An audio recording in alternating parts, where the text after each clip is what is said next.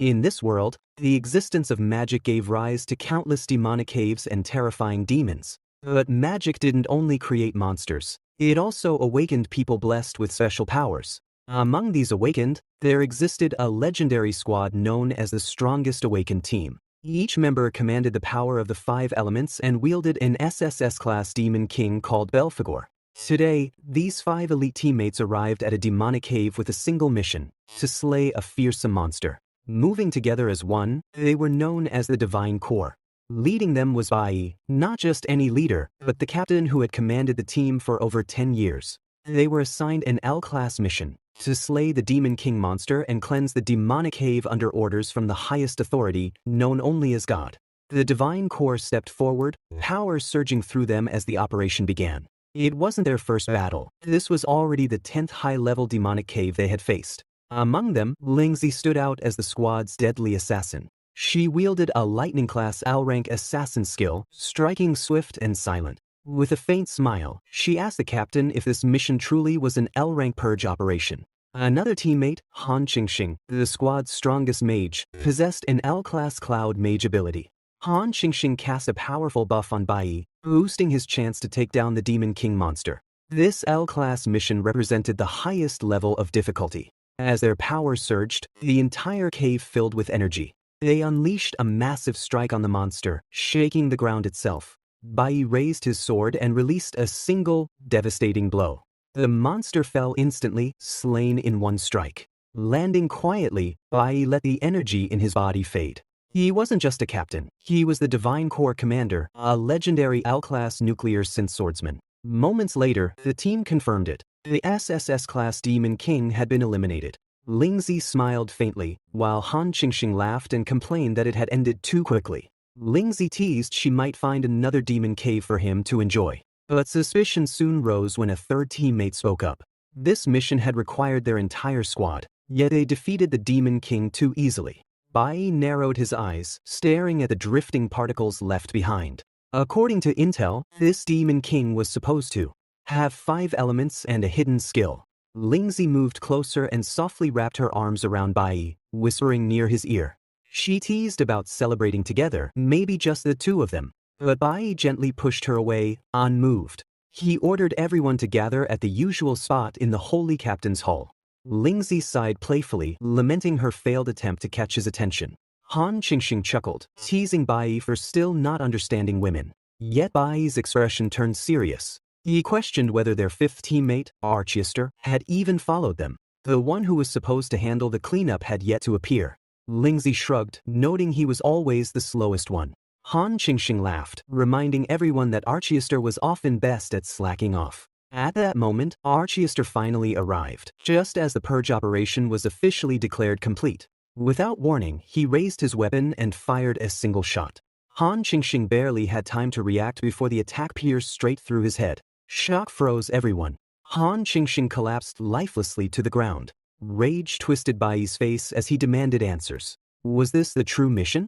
Did God order Archiester to assassinate them? But Bai Yi's body refused to move. Archiester's voice, cold and emotionless, revealed the truth.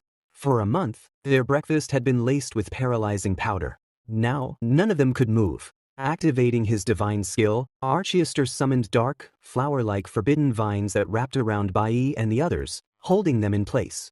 Bai Yi struggled, questioning what had driven Archiester mad. But Archiester calmly replied this was God's decree.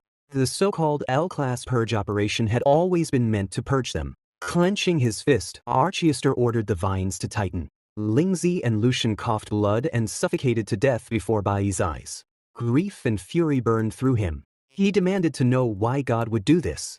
Divine Corps had never crossed any line. Archiester stared at Bai Yi with pity, calling him naive. In a flash, he vanished from sight, reappearing with his hand piercing deep into Bai Yi's chest. When God decides to kill, Archiester whispered, he needs no reason. Blood spilled from Bai Yi's lips. Even as he lay dying, he forced out a final question, remembering their years as comrades and family. But Archiester sneered, revealing this had always been part of God's plan. From the very first meeting, he had been chosen. Pain and betrayal filled Bai Yi's eyes. But Archiester's gaze remained cold. He confessed that to earn Bai Yi's trust, he had played this role for so long that it sickened him too. Raising his hand, he unleashed a final surge of power that exploded Bai Yi's head, ending it all. In that moment, every member of the Divine Core lay dead. A cold narrator's voice echoed over the silent cave. May 22, 2125. All members confirmed eliminated. L-class purging operation complete. Archester exhaled slowly, stepping into the silent aftermath. Yet in the shadows, a suspicious voice softly offered a deal. Bai Yi's fading vision saw a figure appear. A man with a crooked smile who teased him, calling him handsome. Heart pounding, Bai Yi realized who stood before him. The man seemed amused at Bai Yi's reaction, asking if Bai Yi really thought an SS-class demon king would die so easily. Bai Yi, his voice shaking, questioned whether this was truly the demon king. The man smirked as 5 swirling elemental forces gathered at his fingertips. This, he declared, was his sole domain. The entire Night Kingdom itself was his life force. But then his playful tone vanished, replaced by cold resolve. The real business was yet to come. Dark energy formed in the Demon King's hand as he stepped closer. He sensed Bai Yi's hatred and claimed it as his own. With a hidden skill called life regression, he could send Bai Yi back to the distant past to rewrite fate. Memories of betrayal and blood surged in Bai Yi's mind. Number 5, the traitor who destroyed everything and the gods who ordered it all. Determination burned in his eyes as he vowed to kill them all. The Demon King's smile turned eerie, shadows swirling around him. Bai Yi's answer, the Demon King whispered, was just as expected. Sufficient. Summoning a dark pulsating demon heart, he offered it as a welcome gift. Bai Yi, wary, asked why the Demon King would make such a deal. The Demon King only chuckled, offering no reply. His laughter echoed in the darkness. And then, in the next moment, Bai Yi awoke. His breath caught in his chest, eyes wide as he looked around. Before him stood old wooden desks, dusty chalkboards, and rows of students in uniform. The Holy Nation Sage Awaken Academy, Middle School Division. The year was 2105. At the front, the teacher scanned the roster, calling Bai Yi's name. Bai Yi stared at his younger hands, heart pounding, realization sinking in. He had really come back. Some moments later, Teacher Huang shouted at Bai Yi, scolding him for sleeping through regular classes, and now even napping before his awakening ceremony. Startled, Bai Yi looked up, shocked to see Teacher Huang before him. At that moment, he realized something incredible. He had returned to his middle school days. He was stunned. Had he actually been reborn? Could this be Belphegor's ability? It felt unbelievable. Looking around, Bai Yi thought how incredible it was. He hadn't seen these classmates in nearly 20 years. Teacher Huang continued the lesson, urging everyone to focus. She explained that in this world, there were 5 elemental powers. Each person could only contain one element. To demonstrate, she showed the students her own power, forming the rare cloud element on her fingertip. Depending on how the element bonded with the body, she explained, they were classified into 3 categories: combat, support, and special. The combination of these 5 elements with different roles had created numerous professions. At their school, the strongest guild team consisted of a stellar mage, a cloud warrior, a nuclear bard, and a lightning assassin. Teacher Huang reminded them that they had already surpassed ordinary people by awakening their potential among millions. Since childhood, they had been showered with praise, living in their prime. But today was their most important day. She explained that there were nearly 100 known awakened professions. These professions were ranked from lowest to highest: dust, ember, abyss, and celestial. Each student only had one chance to awaken, and this afternoon, when their profession would be determined, it would decide their future status in the world. Bai Yi felt a deep nostalgia. Some time later, Bai Yi left the classroom and saw a group of bullies harassing a weaker boy. Narrowing his eyes, he watched as the boy, weak and frightened, begged them to let him go. 3 bullies stood blocking the boy's path, mocking him for relying on artificial awakening. One of them placed a shoe in the boy's hand, taunting him for daring to block their way. They sneered, telling the boy not to think too highly of himself just because he was about to awaken. Before a rare red-tier awakener like them, they claimed he would always be an insect. The leader, Hong Qiangxing, an E-rank stellar assassin from an unknown background, laughed wickedly. Terrified, the poor boy apologized, stammering that it was his mistake. Bai Yi remembered from his past life that even then, Hong Qiangxing constantly picked fights. It seemed the guy had some overly masculine genes and was always stirring up trouble. Ignoring the boy's pleas, Qiangxing continued to bully him, robbing him of his money. Suddenly, Teacher Huang stepped in, stopping Qiangxing. She confronted him, reminding him this was a school, not a robbery scene. Qiangxing shamelessly smiled back at her, claiming the boy had bumped into them. Stepping closer to Teacher Huang, he misbehaved further, suggesting it was only fair to compensate his boys with bubble tea. He even threatened that if she weren't attractive, he would have gotten her fired long ago. Calmly, Teacher Huang asked the bullied boy if he was okay. Qiangxing laughed again, telling his friends they would give the teacher face this time. As they turned to leave, Bai Yi stepped forward, facing Qiangxing. Qiangxing glared at Bai Yi, asking what he was staring at, and told him to move aside. Before leaving, he threatened they would come back later to laugh at these weaklings. Behind Bai Yi, the bullied boy apologized to Teacher Huang, saying it had been his fault. Bai Yi reflected that Teacher Huang had always been tough on the outside but soft inside. She had helped him a lot after his awakening. She reminded everyone to stay completely calm during awakening to avoid injury. Bai Yi's thoughts shifted. He remembered there were 2 awakening methods in this world. One was natural awakening, like Hong Qiangxing. This usually happened to people with strong constitutions and natural talent, triggered automatically during moments of extreme emotional intensity. The other method used the awakening chamber, a product of countless scientists' wisdom. Inside the chamber, emotions and adrenaline were intensely stimulated to force potential awakenings. This was why their school was called Mystic Mage. Yet everyone could only awaken once, and the process was always random. Next, the weak boy returned, healed and relieved, happily announcing he had gotten a blue-tier, amber, profession. Teacher Huang encouraged him to go rest, knowing it must have been exhausting. Bai Yi thought about how awakening was considered life's only reset button. Soon, it was Bai Yi's turn. Teacher Huang warned him to focus and not slack off like in class. In his last life, Bai Yi had awakened as a C-rank nuclear warrior, a dust-tier profession. This led to years of bullying. Only when he reached S-rank did he awaken the rarest type, the nuclear element. Now, he wondered what profession he would get this time. Suddenly, a system window popped up, awakening system error. Bai Yi felt a powerful heat and pain in his chest. Another message appeared, detected 5 elements. Confused, Bai Yi wondered what was happening, overwhelmed by the heat inside him. Then, a new notification arrived. Infinite awakening system is activated. Because he possessed 5 elemental types within his body, Bai Yi had the choice to select any class from any of these elements as his initial class. He could either obtain a new random class for that element or choose to upgrade his original class. Confused, Bai Yi wondered what elemental accumulation meant. He suddenly realized that not only could he choose his currently awakened element and class, but he could also obtain other new classes in the future. He could potentially acquire Dust rank, Glimmer rank, Abyss rank, and Celestial rank classes, even that special quality class everyone desired. The system confirmed this, explaining that while he could only choose his initial class now, any subsequent classes would be acquired randomly. In the past, a Demon King had spoken to him, saying, "Let me give you one more push." Understanding what had truly happened, Bai Yi realized, so this is what it brought me. He remembered the powers of different classes. At that moment, he spoke coldly about his newfound ability, the ability of infinite awakenings.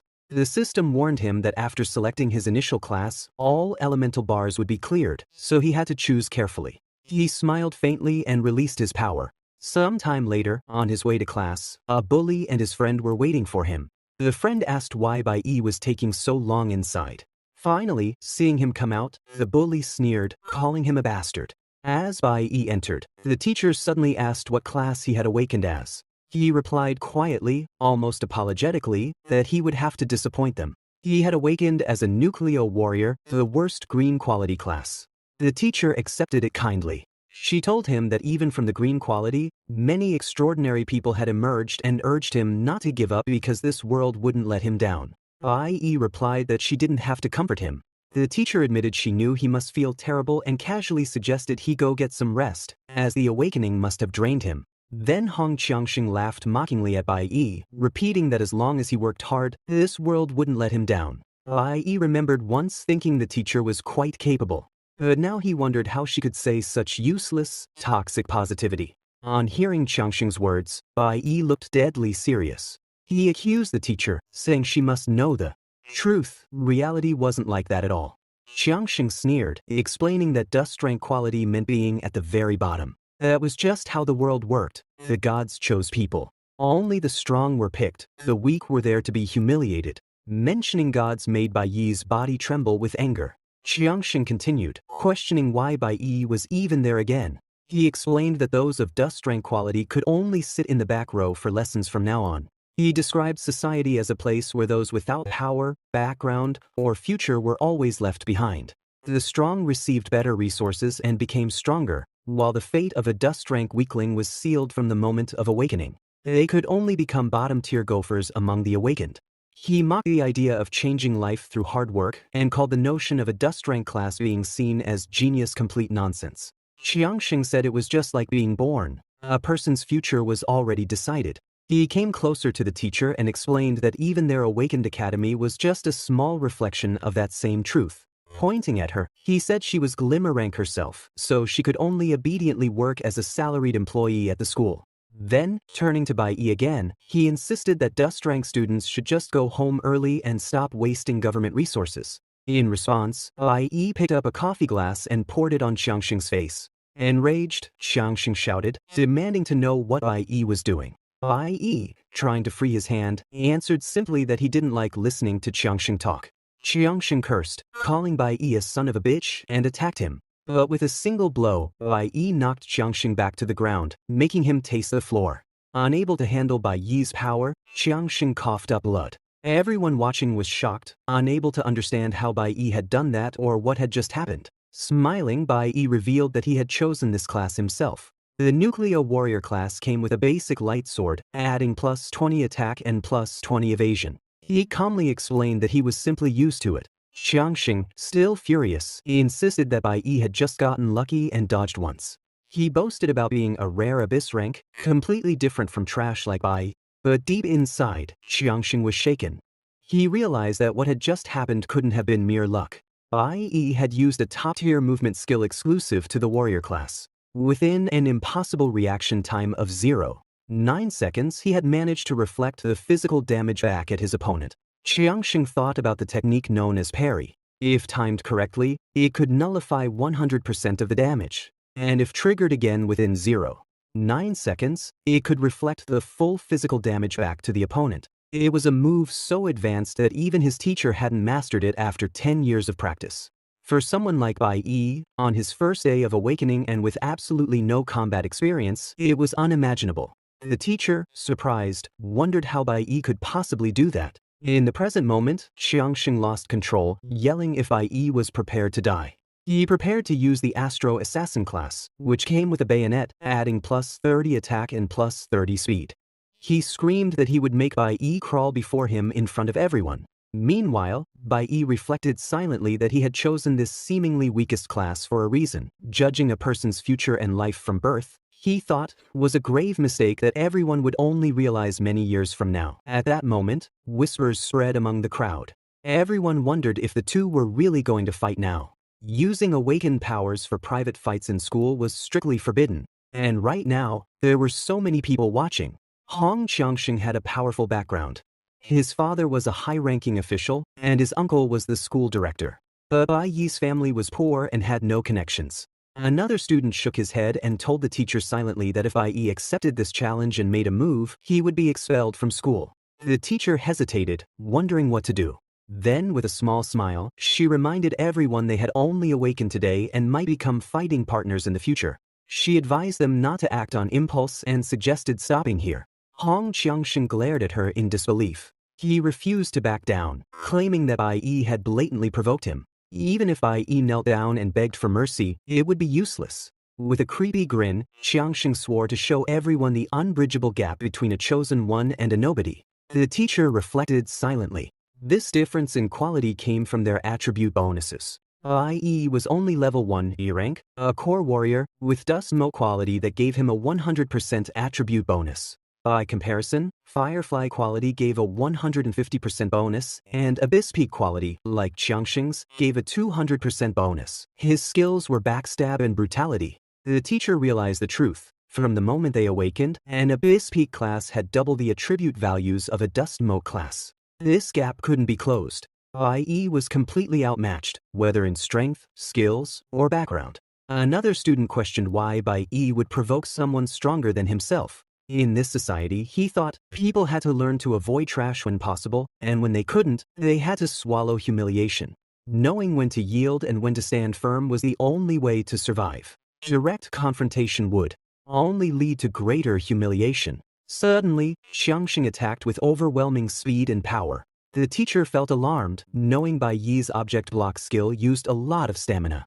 Xiangxing's speed was too fast and his attack power too strong. Xiangxing believed it was over and that Bai Yi couldn't block or dodge this time. But in that instant, Bai Yi smiled. With a single blow, he shattered Xiangxing's arrogance. Shocked, Xiangxing tried to speak, but blood gushed from his mouth as he collapsed to the ground. The crowd gasped, wondering what Bai Yi had done to defeat his opponent so easily. With just one hit, Bai Yi had brought him down. Class monitor Chi-In observed that Bai Yi had not only mastered the highest level usage of basic warrior skills but could apply them fluently in real combat. In that instant, Bai Yi had even considered other options. Xiangxing, furious, stood up and demanded what Bai Yi thought of himself. Refusing to let it end, he grabbed his sword and moved to attack Bai Yi from behind, swearing to kill him. But before he could strike, the director stepped in, stopping them both. This was the junior high director of Hongliang Awakening Academy. The director scolded them, asking if they weren't already embarrassed enough. Xiangxing protested that it was all Bai Yi's fault, but the director turned to the other students. He told them they must all be tired from awakening today and ordered them to stop watching. Since it was the weekend, he told everyone to go home early, rest, and properly report their Awaken class to their families. The students left. Then, the director stared coldly at Bai Yi. He reminded Bai Yi that the school strictly forbade fighting. Bai Yi, lost in thought, suddenly remembered something important. He had just reincarnated and didn't react immediately. Now, 20 years earlier, everyone was still alive. On Awakening Day, May 22, 2105, something else had happened. Cursing himself for forgetting, Bai Yi ignored the director completely. The director called out angrily, but before he could say more, Bai Yi quickly left, claiming he had more important work to do. The director and teacher watched him in surprise. The director shouted after him, telling the teacher to control her student. For now, he decided to let it go and pretend nothing had happened. The teacher apologized to him. Later, in the director's office, Xiangxing complained that he would never have lost to Bai Yi otherwise. But the director slammed the table, ordering him to stop this nonsense. The director explained what Bai Yi had really done. The moment Xiangxing charged in, Bai Yi had used the advanced skill, Flash Step. But what was more impressive was that, in the instant before flashing, Bai Yi had spotted the weakest point on Xiangxing's body and struck it fiercely, leaving him completely defenseless. The director pointed out that Bai Yi had done all this using only basic warrior skills. Even the director himself, with 15 years of battlefield experience, might not use them so skillfully. He compared the fight to a professional gamer effortlessly toying with a max-level elementary schooler using only basic controls. The director warned Xiangxing that Bai Yi wasn't as simple as he looked. Meanwhile, Bai Yi was running, deep in thought. After reincarnation, besides seeking revenge, he had something else he had to do.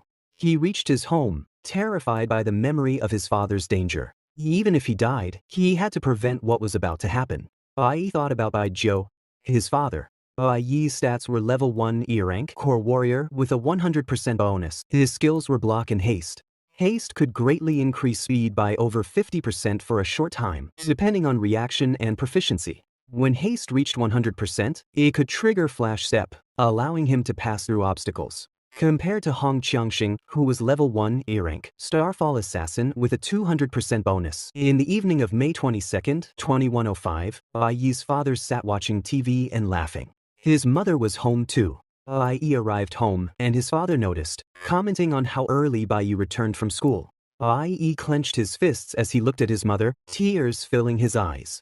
He felt it was so great she was still alive. He told her he really wanted to eat pickled fish that day, and he insisted on going with her. But his father dismissed him coldly, saying it was enough for his mother to go alone. He questioned what was wrong with Bai Yi and reminded him he hadn't even greeted his father. His father asked if today was the day of the awakening and demanded Bai Yi share his good news. Holding 2 beer bottles and laughing like a madman, his father said he had come home early from work just to celebrate. Bai Yi, his tone cold, replied that he missed it and didn't awaken that day. He explained it wasn't convenient and that the awakening ceremony took too long, so they hadn't gotten a chance. His father grew suspicious and asked why Bai Yi came back so early, mentioning that Big Lei's son awakened as a firefly tier awakener. He sneered that father and son were both useless and boasted that his own son, Bai Lingxing, should at least be a deep mountain tier awakener. He recalled that back then, even without resources, he himself awakened as a deep mountain tier awakener. Now, after working so hard to earn money and pouring all his effort into Bai Yi, he demanded to know which class Bai Yi had awakened. Bai Yi admitted he hadn't awakened. His father, enraged, smashed both beer bottles on Bai Yi's head. Realizing the truth, his father shouted in anger that Bai Yi had awakened as a dust tier awakener. Furious, he scolded Bai Yi for pretending to study diligently all day only to awaken such a useless class, accusing him of trying to make his father lose face. Bai Yi thought to himself that this man, his father, was an awakener, one who couldn't control his violent emotions.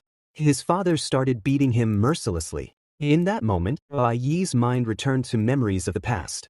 He realized too much time had passed, and he had almost forgotten what happened on this exact day of awakening in his previous life, on May 22, 2105. Back then, after discovering Bai Yi was a dust tier awakener, his father felt deeply disgraced and began beating him at home. His mother stepped in front of him to protect him, as she always did. Bai Yi remembered that back then he was too weak and too afraid.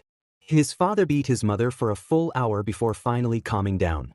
That day, she suffered a broken leg, and her head was so badly struck she became disoriented ever since. Bai Yi cried, haunted by the memory that his mother later died. The scene shifted to the present time. Bai Yi thought about how, as he was now, he had only awakened as an E-tier nuclear warrior.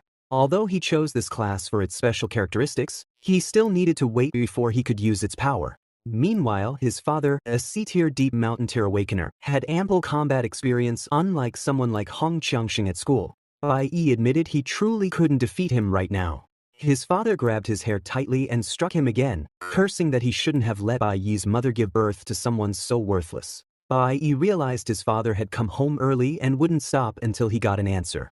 Determined to protect his mother, Bai Yi knew he had to get her away from home. But just then, his mother returned sooner than he expected. Bai Yi wondered in shock why she had come back so quickly and feared she had hurried for his sake. His father, seeing her, shouted angrily for her to look at the useless child she had given birth to. Then character panel appeared. Bai Yi level 1, E-tier, nuclear warrior. Low stats, only beginner level skills block and haste. Just awakened, very weak. Bai Lingxing, father level 26, C-tier, electric warrior. High stats thanks to times 400% bonus. Experienced, powerful, and dangerous. In the passing time, the scene shifts to a dimly lit prison. A voice questions Bai Yi's father, asking if he truly was the first green class evolver. They say a class must normally be at least blue and reach A rank to enter the evolution stage. They wonder why he evolved so early. The voice continues, pointing out that not only did he evolve early, but he also went directly from green to the rare 1 in a million platinum gold. They ask why he was arrested and brought to this place, a place meant only for death row inmates. But Bai Yi knows in his mind that his father deserved to die. His father had beaten his mother to death like that. In the present time, Bai Yi's father suddenly attacks him with a chair. Bai Yi thinks to himself while controlling his breath. They're much stronger than ordinary people, and an ordinary person couldn't withstand a punch like that. Like the old story of the past, his mother appears even now to protect him. His father looks at her and recalls that on the day he found out she was pregnant with a son, he was truly happy. He thought it was his chance to turn things around in the Bai family. Those other two brats couldn't produce a son, but Bai Lingxing could. He blames his wife, insisting the Bai family still relies on him to bring glory to their ancestors. Yet he curses that Bai Yi awakened the most useless green class, calling him a good-for-nothing who couldn't even evolve. He shouts that it's all because of her trash genes and, in anger, moves to attack his wife. Before he can hurt her, Bai Yi steps forward and strikes his father, shouting in his heart that now he won't let him touch his mother. His father laughs coldly, amused. He mocks Bai Yi for growing up, calling it very good. Bai Yi stands in front of his mother, putting her behind him. As his father steps closer, Bai Yi thinks to himself that it should still take a while. While drawing his sword, he focuses on blocking first. Bai Yi remembers that when the block timing is accurate, 100% of damage can be nullified.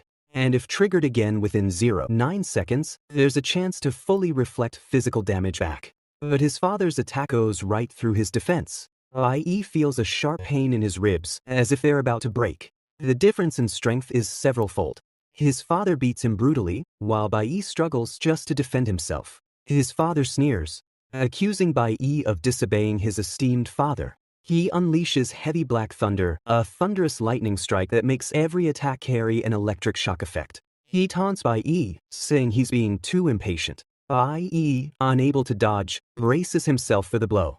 His father tells him that while he does have some backbone, it's useless with such a weak class. He deserves to be beaten to death. In his heart, Bai Yi promises that in this life, he won't let tragedy repeat itself. His father mocks him further, asking if he thinks he's something special just because he awakened. He swings a chair at Bai Yi, shouting that he can't even tell who his daddy is anymore. At that moment, loud knocks echo on the door. Voices shout for it to be opened.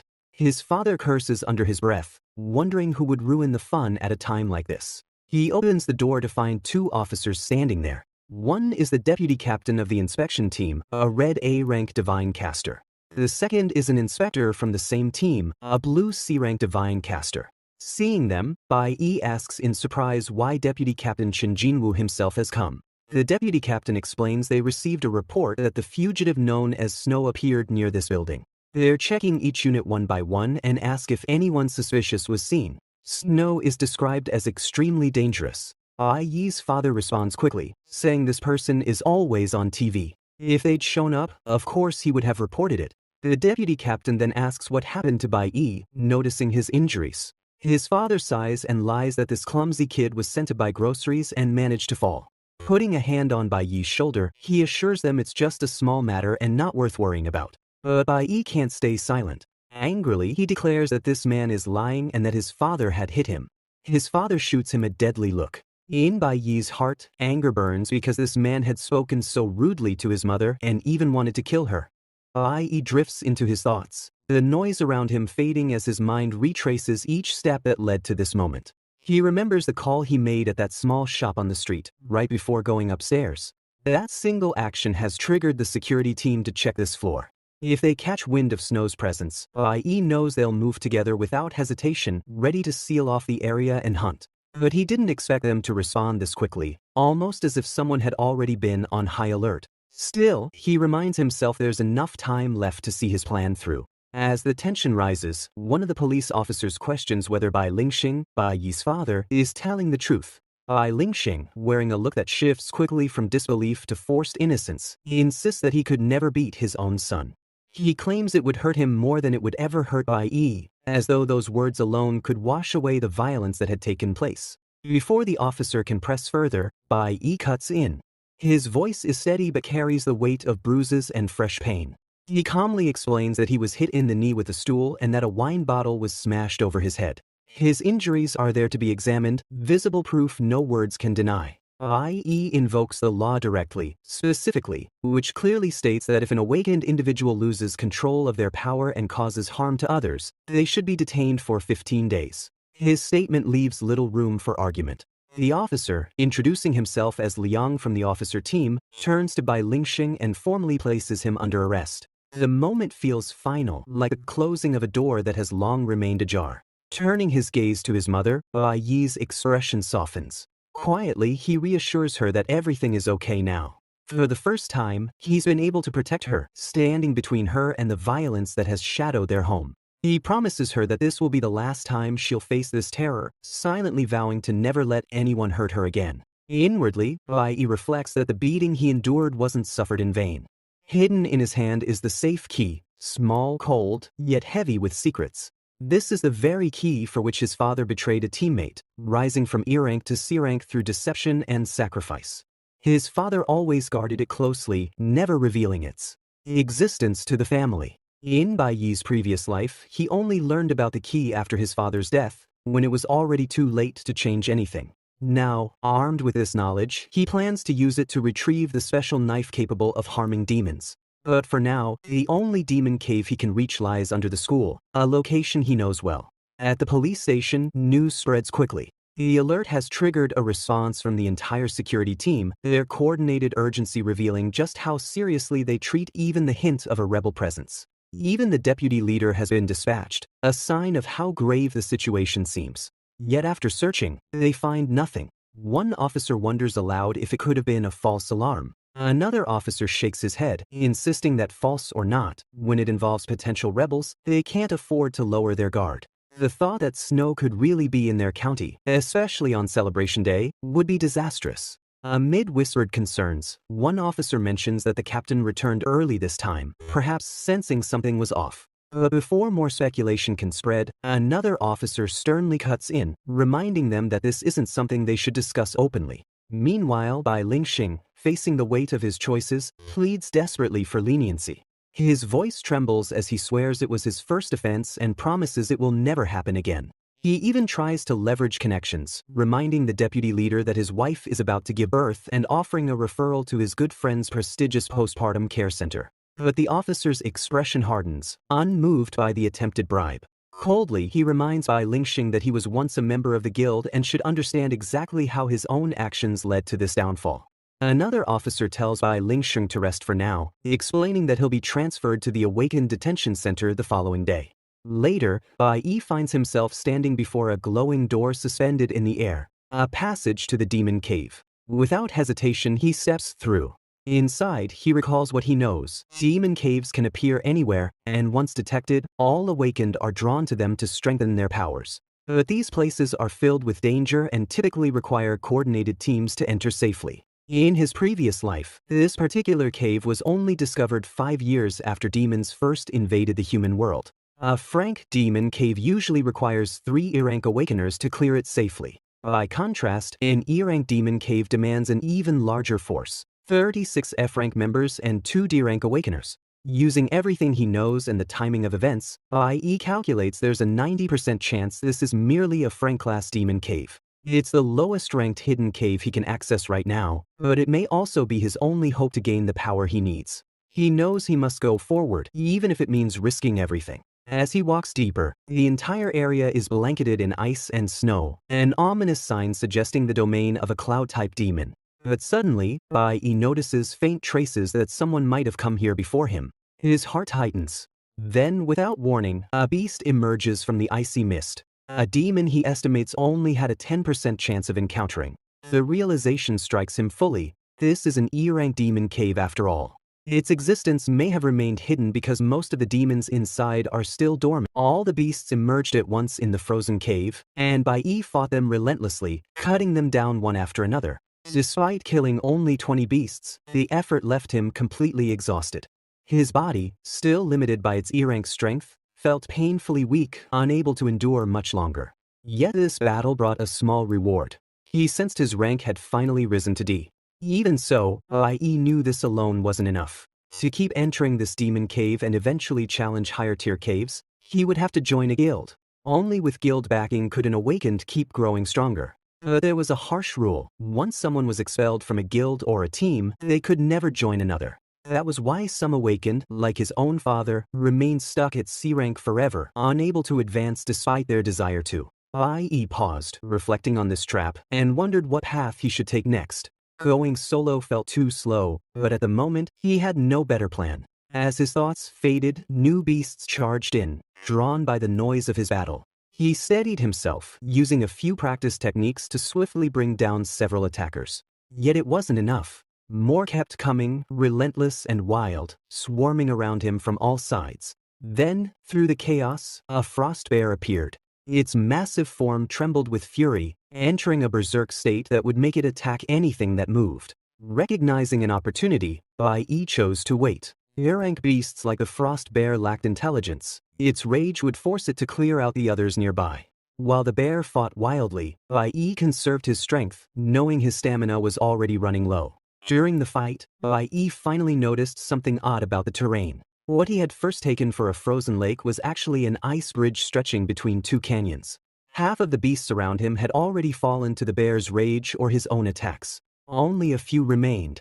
Gritting his teeth, Bai Yi prepared to finish them off. Yet even as he moved, unease prickled at the back of his mind. Every demon cave had a king, a powerful creature ruling over the rest. This cave's king should have appeared by now, and its absence made no sense. A low-level cave like this might have a lion or some other strong beast as its ruler. Where was it? Just as that question formed, Bai Yi felt a shift in the air. A faint, cold aura brushed against him. At first, he thought it was ice magic unleashed by some hidden beast. But then realization struck. This was no accident or random attack. The Cave King had been waiting, hiding in the shadows, watching everyone's stamina wear thin before stepping forward. This was a planned ambush, carefully timed to strike when its prey was weakest. In that instant, Bai Yi felt his body stiffen. The freezing power from the Cave King wrapped around him, trapping him in place. He could almost feel the heat drain from his limbs, the cold sinking into his bones. At this rate, he knew his body heat would vanish completely, leaving him helpless in the frozen darkness.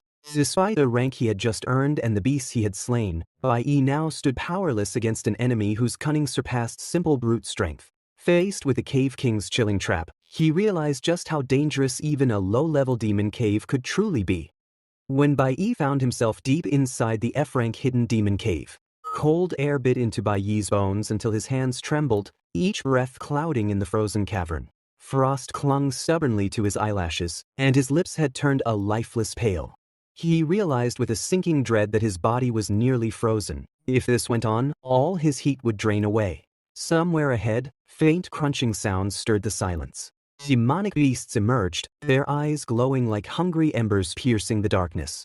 Without hesitation, they lunged at him. He knew he had no choice left but to fight. After striking one beast, a faint glow appeared before him, a notification announcing a skill called parry. It explained that if his timing was perfect when blocking, he could completely negate the damage. There was even a chance to reflect it back. Every muscle screamed in protest, but he forced himself to keep moving. Breaking free from the ice had drained nearly all his stamina, leaving his arms heavy as iron. A worrying thought settled in his chest. If the Cave King cast that freezing spell again, he wouldn't survive. He had to finish this before the king could act. A sudden gesture rippled through the cavern. Shrouded in swirling mist, the Cave King let out a guttural command. In an instant, the surrounding beasts obeyed, rushing toward Bai Yi with murderous intent in their eyes. He weighed his own strength grimly. Even fighting two of those monkey-type beasts would be too much in his current state, and now, dozens were coming together. It was hopeless. His energy was nearly gone, and the cold made it impossible to gather more strength. Then came the king's ice storm. A violent wind roared through the cave, laced with razor-sharp shards of ice that sliced across the narrow bridge. Bai Yi's body trembled from the impact, but he clenched his jaw and forced himself to stand. He found himself silently cursing how quickly the Cave King could use its power. Yet this wasn't the first time he had been cornered by death itself. In his previous life, he had faced countless moments like this. Enough to learn that when danger closed in from all sides, there was always some hidden opportunity buried inside the chaos. He struggled to clear his mind despite the biting cold. Only two choices lay before him now. The first was to fight these high-level beasts directly and take the damage. But in this state, that meant certain death. His breath turned sharp in his lungs, each inhale burning from the cold. Then came the second option, but before the thought fully formed, a sharp crack split the silence. The ice ridge trembled beneath his feet. Fissures spread like lightning, and in the next moment, the ground gave way. He plunged into the darkness below. Scene shift to Bai Yi's house. Moonlight slipped quietly through the curtains, casting a gentle glow over the quiet room. Bai Yi's mother stepped inside, shaking her head at the thought that he was still asleep just because it was the weekend. She moved closer, but her heart stumbled in her chest when she saw the empty bed. A folded letter waited on the desk, and her hand trembled as she picked it up. Unease clawed at her chest. If Bai Yi had simply gone to a friend's house, he would have left a message, not a letter like this. She thought of how strangely he had been acting since coming home yesterday, as though he were a completely different person. The uneasy feeling inside her deepened into fear. Back to the present scene. Wind howled in Bai Yi's ears as he fell from the ruined ice ridge. Through the rush of air, his thoughts raced. He recalled that when the bridge collapsed, nearly 100 demons had also fallen into the abyss. Yet strangely, he had only leveled up 3 times. That meant only 60 of them had been truly eliminated, leaving about 40 still alive. Realization dawned that there must be a river at the bottom of the canyon. It was his only hope to survive. But the truth weighed heavily on him.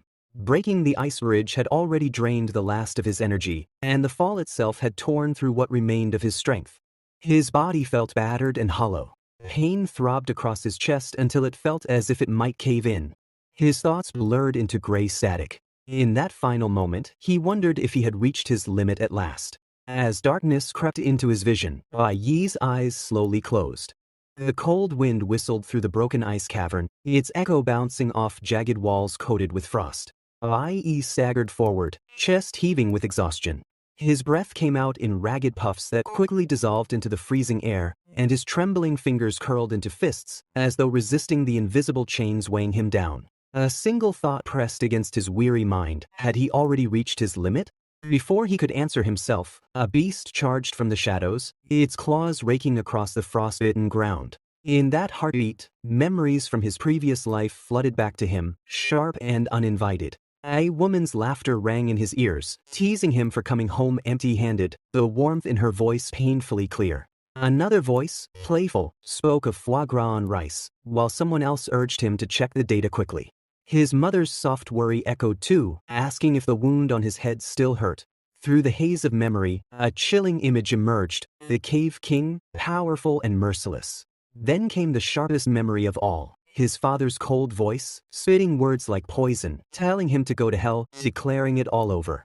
Yet here, in the present, Bai Yi's resolve only hardened. He had no room left to set limits. The regrets of his past life weighed heavy on his shoulders, but he swore not to drag them into this one. With newfound determination, he met the beast's attack head-on. Bloodied hands reached forward, gripping its snapping jaws. Muscles burned as he forced its teeth apart, fresh cuts blooming red against his pale skin. He reminded himself he had already lost everything once. He had already died once. This time he refused to die again. From deep within his chest, a roar ripped out, shaking the cavern. A golden yellow light burst from his body, the unmistakable sign of leveling up. Bai Yi knew what it meant. Only the most desperate, life-threatening moments could trigger a class advancement. So, he had chosen to challenge a solo labyrinth, to lure every beast in the cave toward him, even throwing himself off a cliff to test death itself. Again and again, he had cornered himself, forcing his body and spirit into hopelessness. Now, all the beasts had answered his call. Their snarls and growls merged into a chorus of danger. Levels floated in the air before him, cruel reminders of the odds stacked against him. The weight of misery returned, heavy and familiar, pressing against his chest like an old curse. A golden message flickered before his eyes. Adrenaline rising. Class advancement failed. Failure. But before doubt could take hold, another message glowed softly. Nucleolus Holy Swordsman's skill unlocked. A smirk tugged at the corner of Bai Yi's lips. It wasn't the complete advancement he had hoped for, but even gaining the skill this early was still a victory. Without wasting another breath, he charged forward. The beasts surged toward him, fangs and claws flashing in the pale light. But one by one, they fell beneath his relentless strikes. The ground trembled with every blow, frost shattering underfoot. Green notifications lit the air around him. Successfully killed bloodthirsty forest wolf. Gained 52 EXP. Successfully killed Icefield bear. Gained 64 EXP. Successfully killed bloodthirsty forest wolf. Gained 52 EXP. Successfully killed bloodthirsty forest wolf. Gained 52 EXP. Successfully killed bloodthirsty forest wolf. Gained 52 EXP. Successfully killed glacier overlord. Gained 66 EXP. Then, golden notifications followed, as though rewarding his defiance. Obtained Icefield Beast Hide X1. Obtained Proud Bear Bone X2. Amid the clash, his strength surged again. Bai Yi advanced to Sun Tier C class, the raw force coursing through his veins. With the advancement, 12 attribute points appeared for him to assign freely. A wave of relief washed over him, the sanctuary's trigger effect cleansing his fatigue and restoring his stamina, so he could keep fighting. From the fallen beasts, he collected 16 snow wolf's fangs, trophies of survival carved out through blood and grit. Then, another golden message appeared before him, shining brighter than the rest. Unlocked ultimate skill, Sanctuary. His status shifted once more. Bai Yi now stood as a Sun Tier C-class Nucleo warrior. The boost in power rippled through him, muscles tightening, breath steadying. His stats reflected the transformation. Strength climbed to 113 with an added 150, speed reached 51, stamina rose to 71 with another 100 on top, luck sat at 26 with an added 50, elemental power at 12, and spirit at 11. Alongside these numbers, the skills block and swiftness gleamed, simple, sharp tools ready at his command. Another message reminded him of what he wielded, the A-rank Hanwha blade. Forged from the legendary Hanwha stone, it could slice through metal like mud. Bai Yi took a moment to reflect on how far he had come. After reaching E-class, level 8, even facing other E-class beasts had become almost effortless. The icy cavern that once threatened to freeze him to death now felt like nothing more than a mild inconvenience. Yet Sanctuary, his newly unlocked ultimate skill, remained the real prize. It allowed him to accumulate every bit of injury, fatigue, and pain, only to hurl it all back at enemies in a single, punishing wave. Though it demanded he endure enough harm first, it offered a brutal way to recover stamina and unleash destruction. Time blurred around him as he stood among the fallen beasts, the sharp tang of iron on his tongue. Yet even in this moment of victory, he reminded himself that he couldn't stay. His mother was waiting beyond the labyrinth, probably already worried about his absence. Far deeper in the cave king trained in silence. Ice energy spiraled around him, raw and dangerous, as though alive. Frost shimmered in twisting arcs across the cavern floor. Steel glinted under the cold light as Bai Yi stepped forward, blade in hand, golden aura still flickering around him. His eyes burned, not just with exhaustion, but with a resolve so fierce it felt unbreakable. Their paths had crossed again, bound by challenge and fate. May 23rd, inside the dimly lit Ziyue residence, silence filled the night. Bai Yi's mother sat alone, her heart heavy with fear and longing. Thoughts circled endlessly in her mind. Where on earth did Bai Yi go? Why wasn't he coming back yet? The worry etched deep lines on her face as she whispered silently into the darkness, begging for one thing only, for her son to be safe, wherever he might be.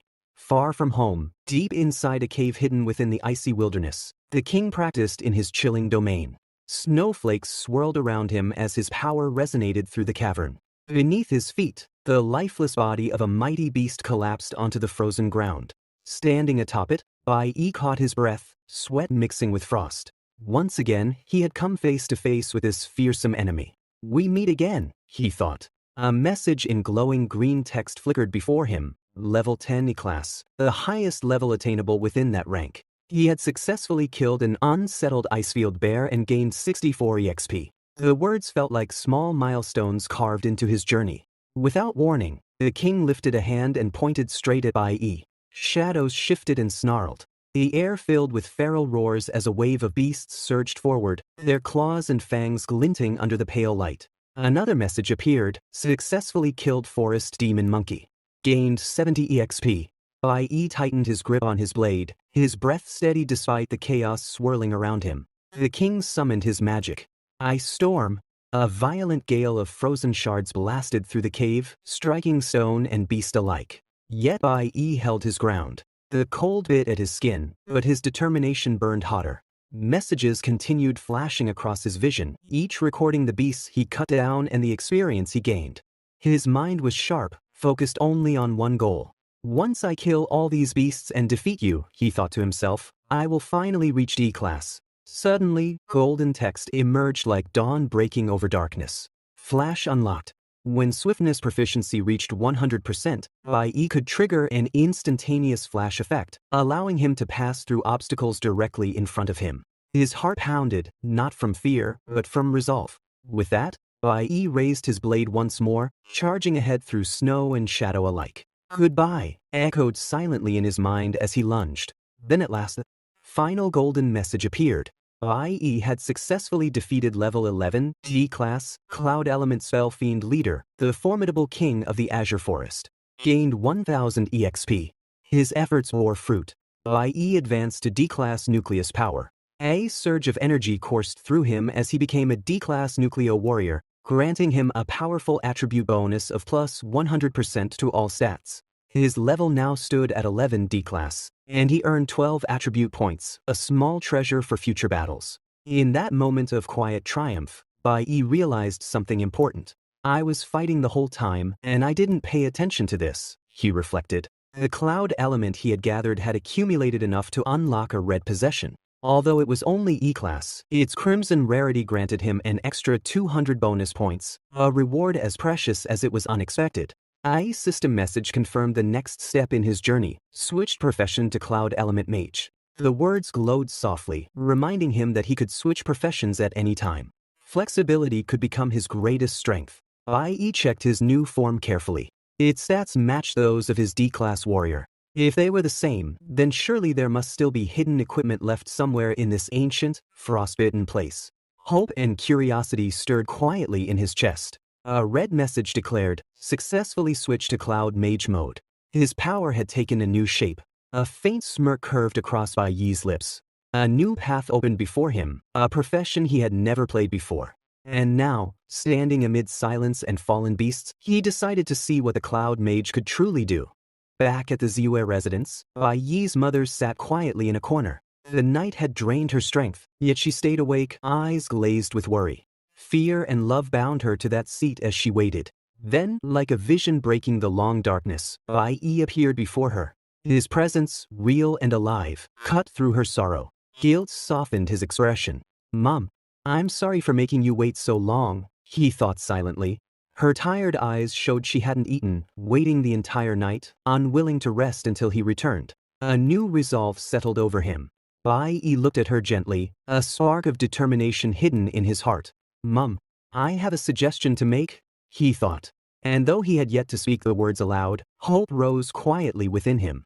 "Would you like to hear it?" The long night was over, but a new story was only beginning. Bai Yi retrieved the magical stone bag, a treasure that had served him well. He emptied it of everything except his original weapon and a dozen of the most valuable items. The rest he had no need to carry. With the bag in hand, he made his way to find a buyer. Approaching a man known for trading rare materials, Bai Yi produced one of the stones. The man examined it closely, his eyes narrowing in calculation. At first, he muttered an offer of 800 per diamond. A moment later, his tone shifted, suggesting 8,000 instead. But Bai Yi's instincts were sharp, and he refused to be played for a fool. His voice turned cold, warning the man not to try and trick him. The man laughed with mock disbelief, questioning how Bai Yi could expect such a high price for a single diamond. From there, the bargaining began. Numbers shifted back and forth, 22,000, then 5,000, then 6, until they finally reached an agreement at 7,000. The man, clearly satisfied with the outcome, handed over the payment and took the stone. Inwardly, Bai Yi reflected on the knowledge he carried from his past life. Back then, he had learned about countless magical ores and intermediates. He knew their worth. Something like this could fetch a solid price, and he had just proven it. With the money secured, Bai Yi's first thought was of his mother. Now he could rent her a comfortable home, somewhere she could truly live in peace. A faint smile tugged at his lips as he returned, having already purchased a beautiful new house. Memories from his past life lingered in his mind. His mother had never enjoyed a single good day. This time, he was determined to change that. Her happiness would come first. When the deal for the house was finalized, his mother stood in shock. The price alone was something she had never imagined. That evening, she cooked a meal for them both. As they ate, Bai Yi realized how long it had been since he had seen her smile in such a calm, genuine way. The matter of their housing resolved, Bai Yi had advanced to D rank and even gained a new profession. Yet his mind refused to rest. There was still danger ahead. He took out a crystal and stared at it in thought. Until certain matters were concluded, he could not freely pursue revenge. Sliding the bracelet that held the crystal onto his wrist, he considered his next move. Tomorrow, he decided he would return to school. The crystal itself was no ordinary orb. It was a D-rank demon stone. Within it pulsed a powerful magic, capable of holding elemental energy and extending a spell's range by 50% once polished. Determination burned in his gaze. He could finally begin the search for what he needed. Elsewhere, the scene shifted.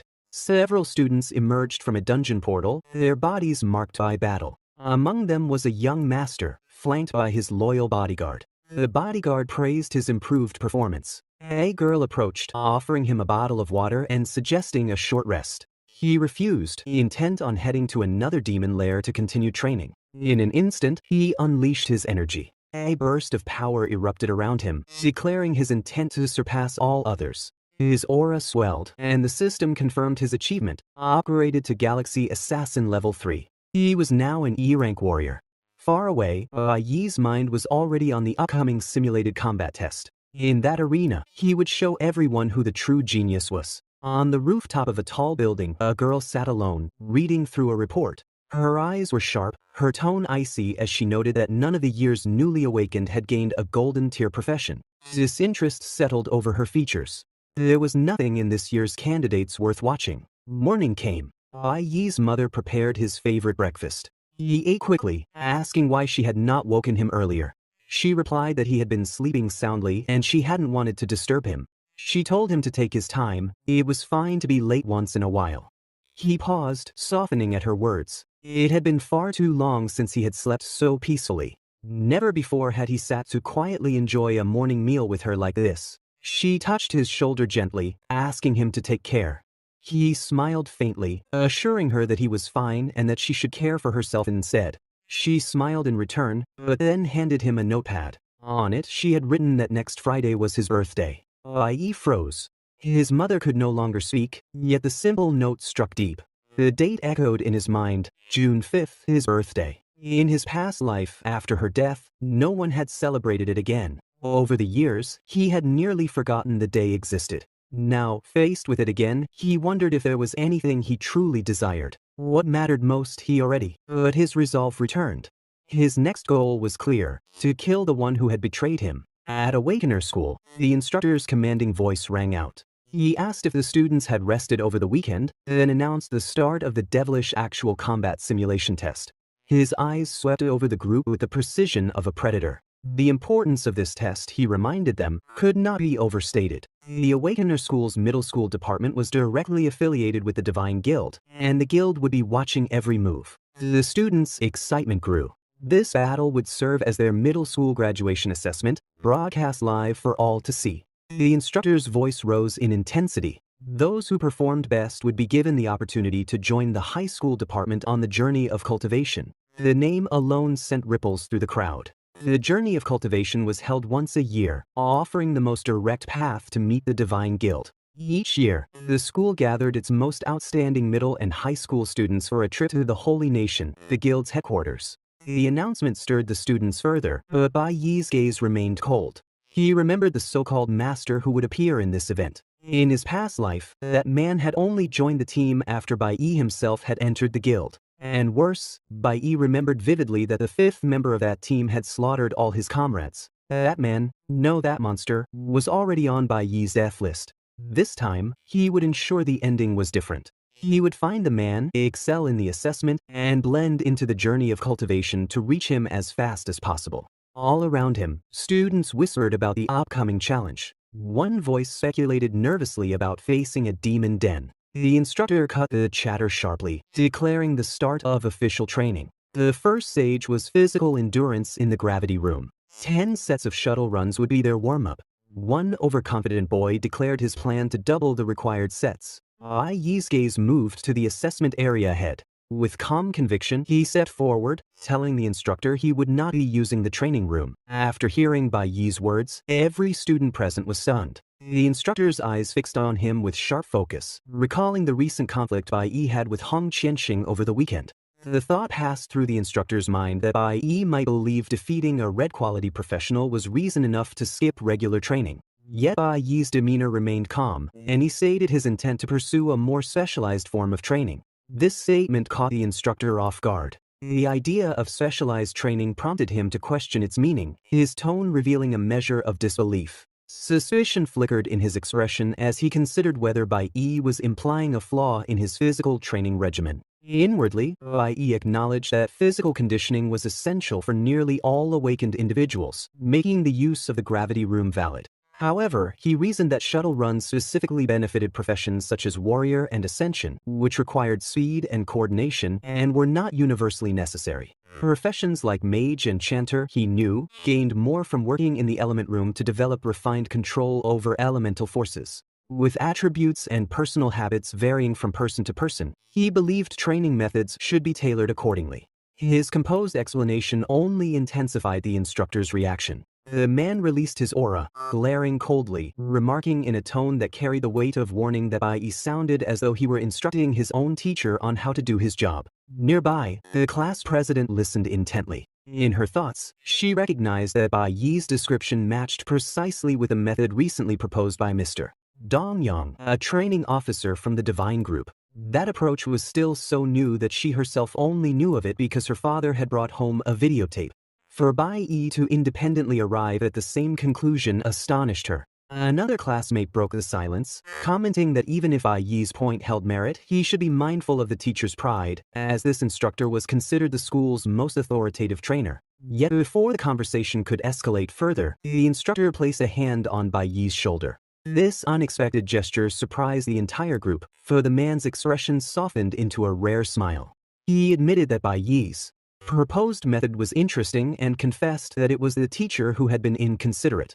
A fellow disciple watching silently thanked fortune for the peaceful resolution, aware of how risky Bai Yi's boldness had been. The instructor continued by explaining the difficulty of personalizing training for the large number of students in the school. In his view, the combat simulation served as the middle school graduation performance for every student, and failure in that arena could jeopardize an entire future. He admitted that the choice between shaping a student's future himself or allowing them to determine it was a heavy dilemma for any teacher. Bai Yi's thoughts turned inward to his previous life. Despite the hardships of his original family, he remembered the kindness of several good teachers who had guided him, ensuring he did not grow twisted by misfortune. With renewed confidence, he told the instructor to trust him, promising not to disappoint in the graduation performance.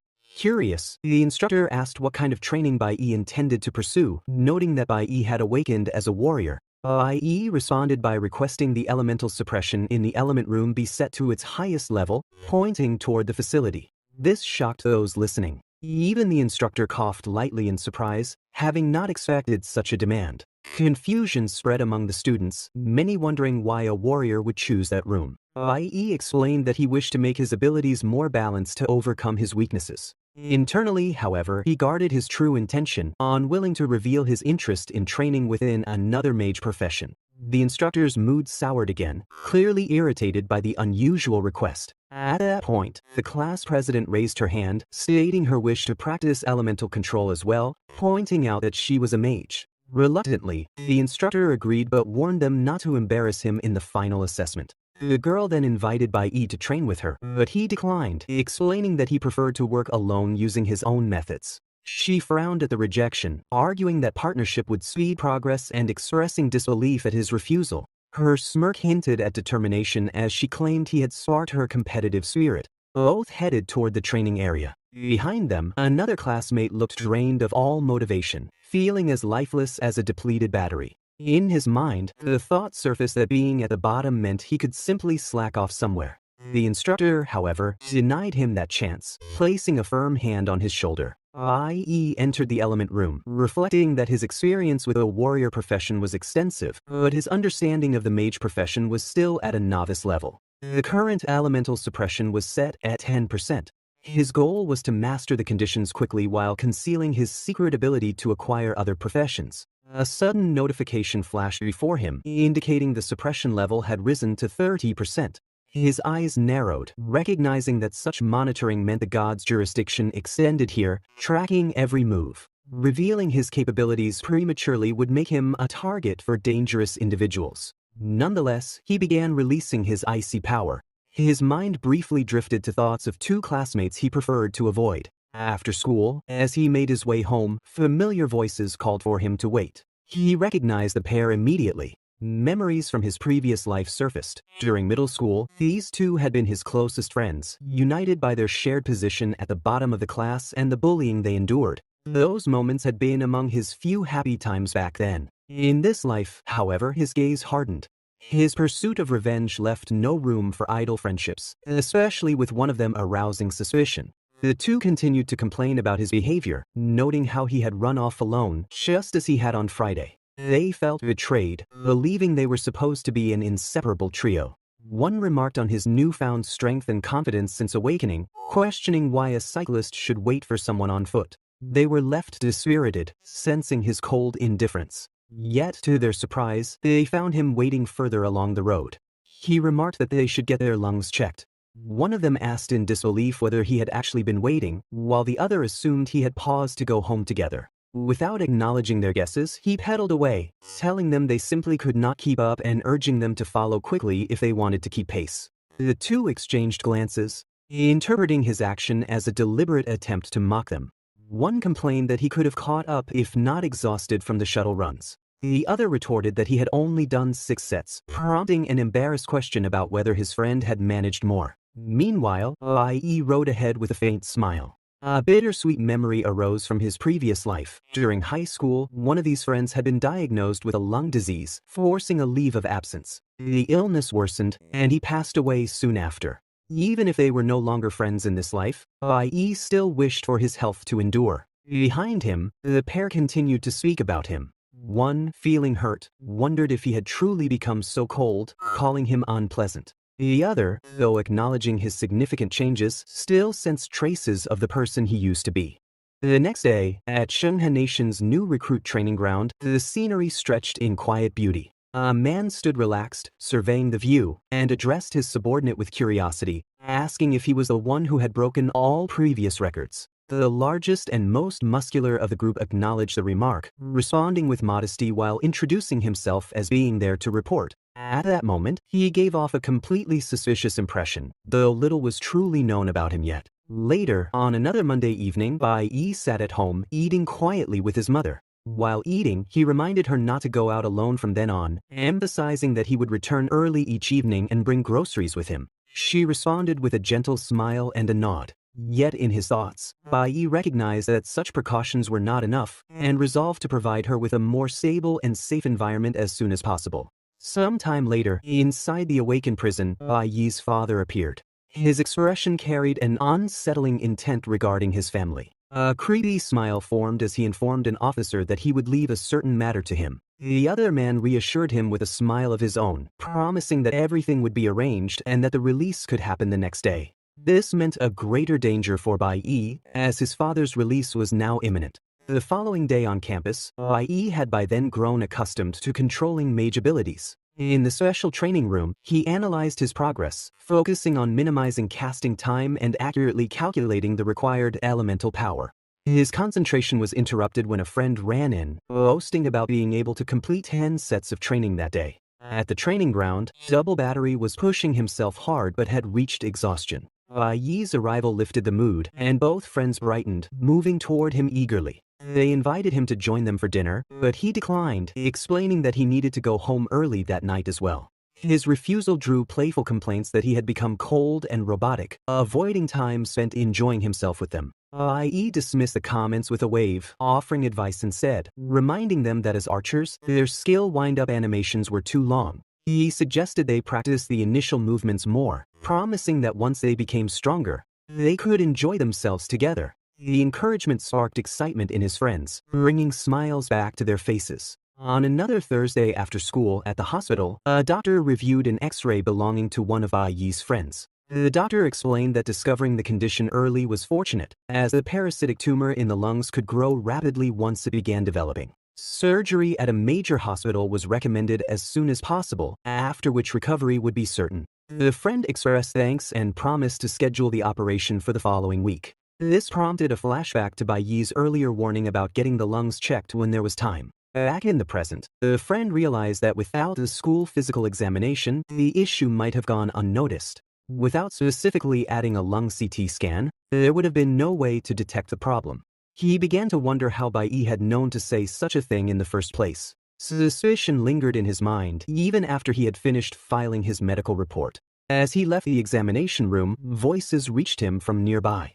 Several members of Qin Shan's group were speaking among themselves. One noted that someone had already reached E-class level and was certain to take first place in the upcoming assessment. A subordinate reacted in shock, questioning how such progress was possible without entering a labyrinth. Another explained that the individual's family owned a private labyrinth, used solely to train their private army. A third member added that Qianxing, who had been provoked the previous weekend, was preparing to take revenge. The plan was to confront Bai Yi after school that day and teach him a lesson. The overheard conversation stunned the friend. He had suspected that with Qianxing's temper, such a loss would never be accepted without retaliation. Tension and fear gripped him as he considered the implications. This time, the attacker would be armed, and the confrontation was planned to occur outside school grounds. The intent was clear. This was not simply about settling a score, but about ending a life. Urgency and dread pushed him to think frantically about how to warn or save Bai Yi before it was too late. Bai Yi's friend rushed forward, desperate to save him. He regretted everything because deep down he knew he should never have provoked scum like that. Outside of school, those kinds of people would definitely use dirty tricks, maybe even gather others to gang up on Bai Yi. But still, what was the point of him going? He clenched his fists tightly, remembering that Bai Yi had once saved him. Bai Yi had given him his life back when no one else did. That thought alone gave him the courage to move forward. Even if it meant dying, he had to save his brother. Nothing else mattered at that moment, not even his own survival. When he looked ahead, the sight of the chained and locked door brought him confusion. He stopped and questioned why he was even trying to break into the armory. After all, avoiding scum had always been his principle. Yet this time, his resolve burned brighter. He broke the chains and forced the door wide open without hesitation. His determination only grew stronger as he stepped inside. He grabbed a weapon, holding it tightly, and prepared himself to charge against that bastard. In his heart, he was already completely ready to fight, ready to die if that was what it took. For him, saving Bai Yi was the only thing that mattered anymore. Suddenly, a girl appeared before him and questioned why he was trying to break into the armory. Her sudden presence froze him in shock because he had never expected her to come there. She noticed his tense expression and asked why he looked like he was in such a hurry at that exact moment. He clenched his fists again, gathering strength inside himself, and then replied with firm resolve. He had to go because he wanted to save his friend. That was the only truth in his heart. The girl's eyes widened in shock, surprised at the weight behind his words, realizing how serious he truly was. The scene then shifted, moving toward Bai Yi himself. He walked calmly toward his home, his steps steady while his mind swirled with heavy thoughts. Then, in a low and steady whisper, he called out into the air. He knew someone had been following him ever since he left the school earlier. He asked what they wanted from him, his voice firm but calm. At that moment, Qiangxing finally appeared and unleashed his natural ability, power. His intentions were clear as the atmosphere changed. He had come here specifically to settle the score that had been left unresolved from last weekend's brutal conflict between them. Bai Yi, however, remained calm and unaffected. He asked if Qiangxing truly believed he could beat him now after all this time. Qiangxing's response was not spoken but shown through his actions. He charged forward aggressively, his eyes burning with determination. He had been training relentlessly to prepare for this moment. His strike was aimed to backstab, filled with intent to win. But Bai Yi's reflexes were sharp, his movements more fluid than before. He dodged with precision and countered with a sharp, powerful strike, releasing immense energy. Qin Shen froze in shock as Bai Yi's cold death glare locked directly onto him.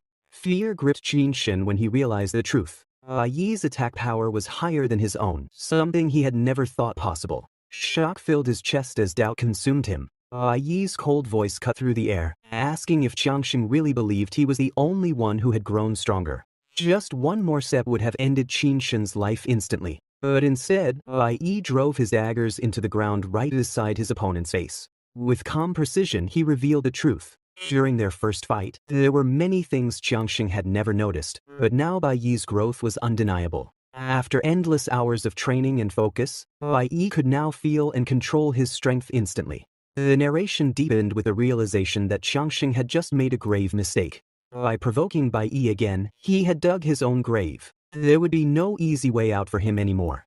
During their very first fight, Bai Yi had already been stronger. But now, after countless hours of relentless training, his growth had become immense, almost to the point of madness. When Bai Yi released his power against Qiangxing, his overwhelming presence consumed everything around them, leaving Qiangxing powerless before him. The difference between them was undeniable, impossible to ignore. Even though they were the same age, the figure now standing before Qiangxing was not someone he could ever hope to surpass. The gap had become too wide. In that moment, he finally realized that Bai Yi stood on a level beyond his reach.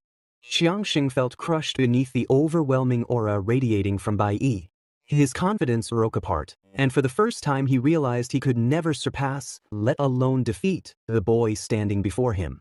Frustration boiled within him, and he shouted in despair, demanding to know what level Bai Yi had reached, how he had managed to achieve such growth, and how it was possible when he himself had trained extra hours after school, practiced relentlessly every single day, and reached only level 4 through sheer effort. He could not understand how Bai Yi could rise so much faster. His desperate voice echoed, but Bai Yi only smirked coldly. His eyes narrowed, and his deathly glare pierced straight through Qiangxing as he delivered a chilling reply. He asked if Qiangxing truly believed hard work alone was enough and demanded to know if he had ever experienced death. The words struck hard, and Qiangxing spat back harshly, his voice trembling with anger and frustration. He declared that he was already in Bai Yi's hands and told him to kill, torture, or do whatever he wished. Yet behind the facade of pain, he secretly gripped the hilt of his sword, hiding his intent. Pretending to act wounded, he sneered and accused Bai Yi of looking down on him for far too long. Bai Yi's expression remained unchanged, calm and sharp. He admitted openly that he had indeed looked down on him. But he also explained that he did not hate him completely, pointing out that Qiangxing had followed him all this way without choosing to ambush him, without calling for backup, and without relying on others. Bai Yi noted that Qiangxing had come alone, only to test his own strength against him. Qiangxing trembled with rage.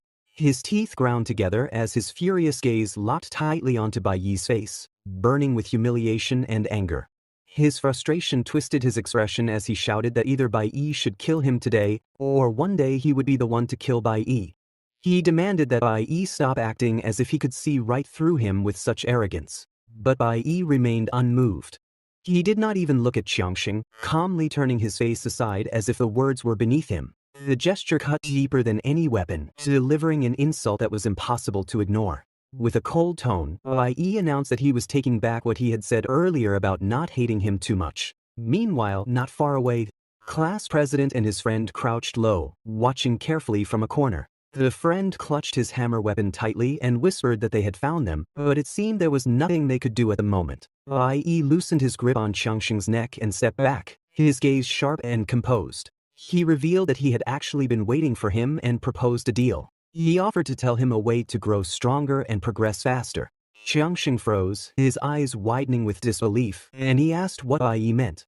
His voice trembled with a mixture of fear and curiosity. Bai Yi's tone turned serious as he explained that he would tell him, but only in exchange for something in return.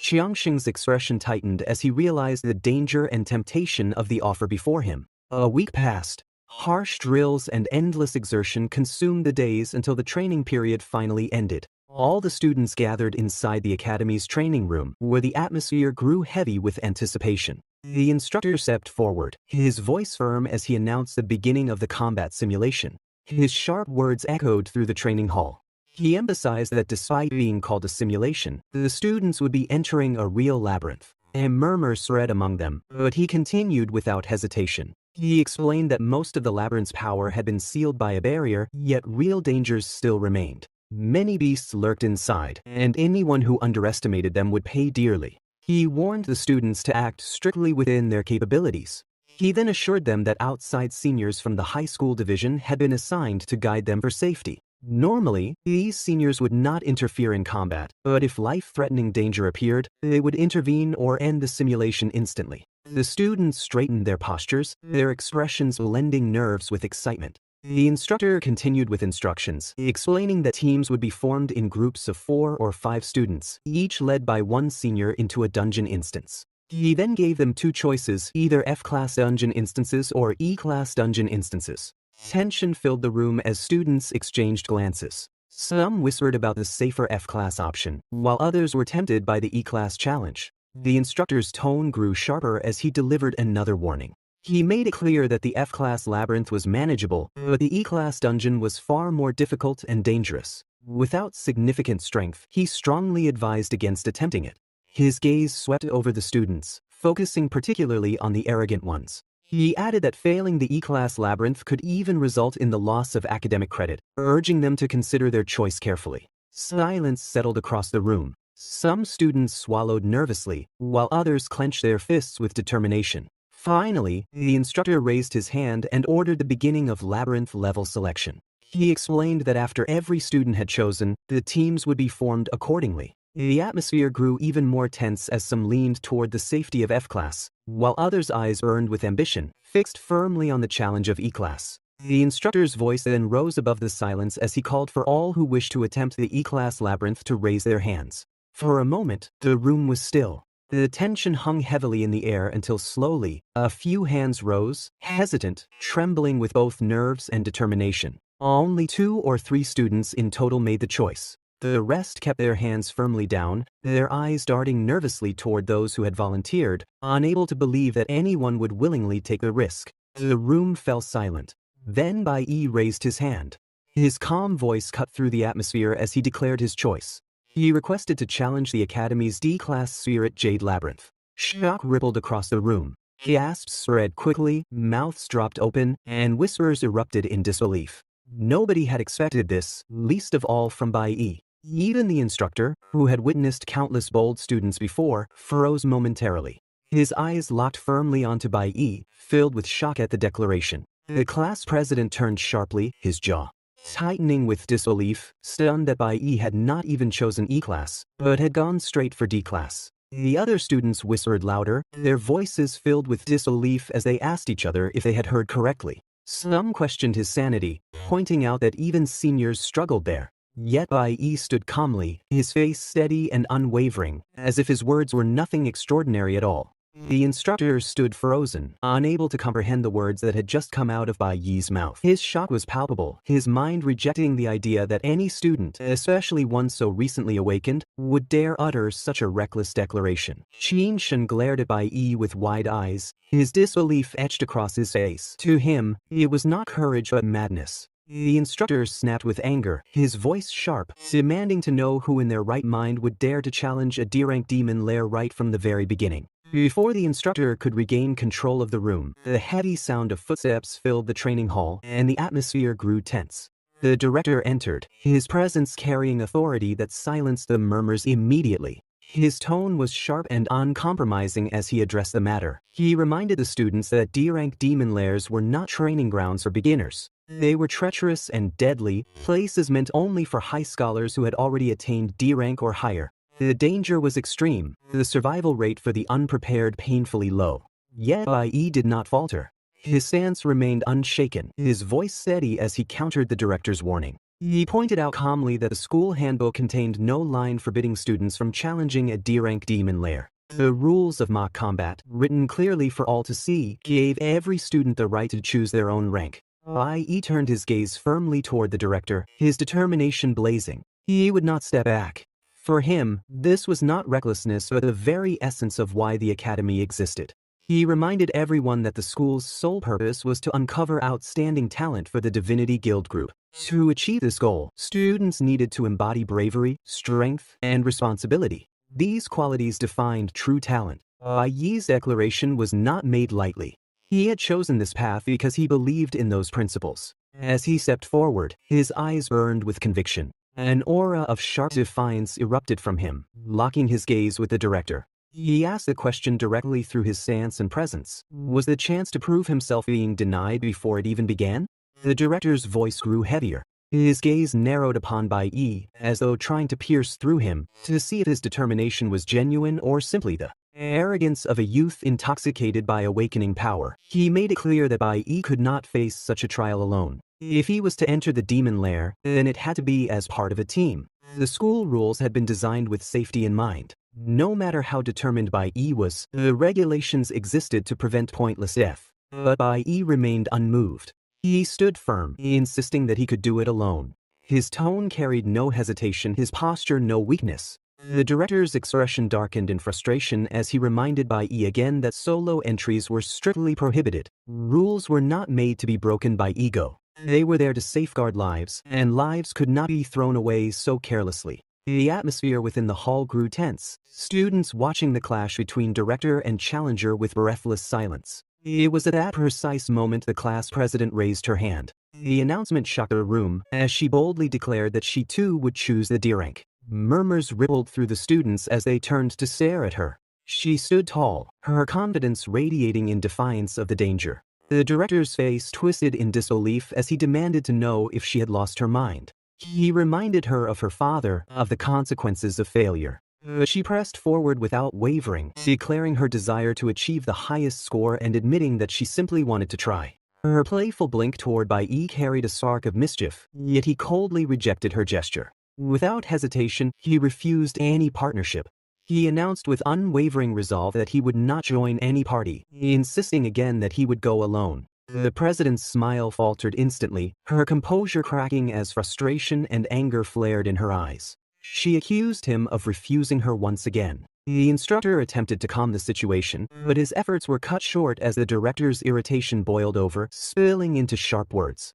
The director scolded both Bai Yi and the president. He reminded them harshly that it had only been a single week since they awakened. Already, they had grown cocky, letting arrogance cloud judgment. He clenched his jaw, his expression hardened by disappointment as he stared at the two stubborn students standing before him. Inwardly, he thought bitterly that if they were so insistent on this madness, then so be it. They would face the D-rank dungeon alone. No upperclassman in their right mind would accept such a reckless assignment and risk their lives leading them. With a sharp exhale, the director declared his decision. It would be only the two of them entering the dungeon, but they should abandon hope of a senior stepping forward to guide them. The risk was far too great. Yet just as his words settled over the room, a calm and confident voice rose. A senior stepped forward, casually waving his hand as though brushing away the tension. He remarked that the flower of the nation deserved someone to protect them.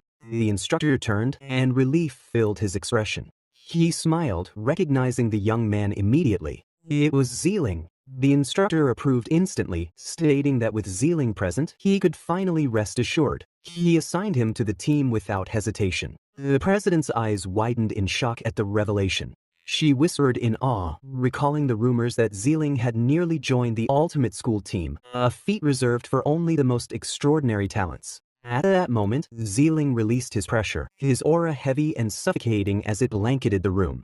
His glare locked directly on Bai Yi. But Bai Yi remained calm, his eyes narrowing slightly, his thoughts unshaken as he admitted silently he had never even heard of Zeeling. Zeeling's lips curled into a mocking smile, his disdain sharp. To him, Bai Yi was nothing more than an arrogant peacock, eager to display feathers without knowing the true measure of his own strength. His presence was condescending, a challenge laced with scorn. Yet Bai Yi's quiet calm spoke volumes. Their clash was not of words but of unspoken wills, each sizing the other with fire hidden beneath the surface. The tension in the hall thickened further as every student watched the unspoken battle unfold. The director raised his hand toward the shimmering portal. His declaration rang firm, final, and heavy with authority. The teams had been. The mock test would now officially begin. The portal pulsed with a blinding light as the director's tone grew heavier still. He explained that professional livestream equipment would track them within the demon lair. Every move, every decision, every battle would be recorded for evaluation. The students stiffened, nerves tangling with excitement, the atmosphere brimming with pressure. The director's gaze swept across the room, ending with a sharp reminder. Now it was time to see who would earn the highest score this year. Sometime later, the Awakened affiliated middle school was constructed above a massive demon lair that had once been conquered long ago. This was not an ordinary sight. It was a place where countless battles had been fought, a ground layered with traces of blood, fear, and triumph. To fully utilize its environment, the high school and middle school divisions were merged into one, allowing students from both levels to train and compete in the same setting. On this day, students gathered around the portal site with restless anticipation. The Spirit Jade Demon Lair was unlike anything an ordinary person could imagine. Vast in size, dangerous in nature, it had absorbed and swallowed many smaller, low-level dungeons into its depths. What once were fragmented zones of danger were now unified into one monstrous labyrinth. Because of this, the lair became a perfect testing ground for students, capable of pushing them to their limits while still being under a controlled environment. The levels inside ranged from F rank to D rank, each carrying different kinds of threats, ensuring that every challenger would be tested according to their own daring. There was one rule above all others, clear and unbreakable. The moment a student stepped into the dungeon, the mock combat would officially begin. It was not a practice session, not a rehearsal, but the real trial. Every movement within the labyrinth would be monitored by advanced equipment. The technology installed ensured that every single action would be live-streamed to classrooms, instructors, and senior observers. Nothing could be hidden. Every decision, every strike, and every hesitation would be recorded without exception, available for others to see and judge. Bai Yi, however, was not distracted by the eyes watching him. Inside, he was reminding himself to remain cautious. He repeated to himself that he must control his strength, not recklessly reveal his hidden trump cards, especially when so many unknown dangers awaited. His experience had taught him restraint was as important as strength. Revealing everything at once would only invite trouble later. As he raised his head, his gaze sharpened, focusing directly on the entrance of the Spirit Jade Demon Lair. Somewhere within its depths, he believed that what he sought most was waiting for him. The moment their team entered the D-rank dungeon, Ziling immediately placed himself in front of the president. His expression was full of pride and confidence, and his tone carried the arrogance of someone who enjoyed showing off. He declared himself her protector. He even boasted that he had already conquered an unsealed D-rank demon lair in the past, and not alone but with the aid of others. His words carried the weight of experience, but also the taint of exaggeration, as though he wanted everyone nearby to know of his accomplishments. The president, listening curiously, asked him how strong the demon beasts within their current D-rank dungeon really were. Her tone was genuine, neither mocking nor overly trusting. She wanted to know what dangers lay ahead. Ziling smirked at the question, his lips curling with mockery as he began his explanation. He told her the demon beasts usually ranged between level 5 and D5, enough to challenge the strength of new students. The strongest creatures were already sealed away, so there was little chance of facing a true D-rank monster. He insisted that encountering a boss was nearly impossible. Yet, despite his assurances, he added that high-level E-rank monsters could still be quite dangerous if underestimated. His words carried a warning but also seemed crafted to make himself look knowledgeable. Not stopping there, Ziling wore a smug grin as he continued. He described how the attack power and speed of such monsters could overwhelm the inexperienced. He turned to the president and reminded her she had only just awakened. Compared to the beasts they might face, she was still just a beginner, a small fry struggling to survive in dangerous waters. His eyes flicked toward Bai Yi as he spoke, and the sharpness in his tone made it clear the words were meant as an insult directed at him rather than at her. He went on to offer his assistance in helping the president farm low-level monsters for school credit. His tone dripped with condescension, as though he was lowering himself to help. He promised that with him around, she had nothing to fear. He dismissed her strength completely, speaking as if she could only rely on him. He crowned himself as the dependable senior who would not allow his junior to be hurt under any circumstance. But Bai Yi had no interest in his arrogance. He completely ignored Ziling and moved forward silently, his steps calm but determined. The blatant disregard for his words stung Ziling, who quickly rushed ahead to block his path. His voice sharpened as he warned Bai Yi not to run too far ahead. He accused him of trying to steal monsters and even claimed he was making too much noise. Every word carried irritation, his pride unwilling to be overlooked. Bai Yi finally turned his head. His eyes were cold, his voice even colder. He told Ziling to remain silent and stand back. There was no need for him to interfere. His words were not loud, but the authority within them pressed down like a heavy weight. The impact was immediate. Ziling's body trembled, his face stiffened with anger, and his pride cracked under the pressure of Bai Yi's calm rejection. The president, who stood close enough to feel the moment, felt a trace of fear in her chest. The sheer confidence and strength carried within Bai Yi's presence was something undeniable, and even she could not help but feel its weight. At the same time, the mock combat had already started, and the rest of the students were glued to the live stream.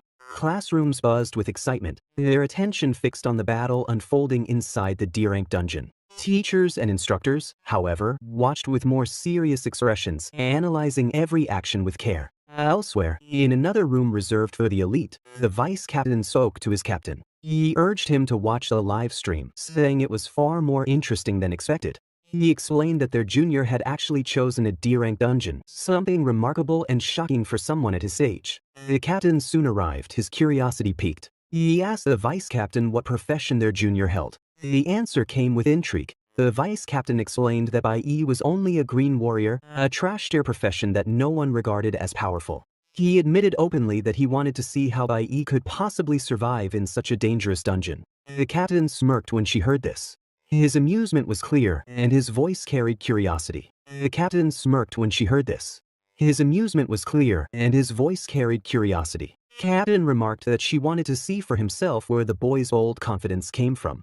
The scene shifted to the other students, who were struggling desperately to protect themselves against a massive monster that appeared before them. Fear filled the group, and one of Bai Yi's classmates trembled in panic as he tried to understand how something so terrifying could exist here. This was supposed to be inside a sealed F-rank demon lair. The atmosphere grew tense, the sound of footsteps and growls echoing from the shadows around them with suffocating intensity. The class monitor, however, remained surprisingly calm in the face of danger. He reassured the frightened boy that he was only a chanter, someone who provided buffs from the backlands, and therefore had no reason to be nervous. Yet his words did little to ease the boy's fear. The trembling continued as his eyes remained fixed on the monster that stood ahead, recognizing it immediately as an F-rank flame bat. Another emerged beside it, an F-rank fiery cat. The boy stammered in horror, questioning aloud how an F-rank demon lair could be so frightening, and why it was different from what he had expected. More monsters soon revealed themselves from the surrounding shadows, their growls resonating ominously. The overwhelming presence pressed down upon the students like an invisible weight. Then from the darkness, a serious F-rank Fong beast appeared, radiating deadly intent, making the group's fear and despair intensify further as the battle continued. Meanwhile, in another location inside the sealed E-rank demon lair, a different struggle unfolded. Some students there had already sustained injuries, and the situation was growing more dangerous with each passing moment. Healers within the group rushed forward urgently, pouring their energy into casting recovery spells. Their strength was focused on mending wounds, stabilizing the injured, and doing everything possible to keep the weakened students alive amidst the fierce assault of the monsters.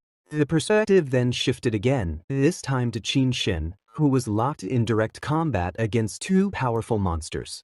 The pressure on him was immense, and his subordinates around him were faltering. Their formation weakened, breaking apart under the relentless onslaught of the beasts. Anger surged through him, and his frustration boiled over as he declared that if they could not do it, he would handle the situation himself. His glare sharpened with intensity as he gripped his weapon tighter. His knife pierced deep into the monster's flesh, and his teeth clenched in determination. Inside his heart, Qin Shen swore with unwavering conviction that he would one day surpass Bai Yi. That burning determination seemed to ignite something within him at that very moment. His body surged with power, his strength and agility spiking sharply, and his life-self ability suddenly increased by 15%. With this new edge, he drove his weapon deeper, tearing into the monster's body until it collapsed lifelessly. The focus shifted once more, returning now to Bai Yi, who had already ventured much deeper inside the sealed D-rank demon lair. His blade moved swiftly and precisely, every strike executed with near perfection. With a flurry of slashes, he engaged the massive creature before him and brought it down with sheer skill. Its body split apart and collapsed onto the ground, marking another victory. Bai Yi's calm composure showed no cracks even as the beast fell. A glowing system window appeared in front of his eyes, announcing his success in slaying a dragging mana beast, a level 6 E-rank monster. More notifications followed one after another, informing him of his rising progress. Each successful kill granted him 30% more experience, and his agility had increased further. The messages confirmed his strength was rapidly climbing, and every monster he cut down fueled him with greater ability, sharpening both his blade and his instincts. Bai Yi's gaze hardened as he absorbed the growth. The more monsters he felled, the more unstoppable he became. His speed was increasing, his blade sharper, and his momentum surging higher with every victory. At that moment, one of the seniors watching nearby shouted in disbelief, unable to comprehend what he had just witnessed. The livestream audience captured every detail, and the astonishing display spread quickly. Bai Yi's rising power shocked everyone observing.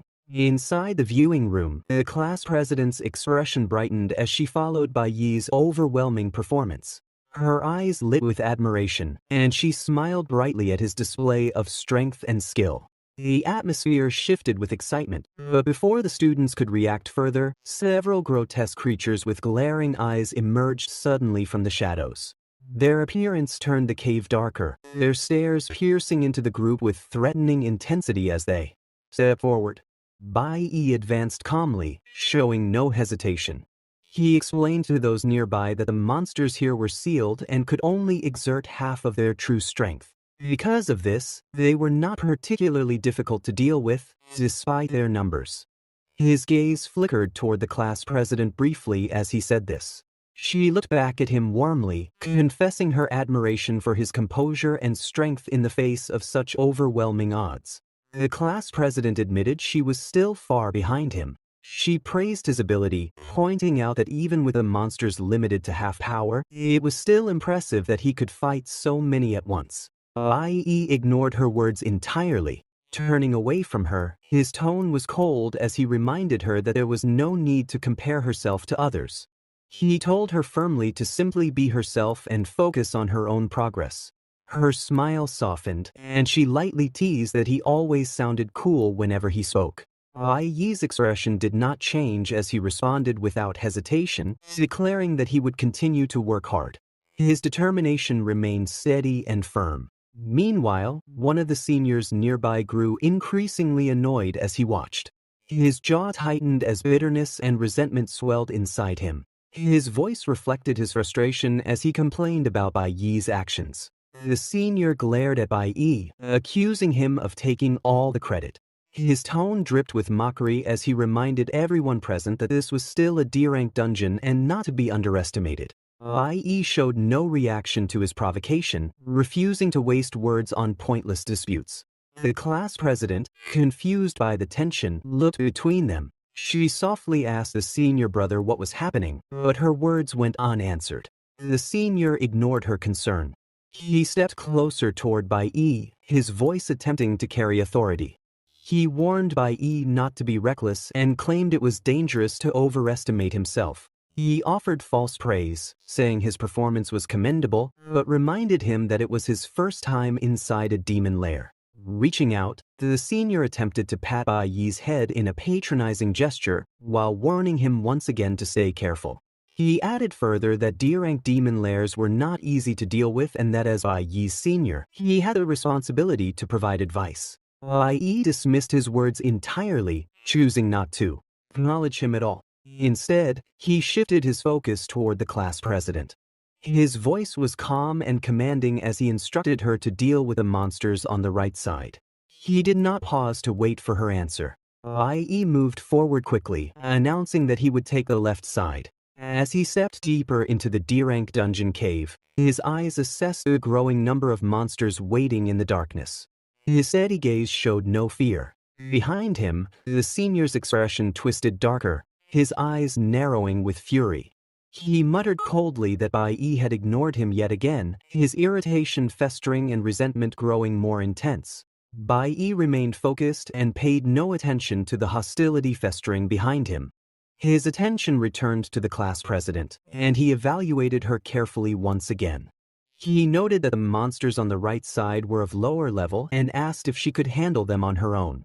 His words pushed her to take responsibility, challenging her ability to prove herself inside the dangerous dungeon's assessment. She straightened her posture with renewed determination. His reminder about the mock test being designed to measure each individual's strength reignited her confidence. She knew she was here for the same assessment and that she also needed to achieve a high score. Excitement lit her eyes as she answered with firm confidence that she understood.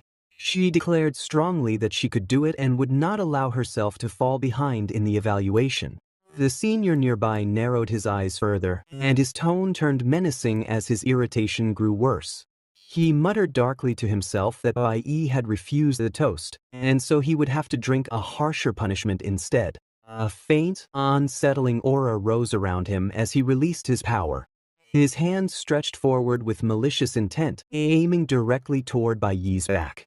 His terrible intentions remained hidden from everyone else nearby.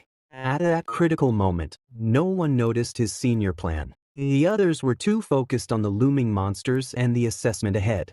Bai Yi, unaware of the attack about to strike him from behind, kept his full attention on the dangers waiting in front. His focus never wavered from the monsters gathering in the cave, leaving him completely oblivious to the betrayal that was silently approaching from within his own group. The scene shifted to the livestream room, where teachers watched in stunned silence as Bai Yi cut down monster after monster.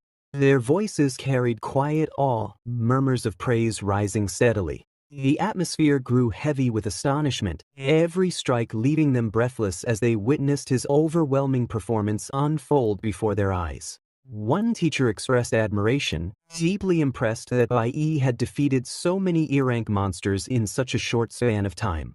The instructor also appeared amazed, his eyes fixed sharply on the display, recognizing that Bai Yi's control and precision were far beyond expectation. His ability clearly exceeded prior understanding. Another teacher leaned forward curiously, questioning what level Bai Yi had reached after showcasing such incredible strength. The senior teacher, however, calmly shook his head. The report still listed Bai Yi as Elite 1, yet his true level remained uncertain. Perhaps he had already achieved E3, maybe even climbed close toward E4. The senior teacher continued to analyze Bai Yi's movements with a steady gaze. He noticed Bai Yi's decision to face the monsters on the left while allowing Scene to deal with the right side. His reasoning was clear. He had observed elemental weaknesses carefully, assigning the plant-type advantage against the star-type monster. Even though the assessment was designed to test individual ability, Bai Yi still made the most logical tactical judgment possible. His choices reflected composure and clarity under pressure. The room fell quiet after those words. Every teacher processed his insight, slowly realizing that Bai Yi was demonstrating not only raw power but remarkable awareness. The senior teacher then concluded with a faint smile that Bai Yi possessed an excellent grasp of the bigger picture. The instructor leaned back thoughtfully, recalling when Bai Yi once told him to believe in himself. A small smile tugged at his lips as realization dawned. Bai Yi was truly formidable. He understood now that Bai Yi had not simply bargained before but genuinely revealed his confidence. Excitement gleamed within his eyes. The instructor admitted silently that Bai Yi was far stronger than he had ever expected. A spark of anticipation burned brightly as he thought about what Bai Yi might accomplish next. Meanwhile, inside the dungeon, Bai Yi's focus remained sharp. He had already noticed that most of the star-type beasts emerged from the right cave. He struck swiftly, each movement precise and efficient. His path cleared quickly as monsters fell before him. Their levels were lower and vulnerable to her plant-type element advantage. His earlier decision to split the battlefield had been correct. Strategic awareness guided him, ensuring maximum efficiency. At that moment, a sudden danger struck. A monster lunged fiercely from behind the class president, growling as it charged directly toward her. Its fangs bared, claws extended, intent clear in every movement. Immediately, thick vines burst from the ground, shimmering ominously with poison. They lashed outward like whips, wrapping around the monster with suffocating force. The creature screeched violently as toxins seeped into its body. Within moments it collapsed, defeated, the poison corroding its strength. The class president lowered her staff, heart pounding with relief. Her eyes widened with triumph. She realized she had successfully defeated a starbug, a level 6 E-rank monster, and gained 30 experience points from the victory. A spark of excitement lit her expression as confidence began to grow. Quietly celebrating, she stood straighter, reassured by her first solo success inside the lair. Bai Yi glanced toward her, calm yet approving. He analyzed her progress in silence. When a mage reached E-rank, they would acquire their first basic profession skill. She had awakened hers already. His eyes lingered on the poisonous vines still dripping. The ability she displayed was Rain Wall, a plant-type mage technique. The skill rapidly generated defensive vines infused with toxin. It created a barrier against enemies while corroding those trapped within. Bai Yi observed closely, recognizing its potential. The class president exhaled slowly, steadying herself. Confidence surged through her veins, the fear of earlier battles fading into determination. Her growth became evident. Bai Yi's gaze lingered longer. For her first time inside a demon lair, she displayed surprising composure. Facing higher-level monsters calmly, and even trapping them with her wall skill, revealed true potential. Yet his eyes narrowed slightly. E-rank monsters here should all remain sealed. Something else lurked deeper, presenting hidden threats. His expression remained steady while his thoughts raced quickly. With a live stream active, concealing most of his strength remained essential. Even holding back, he could still secure a high score. However, countless viewers watching through the equipment meant every action risked exposure. Gaining too much attention might complicate his plans later. He exhaled slowly, eyes drifting toward the deeper shadows ahead. Quietly, he considered how to approach the next phase of his plan. At that same moment, the senior's eyes darkened dangerously. Rage burned fiercely in his chest as he fumed over Bai Yi ignoring him repeatedly. Arrogance consumed his twisted thoughts. Convinced that Bai Yi believed he could rely only on himself, hatred surged violently within the senior. He raised his hand, drawing an arrow wreathed in searing light. Malice tainted his muttering words as he unleashed the skill gate of light. Forbid. The air rippled as the arrow burst forward with speed. The fiery projectile sliced through the air with a sharp hiss. It shot past the class president, startling her instantly as it streaked toward the monster cave. Her heart pounded furiously, shock flooding her mind at what had just happened. Confusion and disbelief filled her expression as she processed his recklessness. The senior, however, showed no regret. His sneer twisted arrogantly across his face. He insisted he had only meant to provide a buff. Mocking her, he suggested she should not have dodged. His arrogance dripped like poison, while his actions betrayed selfish intent. The class president's expression froze with disbelief and anger. Before she could respond further, the dungeon trembled ominously. A deep, earth-shaking growl erupted from within the cave. Dust cascaded from the rocky ceiling as a massive shadow stirred. The ground quaked heavily, vibrating under its weight. Danger surged outward in waves, pressing down upon everyone present as fear rose sharply. Slowly, a colossal figure emerged into view. It was the two-headed lion, a formidable deer-rank monster. Both maws snapped furiously, bloodshot eyes blazing with fury. Its breath steamed with violent energy.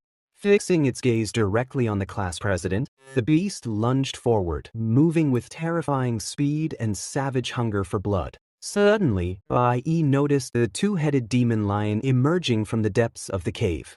The beast roared fiercely, its violent echo shaking the cavern walls. Its massive body pressed down on the earth, crushing the plant veins spread across the ground into dust beneath its claws. The class president froze instantly under the overwhelming presence. Fear seized her body, her movements stiff. Yet despite the trembling in her arms, she still raised her staff to launch another attack. The lion's roar burst directly toward her, and her face strained pale with pressure. She whispered quietly to herself that she was doomed. Her body trembled uncontrollably, betraying the fear weighing down her heart. The senior stood aside, unmoving, a disturbing smile stretching across his face as he watched the danger unfold, showing cruelty rather than even the smallest trace of concern. His twisted amusement only deepened, as if the sight of her suffering gave him satisfaction. At that critical moment, Bai Yi stepped forward with unwavering determination. His eyes sharpened as he planted his feet firmly on the ground, preparing himself for the battle that awaited him against the monstrous opponent. He tightened his grip on his blade and launched a decisive strike aimed directly at the beast's chest. His weapon sliced through the air with deadly precision, yet the blow missed narrowly. The monster emerged completely unharmed, its rage intensifying into another bone-shaking roar that rattled the cavern. The lion raised both heads high, its dual maws snapping violently. With terrifying speed, it charged straight at the class president. Its claws tore through the stone floor as it advanced. Just before its fangs could reach her, Bai Yi unleashed his instant flash technique with blinding speed. His body flickered forward like lightning, his blade glowing with radiant energy. The strike landed decisively, slashing across the demon lion's body with overwhelming force. A devastating critical blow connected. The beast howled in pain, staggering from the sudden impact, its head thrashing in uncontrollable fury as it resisted. Bai Yi stood protectively before the class president, his stance unmoving despite the monster's ferocity. His aura surged outward, a fiery presence shielding her from the lion's deadly assault. He muttered under his breath, questioning how such a monster could move with such unnatural, terrifying speed in its text. He clenched his weapon tighter, steadying himself for what lay ahead. The protective energy around him flared further, wrapping the class president in a barrier of safety. Behind them, the senior narrowed his eyes. A twisted smile curled across his lips, revealing satisfaction in Bai Yi's struggle against danger. The senior revealed his intimate knowledge of the demon lair, speaking with cold certainty. He explained that most of the D-rank monsters had been carefully sealed long ago. Yet one terrifying exception remained overlooked: the two-headed lion demon. Its ability to constantly restore stamina made it far deadlier than expected.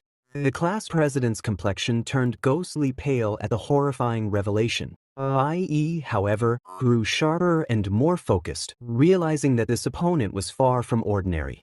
The senior sneered further, dripping with malice. He declared that Bai Yi was still just a newly awakened recruit against a true monster. The demon lion roared again, and its massive frame glowed faintly.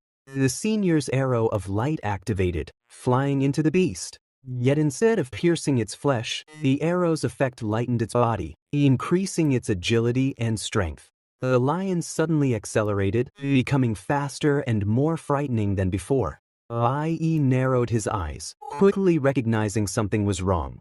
The sudden increase in speed made sense now. Behind him, his class senior stood smugly, smiling with cruel satisfaction. The senior mocked him further, boasting that the lion was now stronger than ever thanks to his manipulative intervention. The cave floor quaked as the empowered lion prepared another violent strike. Its body flexed with terrifying force, both heads snapping hungrily. Yet Bai Yi refused to falter.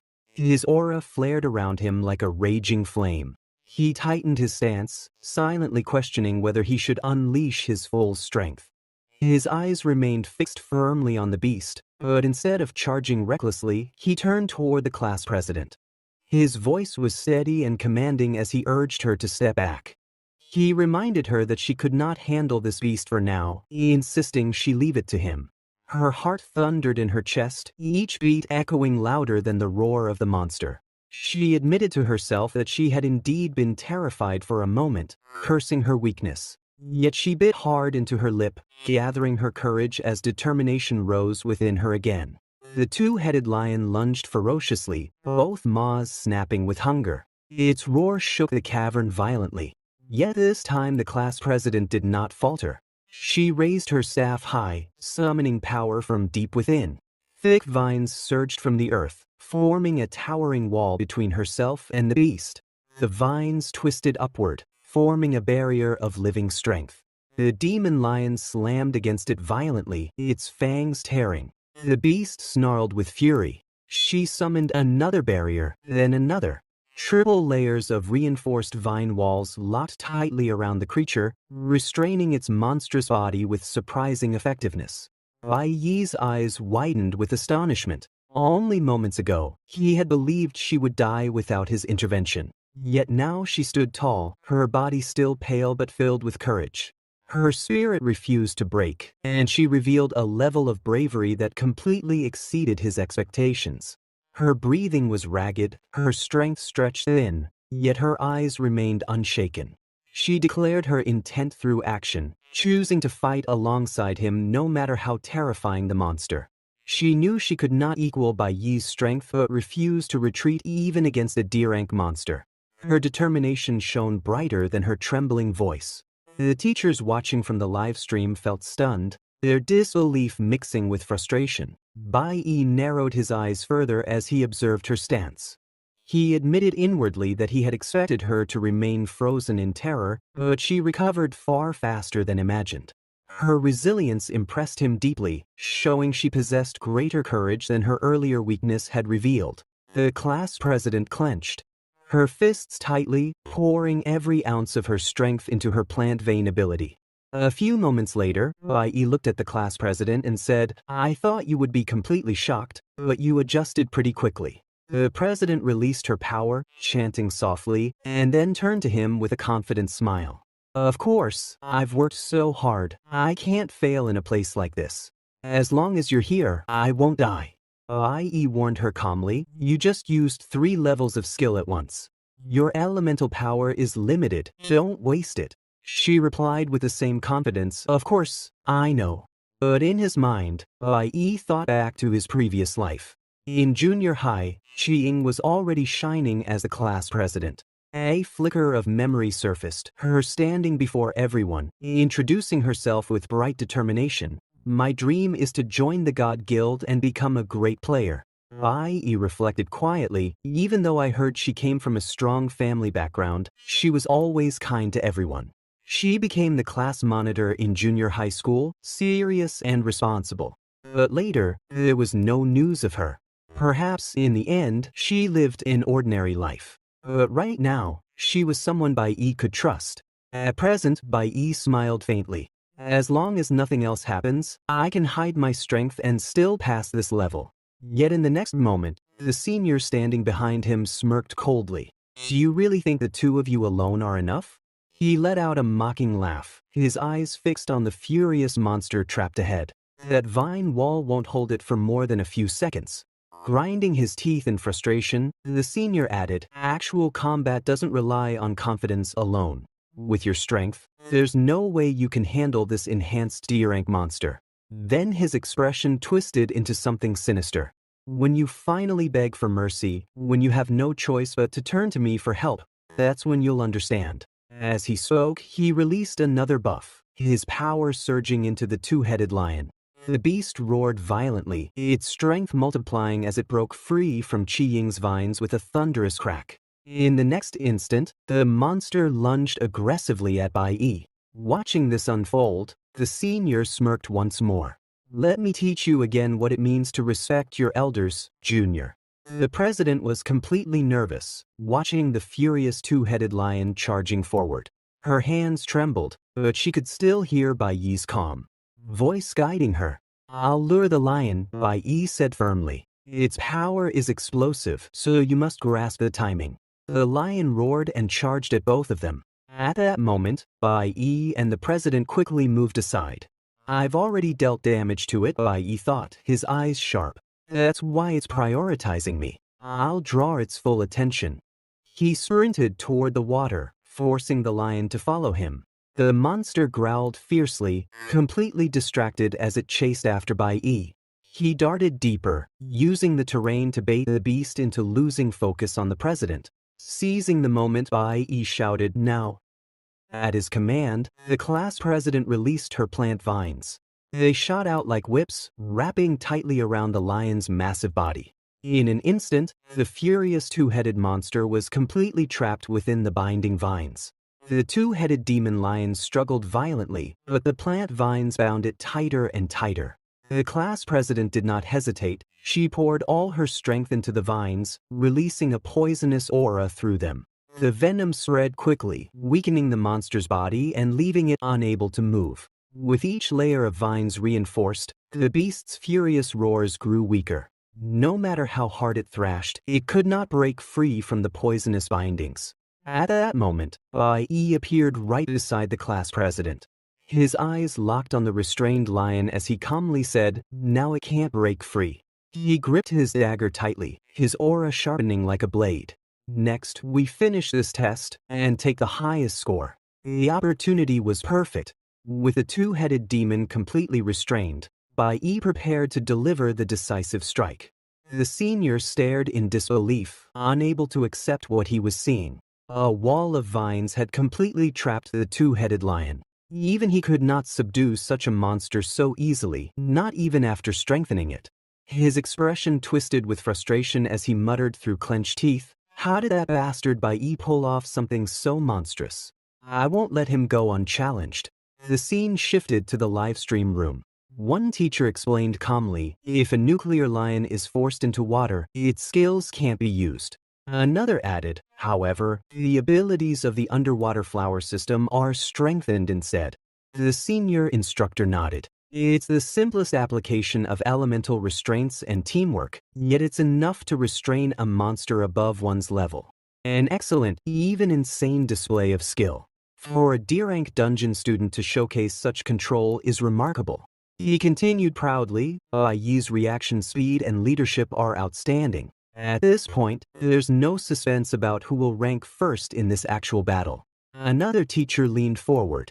Only one final strike remains. Once the lion is harvested and the video is submitted to the Union for review, he might achieve the highest score ever recorded. The monster collapsed unconscious and crashed to the floor.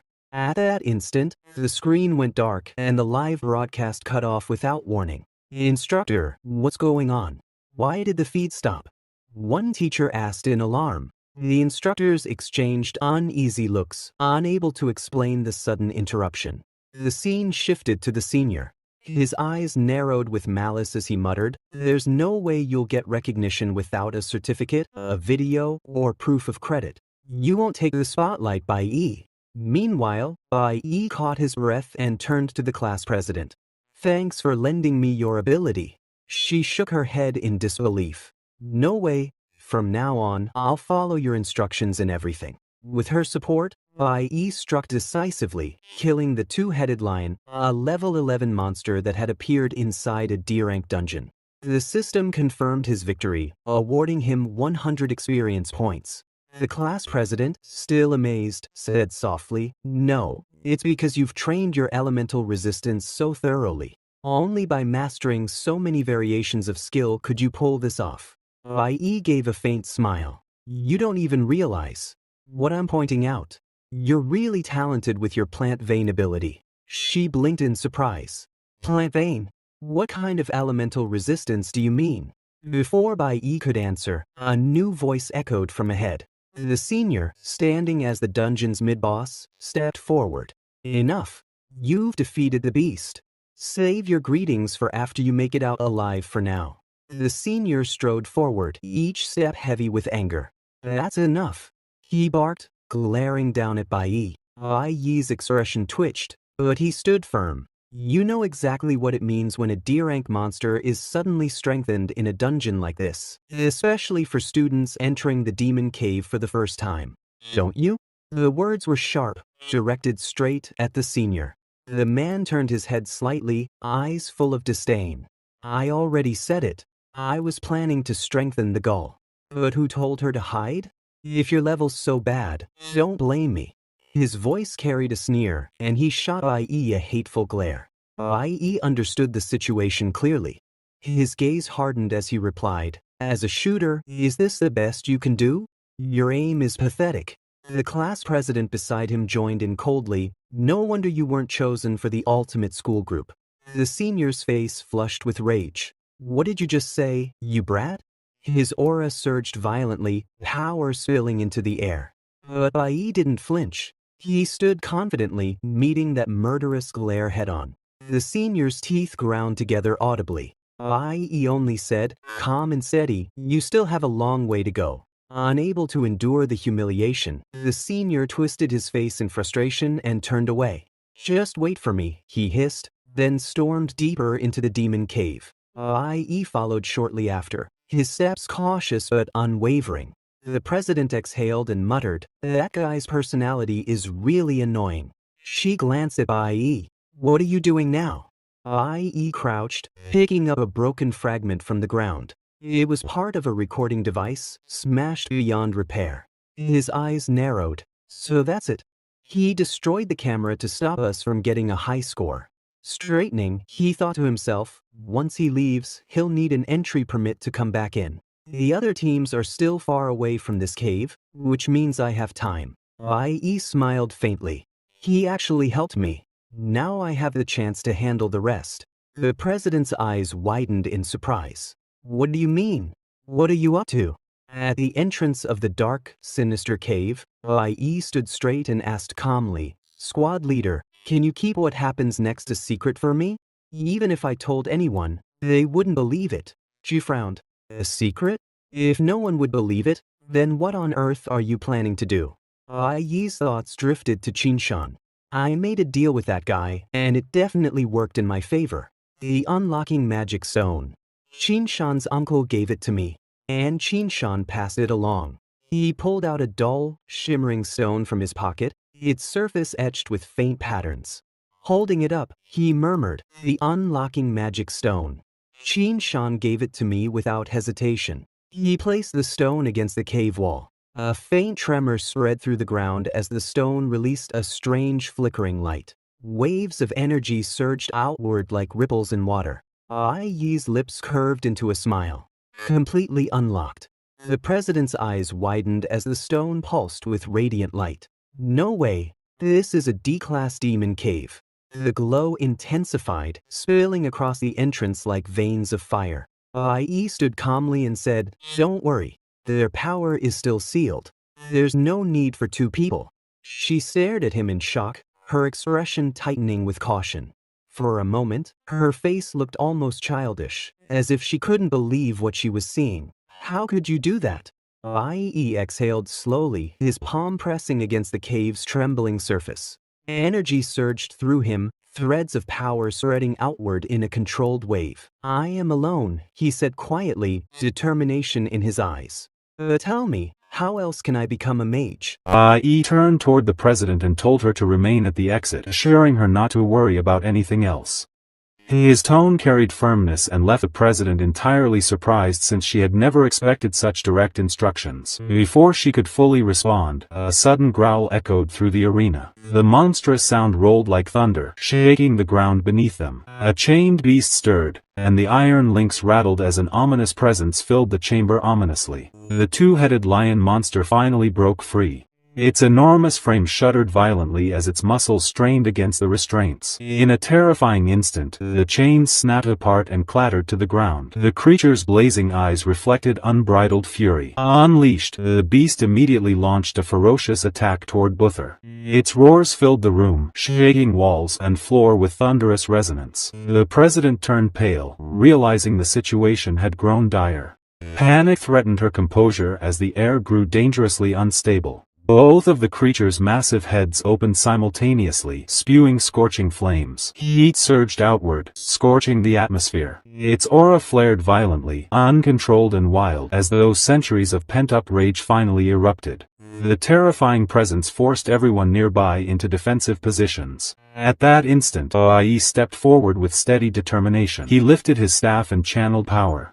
With an elegant shift, the weapon transformed into a cold mage level 5 staff, glowing with concentrated blue magical energy coursing steadily. The chilling aura spread outward as Bai Yi began chanting. Blue sparks circled his form, spiraling upward like streams of frost-laden wind. The sheer concentration of power created an atmosphere heavy with pressure, announcing the release of overwhelming magical strength. With thunderous force, Bai Yi unleashed his spell. Lightning split the air, striking directly upon the beast. The monstrous figure roared in agony, its massive body trembling from the devastating impact, yet Bai Yi held his ground firmly without hesitation. The president stood frozen, overwhelmed by the display. She watched Bai Yi maintain control with calm composure even under pressure. Her admiration swelled as realization struck. He was fighting like a professional beyond his years. His mastery defied logical explanation entirely. Cold aura surged further as frost enveloped the two-headed beast. The monster's enormous body stiffened while ice rapidly crept across its limbs. In mere moments, an icy prison enclosed it, holding firm despite its violent thrashing attempts at escape. The president's eyes widened as she studied the scene. She murmured inwardly that the monster had been trapped too long already and would soon be forced to break free. Her fear deepened, recognizing the temporary nature of the frozen restraint. Bai Yi's expression hardened as his voice echoed, warning that the ice wall would not last long. His eyes narrowed sharply, calculating every possibility. The small venue pressed constraints upon him, forcing consideration of a wider battlefield to manage. Understanding his meaning, the president nodded quickly and admitted she would make arrangements. Yet before any action could be taken, a sudden roar erupted, shaking the arena violently. A new threat emerged with terrifying presence, making immediate movement impossible. Out of the shadows lunged a flame leopard. Its entire body radiated blazing aura, flames licking across its fur like a living inferno. The beast, a level 12 demon monster, aimed deadly claws directly toward Bai Yi's glowing staff weapon. Bai Yi reacted instantly with reflexive mastery. Blue lightning exploded outward as icy mist spread across the area. The temperature dropped sharply, moisture condensed, and shards of ice formed midair. His control reshaped the battlefield instantly with chilling dominance. He flit his hand calmly, invoking his ice magic. The flame leopard shrieked as its movements slowed beneath overwhelming frost. Within seconds, crystalline ice sealed the creature completely, encasing it in a frozen prison from which escape seemed impossible. A faint glow appeared before Bai Yi's eyes.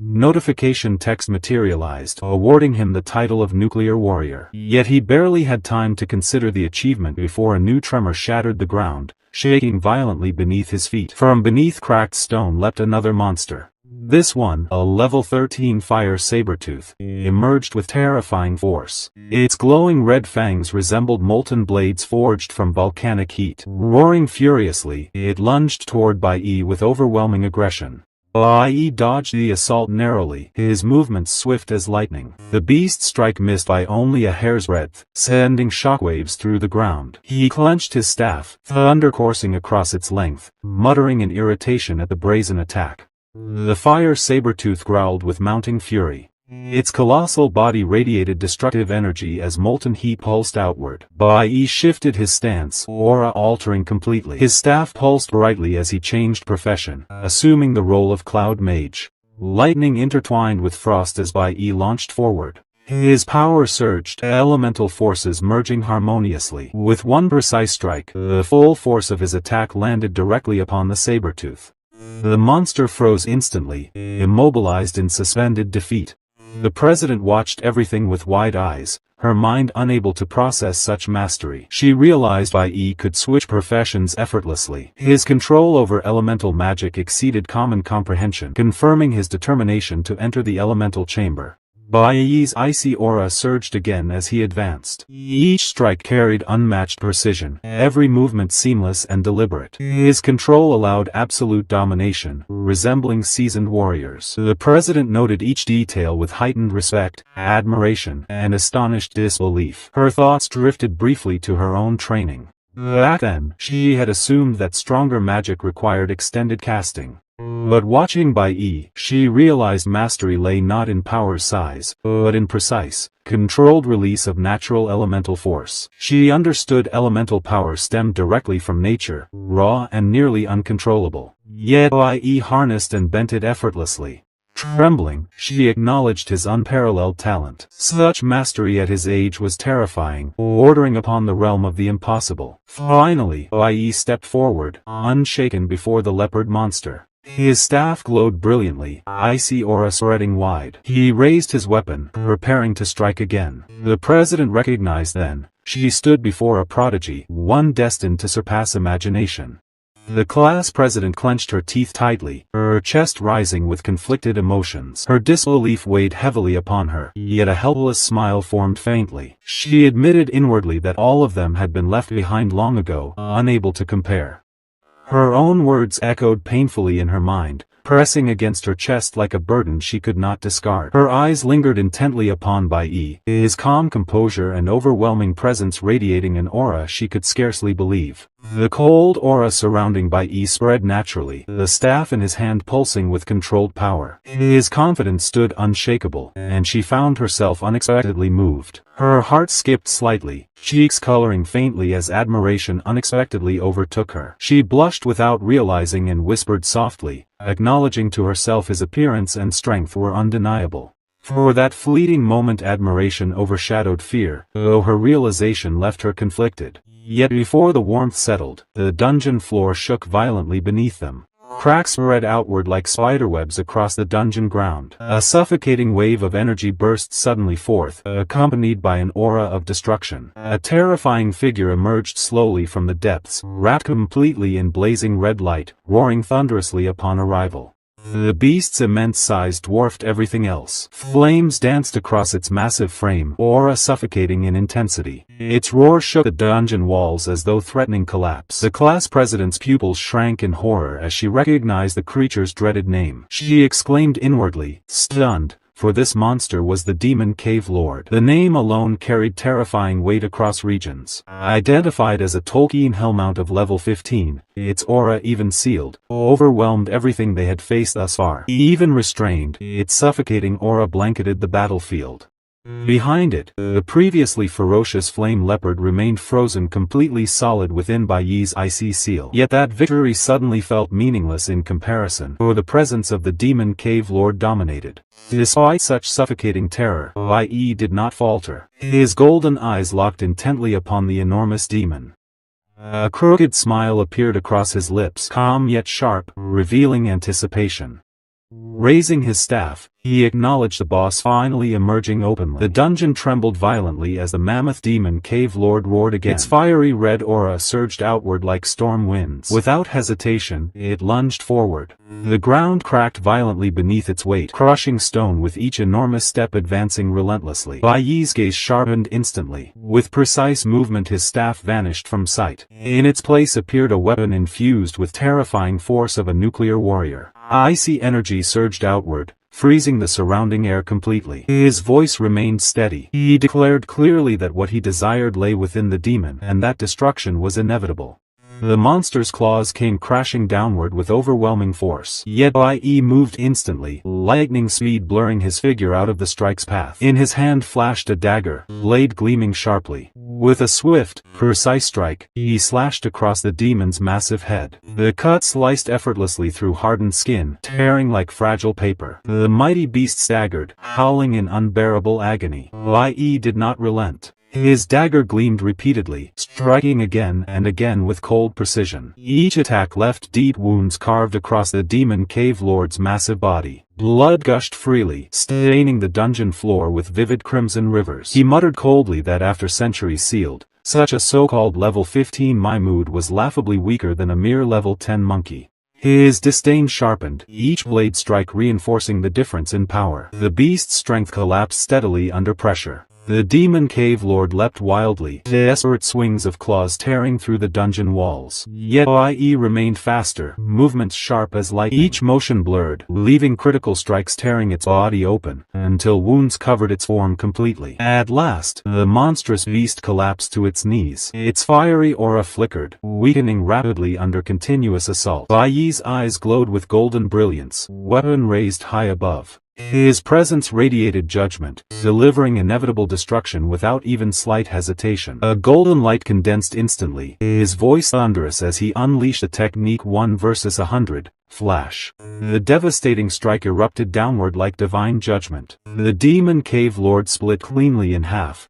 collapsing heavily with one final agonized roar. Silence followed the collapse, the dungeon trembling only faintly as the beast's enormous body struck stone. What remained was stillness, broken only by echoes of Bai Yi's overwhelming power. This victory revealed merely a glimpse of his terrifying true potential. The flame leopard collapsed lifelessly nearby, its icy prison shattering to reveal frozen remains. A glowing notification flashed instantly before Bai Yi's eyes, declaring his victory. The system awarded 110 experience points for defeating the flame leopard completely. Immediately afterward, system windows multiplied rapidly before his sight. Information streamed continuously, detailing further achievements.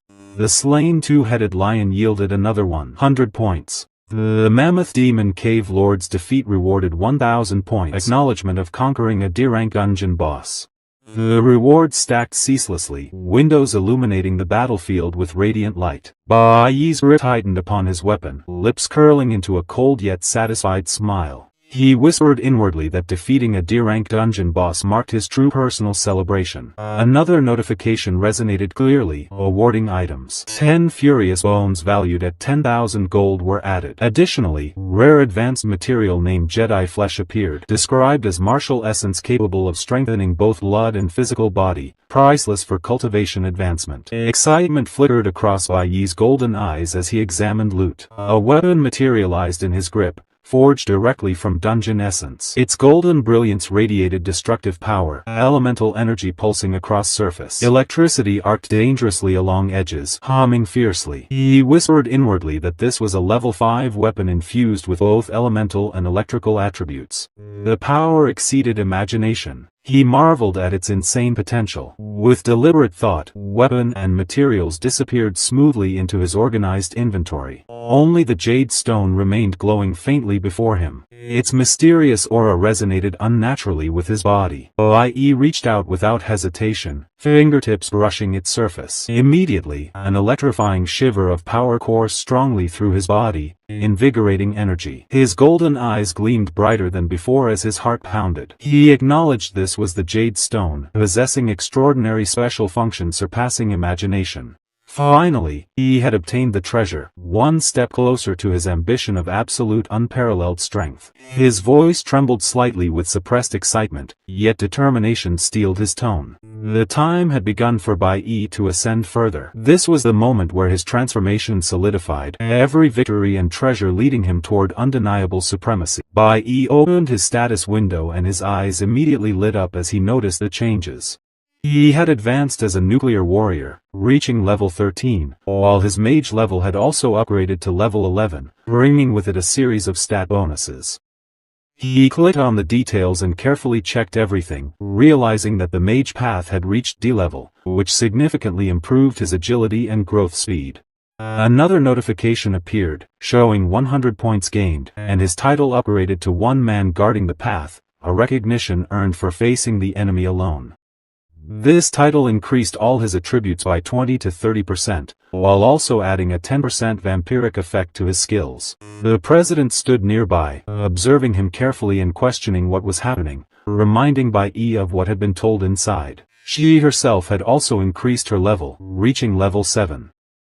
The scene shifted to the instructor, who shouted anxiously that it would be a disaster if the seal was truly broken. He rushed forward, his face pale as he observed the unprecedented energy fluctuation. Other teachers grew tense as well, worried about the students trapped inside the dangerous dungeon. A senior instructor muttered regretfully that they needed someone to watch over it, but before he could continue, the senior from the D-rank dungeon appeared before them. The instructor glared at him, demanding why he had come out so soon, insisting that he should still be inside protecting the younger students. The senior smirked coldly, clearly making trouble for Bai Yi, but the instructor ignored him, stating that he could not waste time arguing and had to get there immediately. The senior sneered inwardly, convinced that the seal was broken and that retribution had arrived quickly, laughing to himself at the thought of the chaos that would unfold. Moments later, the instructor and another teacher arrived at the dungeon entrance, calling out for Bai Yi and Qian, but froze in confusion when they saw the two standing unharmed. Shock and disbelief filled the instructor's voice as he demanded to know what was happening. Bai Yi calmly asked why the teacher was there, which only deepened the instructor's confusion as he glanced at the dungeon barrier and realized the seal had not been broken. A deep breath of relief escaped him as he muttered that the machine must have reported an error again. Another teacher sighed, wondering if the machine had truly malfunctioned, hoping that everyone was safe. The scene shifted back to the arrogant senior, who stood with his friend and confidently asked the deputy head whether the materials he submitted this time were sufficient. The deputy head, a boy with green hair, gave him only a faint glance, prompting the senior to insist that he had submitted all his details and that he was the last member to report. The deputy head smirked coldly, stating that they had already chosen a leader. Shock twisted the senior's face as he demanded to know who had been picked, anger rising in his chest as he clenched his fists, furious that the position was meant for the most worthy. He believed his strength and background should have been enough, but before he could argue further, a girl approached, her eyes gleaming as she revealed that the most valuable person they had found was Bai Yi, whose ability was Golden Electric Ascension and whose level was completely unknown. The word stunned the arrogant senior, but another voice soon intervened, a red-haired boy named Chang Jinhua, the supervisor, team investigator, and chairman at the Blorence level. He stepped forward, asking the senior to stop causing trouble and reminding him that he had taken great pains to get him released early, emphasizing whether he understood the effort that had been made on his behalf. The scene then shifted to Bai Yi's father, who was calmly eating noodles, responding casually that he understood. Chang Jinhua narrowed his eyes, revealing troubling news from the capital and warning that something significant was happening, mentioning that Captain Hong would arrive next Friday and asking if he knew the implications. Bai Yi's father placed his chopsticks down calmly and reassured him to remain at ease. Suddenly, Chang Jinhua's phone rang, and he frowned, muttering that it was the old man again. He picked it up and answered coldly, stating that he was heading back to the team immediately and instructing Bai Yi's father to go home early as well. Bai Yi's father's expression darkened, responding icily that he would, but in that moment his eyes turned blood red, a sinister smile curving across his lips as he whispered that the fateful encounter was coming earlier than expected. The atmosphere thickened with foreboding, the weight of impending events pressing down as the consequences of the seal, the hidden threats, and the rising power of Bai Yi loomed over everyone. Tension filled the air, connecting the dungeon's danger, the reactions of the instructors, the arrogant senior's ambition, the dungeon's danger, the reactions of the instructors, the arrogant senior's ambition, the deputy head's indifference, and the quiet but menacing presence of Bai Yi's father. Every character's actions and intentions intertwined, building a sense of inevitability as Bai Yi's newfound strength and the mysterious golden electric ability promised to reshape the events ahead, setting the stage for confrontations that no one could fully anticipate or control. The story hung on the precipice of disaster, anticipation and dread mixing as the calm before the storm stretched across the academy, with Bai Yi at its center, his rise attracting attention, envy, and the watchful eyes of powerful figures both near and far. Bai Yi watched as his father returned home. The moment he stepped through the door, his jaw clenched at the sight of the empty rooms. Rage flared in his eyes. Where are the two of them? Where is that woman? Is she dead? His father barked, voice sharp as a blade. He slammed his fist into the table, splintering wood across the floor. Damn you, how dare you hide from me? If I grow old and you keep doing this, I will kill you both, he snarled, every word dripping with fury. Bai Yi felt the words like a cold gust, but the next instant the scene softened into a quieter moment between him and his mother. He took a small jade pendant from his pocket and placed it around her neck. This is a jade pendant, he said gently, showing her the matching jade he wore. Keep it with you always. If you're ever in danger, crush this pendant. My jade will sense it, and I'll come to you immediately. He clasped her hand and offered a calm smile he did not entirely feel. In his mind he admitted what he rarely said aloud, he never felt safe leaving her alone without some way to protect her. Looking at her, he thought of all the things she had never owned. She had never received a necklace or any proper jewelry, nothing that seemed hers in the way it should be for a woman. The pendant felt like a small, stubborn promise between them. Bai Yi's mother looked at him with a gentle worry. Don't spend all your weekends with me. At your age, you should be out with your friends more often. Bai Yi smiled faintly. Don't worry, I don't need holidays or trips. His mother's eyes widened in surprise. How can a person not need friends? You should always have someone important to you. He let out a quiet sigh. Important pupil, he murmured, and froze as memories from his past flashed before him. I don't know if I'll meet you again in this life, he thought, recalling all his divine crop teammates. He quietly reflected, letting his memories wash over him. The scene shifted to the D-level demon cave. Bai Yi arrived and assessed the area. Now that the jade problem has been solved, I don't have to be distracted anymore. This is another hidden cave I know of. It only opens briefly at midnight and closes at 1 a.m. The difficulty and level of this hidden devil cave are completely unknown. I don't have much time. It's time to focus on improving myself. He drew his dagger and stepped forward into the cave. In my previous life, I became a tough fighter inside. Monsters of level 13 and level 15 appeared before him. Bai Yi reminded himself, I can only watch my comrades die in front of me, and felt the weight of his friends' memories. Without hesitation, he charged at the level 15 tentacle monster and struck it down, earning 260 experience points and obtaining the blood petal item. So what if I pay a price? One day, a god may give me a plan, he muttered. A level 16 monster appeared. Bai Yi leaped forward, striking decisively. We still have no place to die, he thought, launching a critical hit. He pulled back, steadying his dagger. I must become stronger, he said firmly. He then killed a wild crop, gaining 300 experience points. Determined, he pushed forward to reach level 15 faster. Suddenly, a monster attacked from behind. Bai Yi's shout echoed with pain, but also with determination. I want to become stronger than anyone. His eyes burned with fierce aggression. He struck again, slicing through the monster like it was nothing. His power surged with every blow. I've obtained multiple poisonous skills and items, he said, panting, covered in wounds and blood. I have to fight like hell. Bai Yi's thoughts turned to his father, and a cold weight settled over him. I am too weak right now, he thought, staring at the memory of his father's face. That bastard wants to kill me and my mother, and I can't even stand against him. Memories of betrayal flashed before him.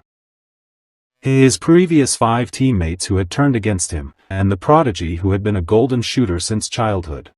I have to become much stronger. There were no shortcuts, no detours he could take. The only path was forward.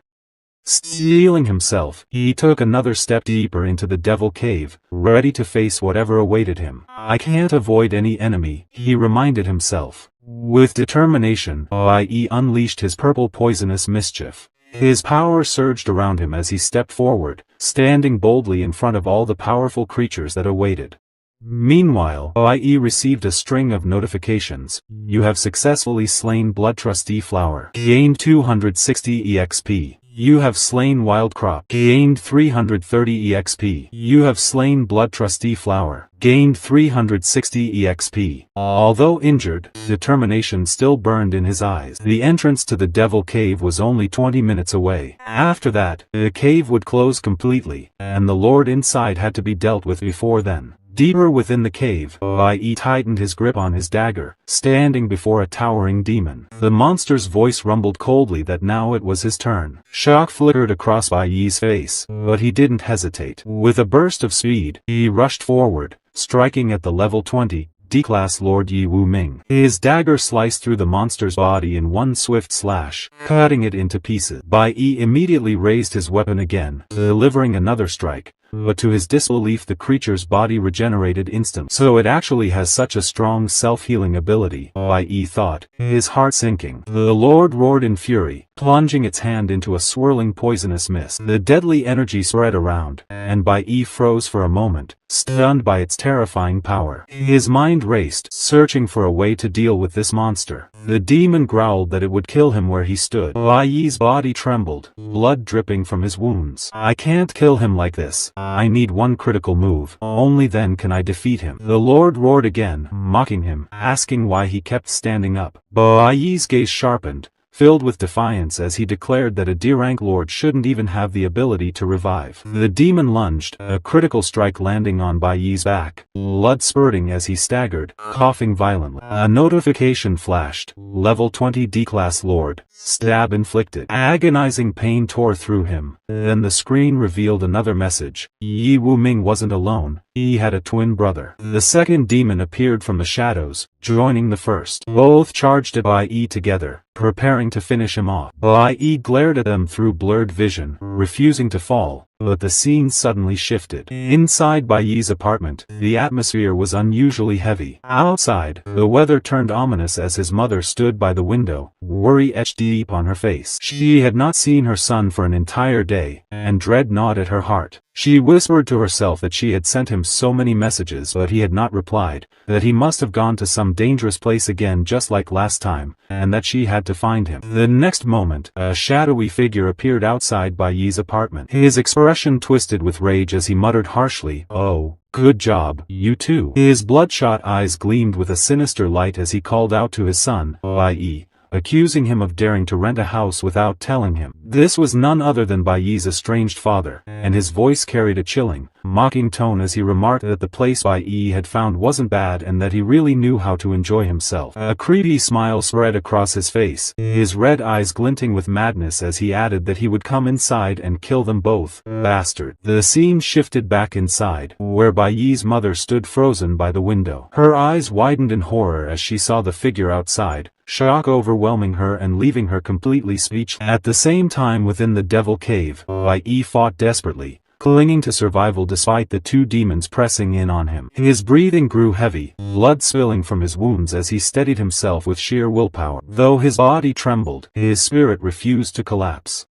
The twin lords closed in from either side, their aura pressing down with suffocating force. Bai Yi's mind whirled, struggling to find the single decisive moment to strike back. But the reality of his condition left him at a deadly disadvantage. Back inside the cave, Bai Yi gripped his dagger tightly, his breathing ragged, pain stabbing through his body as he clutched his wounded stomach. "It's already the fifth wave," he muttered, eyes narrowed, and despite his critical injuries he refused to fall. Another bloodthirsty flower lunged at him, releasing its poisonous mist, and Bai Yi struck swiftly, his blade slicing the creature into pieces. The system chimed, "You have gained EXP." One after another the monsters fell before him, yet the notifications repeated endlessly. No matter how many he killed, they resurrected again. Bai Yi's gaze darkened. Killing them over and over brings nothing. The source of their resurrection must be found. He stood firm in the middle of the battlefield, dagger clenched, surrounded by the regenerating swarm. A cold system alert echoed. Detected. D-rank creature with high-level recovery ability. Bai Yi's expression hardened as he realized it was not just these small ones. Even stronger monsters here possess healing powers. He had thought healing limits were capped by rank, but the cave's rules bent those expectations. The atmosphere thickened as a powerful Lord-class monster charged straight at him, its massive frame rushing forward, and Bai Yi's body flashed with golden light as he dashed ahead, closing the distance in an instant and landing a critical strike. The Lord howled in agony only to regenerate once more before his eyes. Bai Yi froze. A Lord level can heal instantly too. The realization struck harder when another figure stepped forward, channeling a potent healing ability, and the monsters around began recovering unnaturally fast. This was too abnormal, reviving the dead instantly, healing allies repeatedly. It looked like a bug in the system. His thoughts sharpened. No healer above F rank should have such power. So what was granting this strength? Is there some hidden source, a reservoir of healing energy stored somewhere in this cave? The monster charged again and Bai Yi dodged, then raised his weapon to block. The impact rang out and his defense skill absorbed more than half of the damage, timing proving everything. The system alert appeared in his vision. Successful block. Damage mitigated, 50%. Perfect timing detected. If executed again within 0.09 seconds, 100% of incoming damage can be nullified. Chance triggered. Physical damage may be reflected back to the attacker. Bai Yi's eyes narrowed at the possibility. So if he got the timing right he could completely eliminate the damage and maybe even reflect it back. His glare sharpened as he realized the monsters were learning. Interesting, you actually learned my move during this fight, he thought, recognizing that the enemy mirrored his stance and tactic. The creature rose to full height, eyes gleaming with hostility as it prepared for another clash, its oppressive aura surging forward, and in that instant Bai Yi's eyes lit up because he had found the opening he was waiting for. "This is the time to kill you," he muttered, determination sharpening his tone. With a sudden burst of speed he dashed past the monster, his gaze locking onto the heart of the cave where a massive, ominous tree pulsed with strange energy. The Flower Magic Cave. That tree is the true energy core. He sprinted straight for it, dagger glowing with power, the idea forming that the boss healing ability only worked on such a large scale because of this tree's existence. His blade slashed down with all his strength and the strike connected, cutting deep into the trunk so the tree shuddered violently under the impact. Channeling every ounce of energy, Bai Yi unleashed his strongest slash, the force tearing through the magical roots as the tree groaned and the cave trembled. A faint smile curved his lips as he realized the path forward. So, all I have to do is cut down this big tree. A final heave, all his remaining strength focused into one decisive cut, and he felt the trunk give way, the magical core stuttering as if gasping for air. "And once this tree falls," he vowed, "he would kill you both, you twin brother monsters," envisioning the two lords now deprived of their unnatural recovery, their regeneration collapsing like a house of cards. Bai Yi narrowed his eyes and said the boss's healing power only worked on such a large scale because of its extension. He looked toward the massive tree-like monster, a golden gleam flashing across his blade,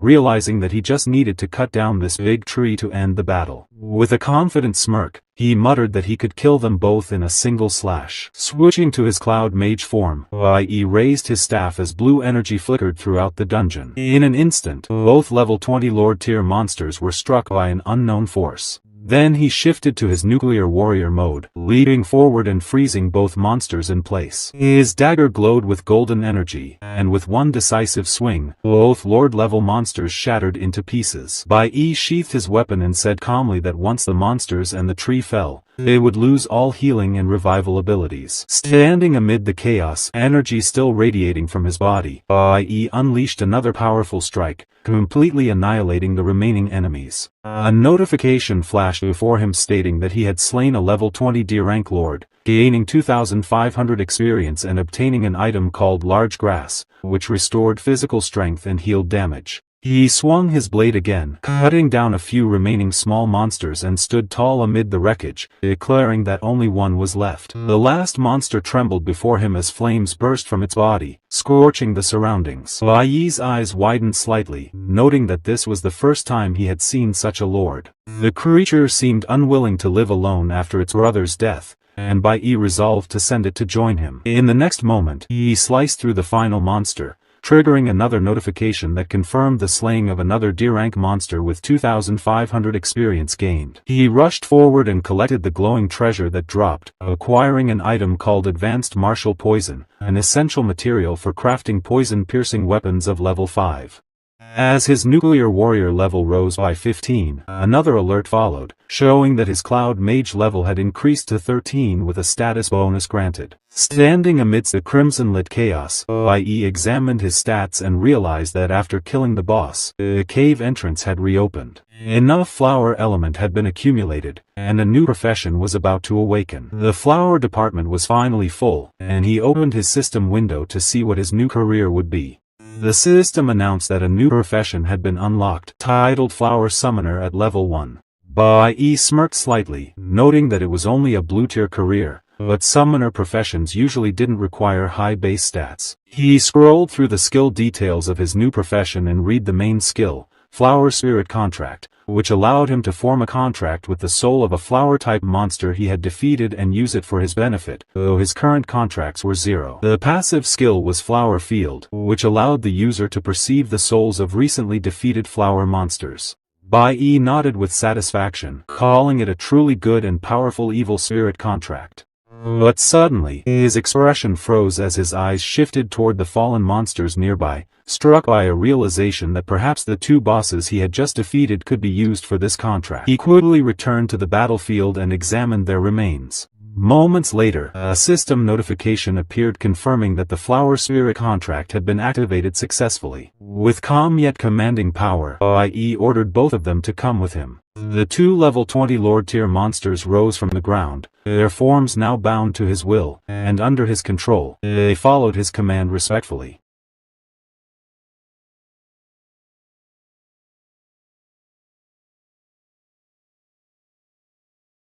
Bai Yi's house stood silent under the gloomy sky as his father lingered outside, irritation twisting his face. "What the hell is calling me at this hour?" he muttered, but the ringing phone forced him to answer. It was Officer Chang, informing him about the capital Hong banquet. Bai Yi's father smirked with satisfaction and replied confidently that he would definitely fight for it this time and prepare a luxurious gift for him. Officer Chang chuckled faintly and said he knew Bai Yi's father wouldn't waste such a great opportunity to erase his guilt. When the call ended, Bai Yi's father stared at the phone screen, a sinister smile curling across his face before muttering that today was really a good day. He turned away from the house, pulling out a small knife and twisting it between his fingers as he sneered that he had better go see his dear sister just like old times. Inside, Bai Yi's mother appeared at the doorway, confusion spreading across her face. "What's happening here?" she wondered silently, but her thoughts froze when she saw Bai Yi standing in the rain, drenched from head to toe. Bai Yi quickly stepped forward, worry evident in his voice as he asked his mother why she came downstairs. She smiled softly, unable to speak, but her eyes showed concern for him. Bai Yi gently opened an umbrella and covered them both from the downpour, whispering that they should go home. Back inside, he handed her a delicate bracelet and said it was for her. His mother's eyes widened in surprise, touched by the gesture as warmth filled her expression. She thought silently that her silly child went out in the rain at night just to make up for a missed Mother's Day gift. Later that night, Bai Yi returned to his room, lying on the bed with a tired sigh. He stared at the ceiling and murmured that even though his mom could not speak, it did not mean she did not understand him. His gaze turned distant as he thought about his power system, recalling that there were currently 3 professions in total: green for warrior, blue for summoner, and red for mage. Sitting up, he opened his interface and carefully reviewed his stats. He examined his progress quietly and muttered that 2 of his combat professions had reached E level. For the Cloud Mage, his status displayed level 13, power increased 300%, strength 10 times 3, speed 20 times 3, stamina 39+, mental strength 40, and elemental strength 62. A small smile tugged at his lips as he noted that his magic ability had grown quite a lot. Then he switched to his nuclear warrior stats, which read level 15 D rank, power increased 200%, strength 53, speed 42, stamina 61, and mental power 22. Finally, he looked at his new flower summoner class showing level 1 E rank, strength 20, speed 10 times 1.5, stamina 50, and mental power 80. He stared at the numbers, whispering to himself that after defeating a flower-type monster, he could form a contract with its soul and use it as his own power.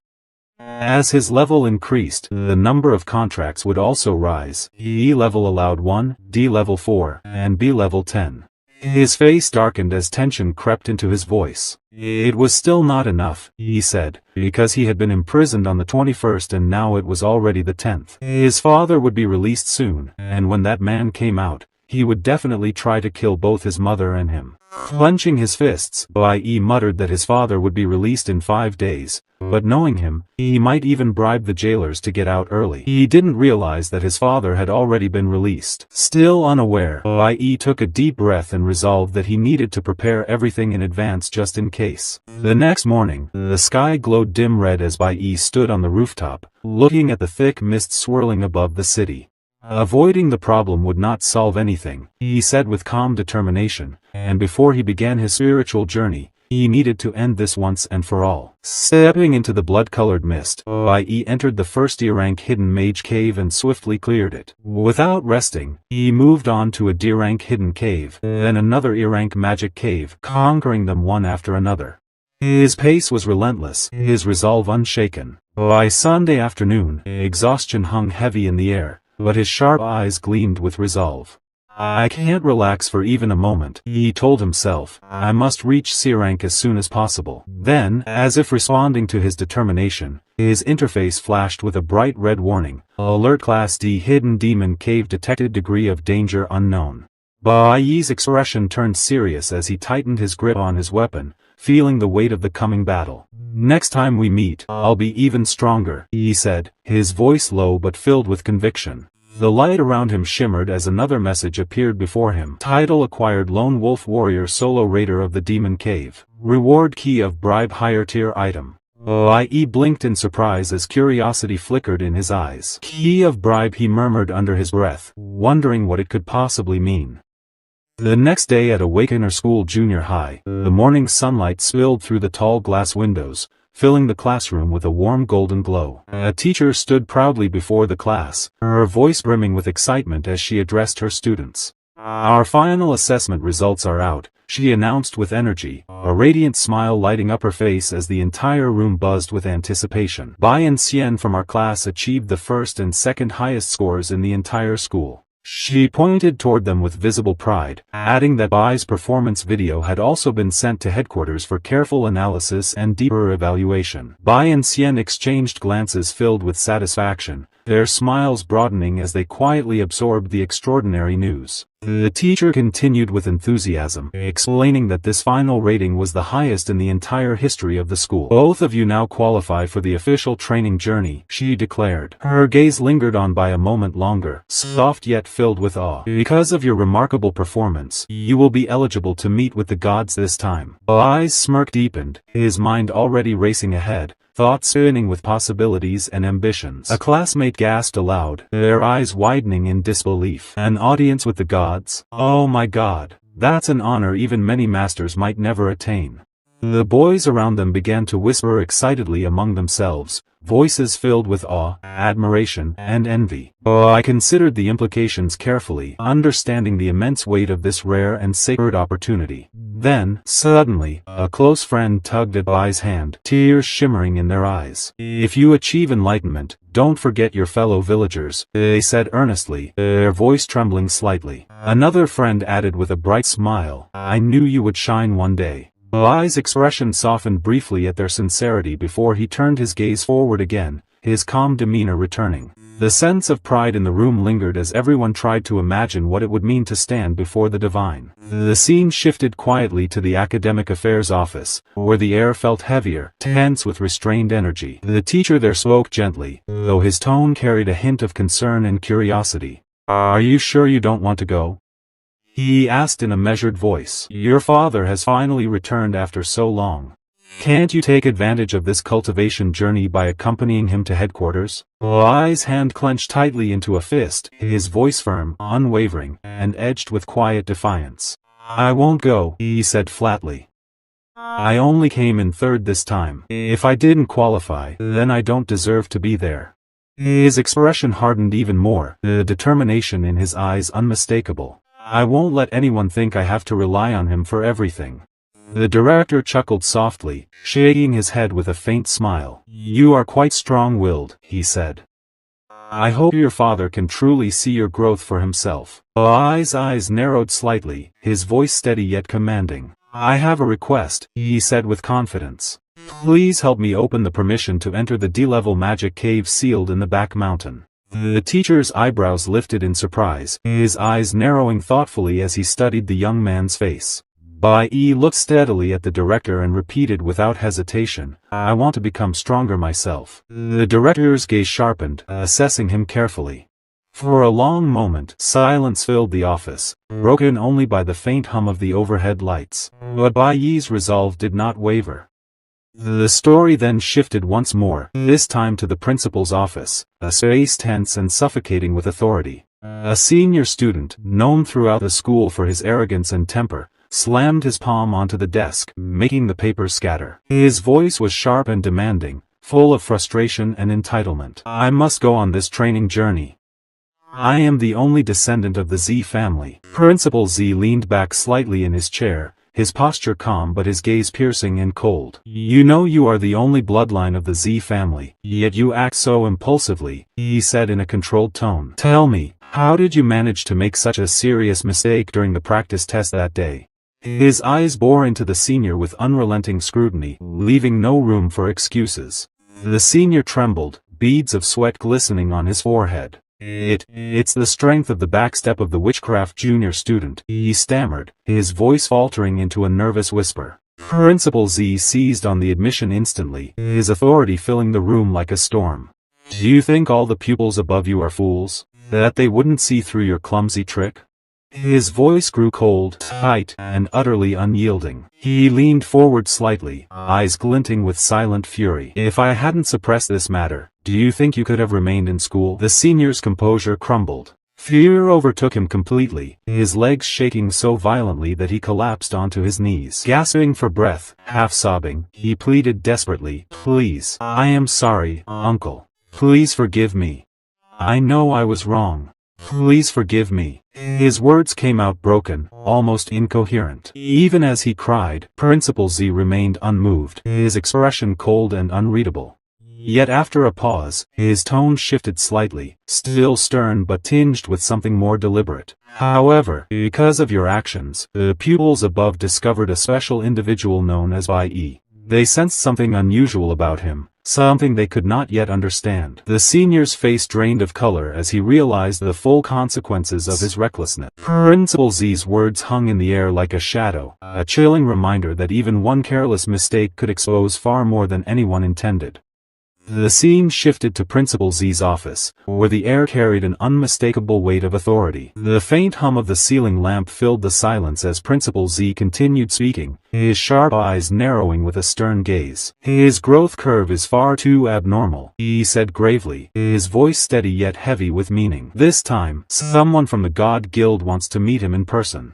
His words hung in the air like a commandment. Turning slowly to face the senior student standing before him, he added in a cold, deliberate tone, "You may accompany me on this spiritual journey, but you must put away your arrogance and temper. If you cause any more trouble, I will not be able to protect you again." The senior student swallowed hard, then forced a nervous laugh and replied obediently, "Of course, I will follow your instructions." He lowered his head in submission, but behind his eyes, a flicker of scheming appeared, faint but unmistakable. In his mind, he muttered silently, Bai Yi, just wait for the cultivation journey.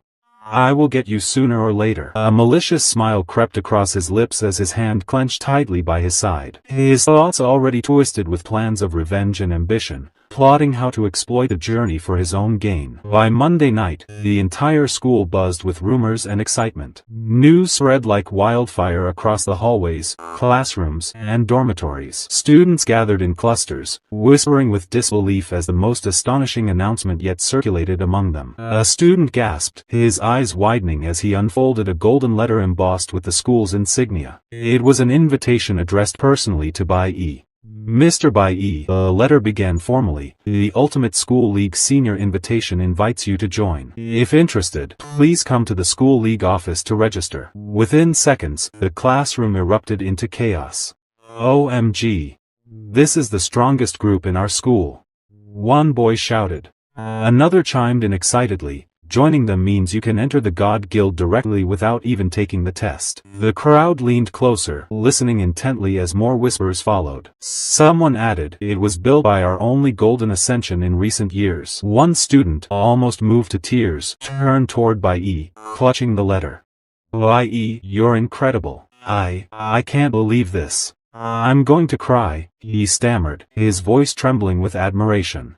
Bai Yi's sharp eyes scanned the group quietly, his face calm and unreadable. Without a single word, he took the invitation, glanced at it once, and then crumpled the golden letter in his hand. The sound of paper crunching silenced the room. He walked to the dustbin and dropped it inside without hesitation. Gasps filled the classroom like a wave. Did he just refuse the invitation? One student shouted in shock. Another echoed, is he crazy? Why would anyone reject the Ultimate School League? Bai Yi ignored every exclamation and murmur. His expression didn't waver. He simply said in a low, steady tone, I'm leaving first. With that, he turned around and walked out, his footsteps echoing down the hallway. The stunned student stared after him in disbelief. What an opportunity he just missed, one whispered helplessly. Another cautiously stepped forward, retrieving the crumpled letter from the bin, holding it with awe. Wow, this invitation is the biggest chance any student could dream of. From the back of the room, one of Bai Yi's closest friends muttered softly, they don't understand Bai Yi. He probably won't join anyone. He's not meant to follow.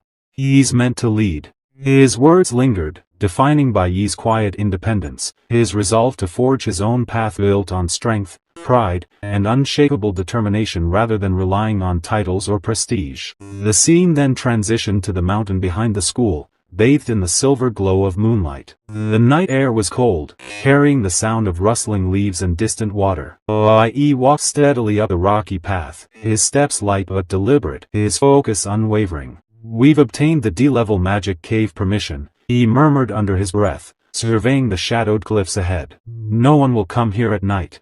He stopped at the entrance of the cave, staring into the darkness, his expression calm yet filled with silent anticipation. Suddenly, a familiar voice echoed from within the cave.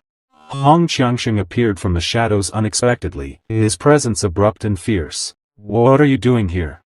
He demanded, his tone a mix of surprise and frustration. This D-level cave is far too difficult for you.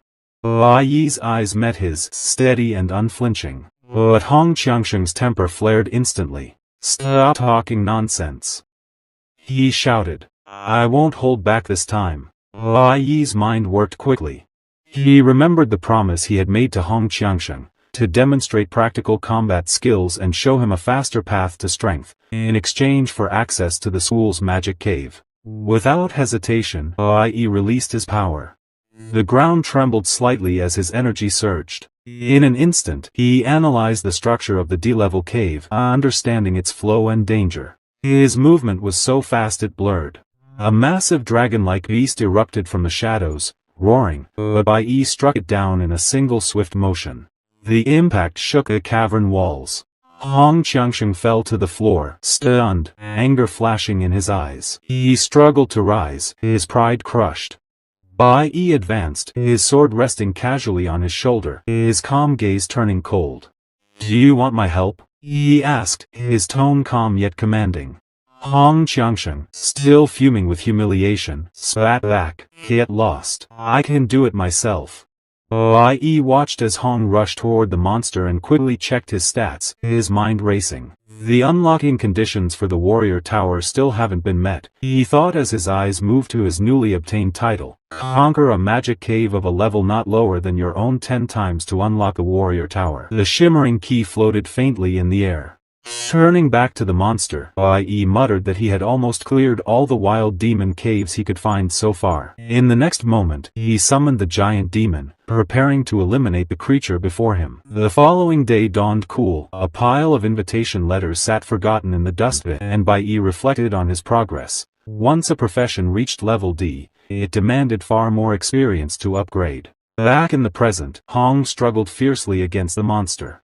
Despite his efforts, he couldn't defeat it. Suddenly, Bai Yi appeared and spoke calmly that if Hong didn't sell anything and truly wanted it, he would have to fight for it. Hong clenched his teeth and told him not to interfere, insisting he didn't need help. Bai Yi only replied lightly that fortunately, the quantity was large enough and the experience sufficient. At last, Hong's body trembled with excitement as he shouted that he had finally been promoted to D rank. His eyes shone as he left the devil cave, realizing he had truly gained some abilities. It's definitely more fun to go into the devil cave alone than being followed by those useless bodyguards at home, he said aloud. Bai Yi looked at him and smirked, stating that he had also upgraded to warrior at C rank. He glanced at his system interface where his nuclear warrior profession had advanced to an even higher level. Thinking briefly of his father, Bai Yi's expression hardened as he realized his current stats were enough to deal with him. He checked his nuclear warrior panel, level 21, power amplified by 300%. And several new skills glimmered on the screen. The next evening, Bai Yi returned home. His mother greeted him with a teasing smile, calling him her cute son and asking if he had been dating any pretty girls lately. Bai Yi frowned, embarrassed, replying that he was just a junior high school student and such a thing wasn't possible. She laughed softly and said that coming home late every day might mean hanging out with friends and that it was normal to like someone. Her words surprised him as Bai Yi's eyes dimmed slightly and memories surfaced of one girl he truly cared about. She was incredible. He whispered under his breath. Qin Li, the past warrior girl, an L-level golden electric ascension user. She had liked him and taken care of him even when he constantly ignored her out of nervousness. She had wanted to be with him, but he had never dared to respond, and then she died right in front of him. In that moment, Bai Yi had felt as though he had lost everyone in the world. Back in the present, Bai Yi stood silently, lost in thought. In his previous life, he had met Qin Li after being rescued from death row by his master. It was in the capital of the Saint He Kingdom. His gaze softened as he thought that he didn't even know where she might be now and that meeting her again in this life would be nearly impossible. He clenched his fist slightly, realizing that in this world, he was the only one who still remembered everything from that previous life and that even if they were to meet again, there would be no connection between them. The scene shifted to another location where a message notification flickered on a girl's communicator. One girl said that leader Bai Yi still hadn't responded and it seemed he had no interest in joining their school group. In another room, a girl sat quietly on her bed, checking her messages. Her eyes scanned the invitation letter, her lips curving into a faint smile as she whispered that he was getting interesting.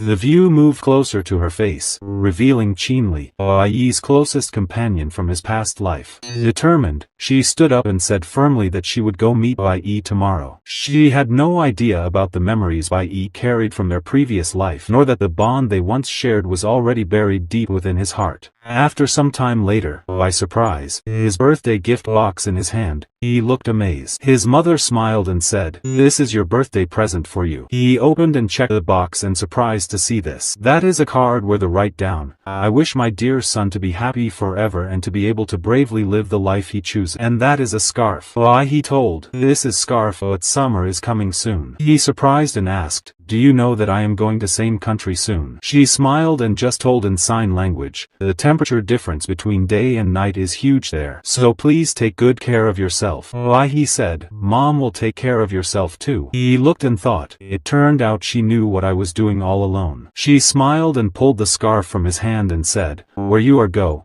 so please keep this aside with you. Bai Yi smiled and said, did not I say that I don't have any friends? After some time later in the academy, Bai Yi looked surprised to see something weird on front. A small girl who is shows some magical thing. At next moment, another boy excitedly said, how about this birthday gift? This is my favorite. It's so sparkly to you. Next moment, another friend said, you chose so vulgar toy to give Bai Yi. And he adjusted his glasses and said, he is so vulgar. Look at mine gift. That is another scarf, and he said, now getting this scarf is not easy to you. I floundered surprised to think the original tape of my favorite movie, Prestige. I thought, in my previous life, I often went to head shared with him to secretly watch then prehistoric movie. But his friends say, you can't let the teacher find this thing. Keep it safe. He just take this gift and say thanks for his gift. But he looked and gave a smile to Bai Yi. But suddenly, President appear. When she say, Bai Yi, I also have a birthday gift for you and really happy birthday. She smiled. At this moment, both idiot friend completely stunned and shocked. He shout to see that. That is AA rank weapon. This is a level magic weapon, gem undefinited. I surprised to see that thing and asked from President, this thing is too valuable. I can't accept it. But she smile and say, if it were not for you, I would be able to join the spiritual journey. It's not particularly valuable item. I have penalty at home. She smiled softly and said,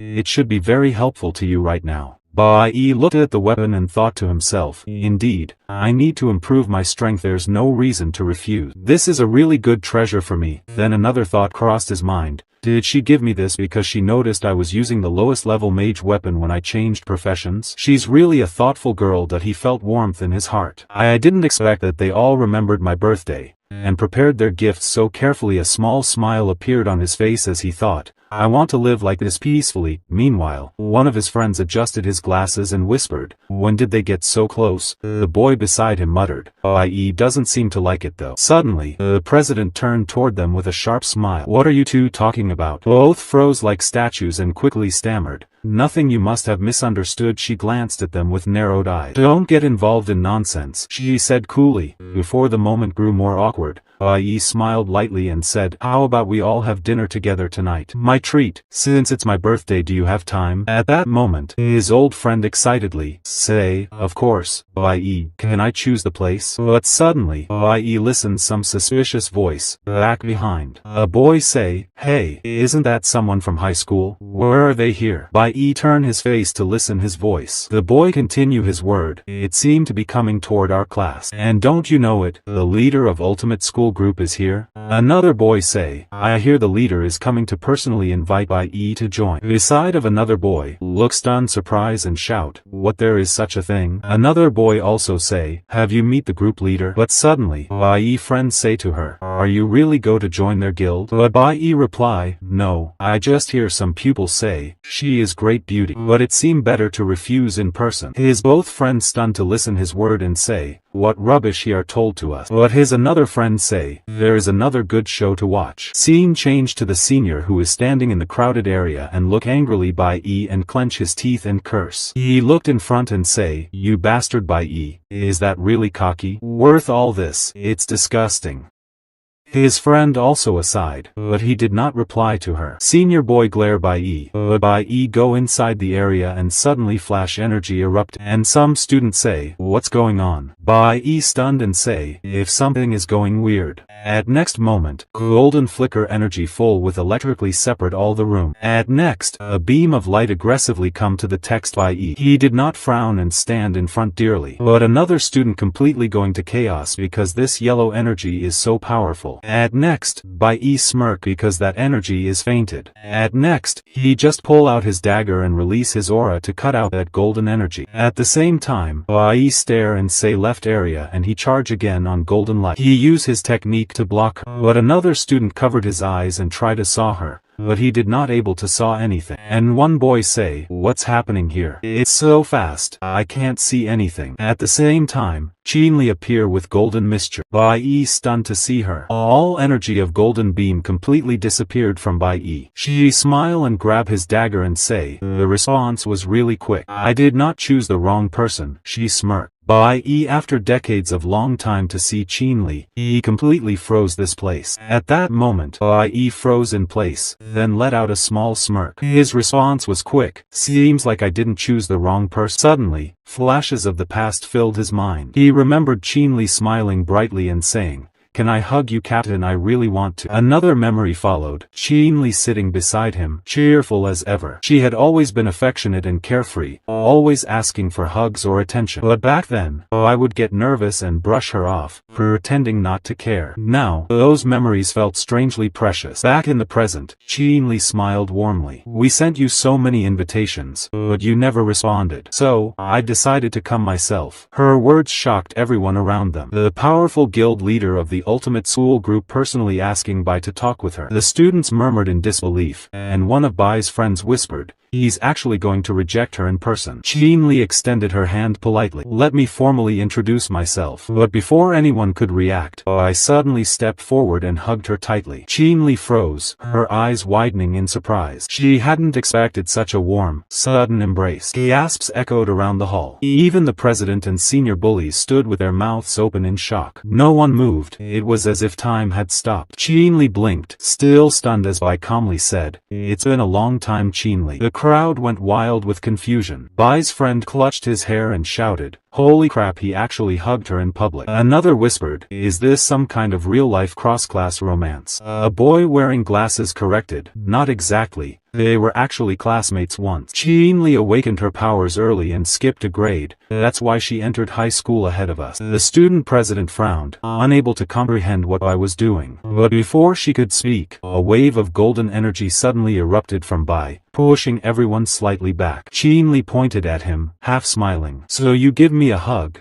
Does that mean you've accepted my invitation?" She straightened her expression and continued, "The ultimate school group is fully supported by the academy. We have access to the best resources and faster growth opportunities than anyone else. Our goal is simple, to become stronger. Maybe we can fight side by side again." Bai smirked and replied calmly, "I won't be joining the ultimate school group. I won't be here for long, so there's no point in joining a school club." Qinli frowned slightly, confused by his word. But Bai's tone softened as he added, "However, I'll be forming my own union soon. When that happens, we'll have another chance to fight together." Before she could respond, the director appeared, calling out urgently, "Qinli, why are you still here? Captain Hong has returned to the school, and the principal wants your group to welcome him." Qinli turned, then glanced back at Bai with a faint smile. "We'll see each other again soon, on our spiritual journey." As she walked away, her mind was restless. Why did he say long time no see? Her heart trembled as she realized Bai Yi had changed, and she couldn't read him anymore. At that moment, the senior glared angrily and said, "He just rejected the invitation from the leader of the ultimate school group and instead invited her to join his own group." The students around began whispering in disbelief. "Wait, is he seriously planning to start his own union? How's that even possible?" one said. "They're still underage. Forming a union costs a fortune," another added. "There has to be a limit to how far someone can go," a boy muttered. "But didn't he score the highest in the entire junior high exam?" Then another student exclaimed, "Forget that. Did you see what's even crazier? He hugged the leader directly, and she didn't even refuse." The senior clenched his jaw, glaring at Bai Yi once more. "I never thought I'd meet you like this again here in the academy," he thought. Bai Yi quietly reflected, "In my previous life, every member's identity in the God Union was kept strictly confidential. We never asked about each other's past." He realized, so even she never knew that we once attended the same middle school. This encounter, it's completely unexpected. I almost missed it. Bai Yi smiled faintly to himself. "This feels so unreal," he thought. "That's a real surprise gift for me," he thought. After school ended, Bai Yi and his friends arrived at a restaurant for a small celebration. As they sat down, one of his friends teased him, "Hey, you're the one who chose the barbecue place, right?" The boy standing nearby immediately replied, "No way." This time, it was Bai Yi who said he wanted barbecue. "I just recommended this spot." Another friend leaned forward curiously. "Are you serious about forming a union?" The group's president added, "Didn't you say you wouldn't stay here? Are you preparing for high school?" Bai Yi took a sip of his drink and replied calmly, "After my spiritual journey, I plan to stay in Saint High Country." His words left everyone stunned. The president frowned in disbelief. "You're not thinking about dropping out of high school to start a business, are you? Are you crazy?" Bai Yi shook his head. No. I just want to stay there. Don't you want to take the exam too? But before anyone could respond, one friend suddenly shouted, You mean the Divine Weapon Academy of the Holy High Country? At that moment, the scene shifted to the luxurious Kablin Hotel. A white luxury car pulled up at the entrance and a well-dressed man stepped out. The guard immediately greeted him respectfully. Captain Hong, please come in, he said.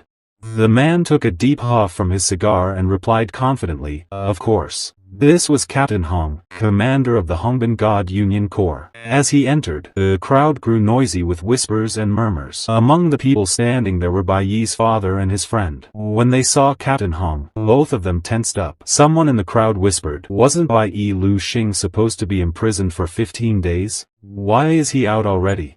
Bai Yi's father's friend quickly replied, I paid double bail. Everything was approved by the captain himself. Please, deputy, just turn a blind eye this once. The deputy gritted his teeth angrily. Then why bring it to Captain Hong? That bastard and his group cause enough trouble already. Nearby, a red-haired youth leaned in and whispered, You know he was kicked out of the union over a minor issue, right? This is a rare chance for him to return. He even brought all his family's savings to make it happen. So doing him a small favor isn't a big deal. But before the man could finish, Captain Hong's expression darkened. He slammed a few crystals onto the floor and shouted, Who allowed you to enter this place?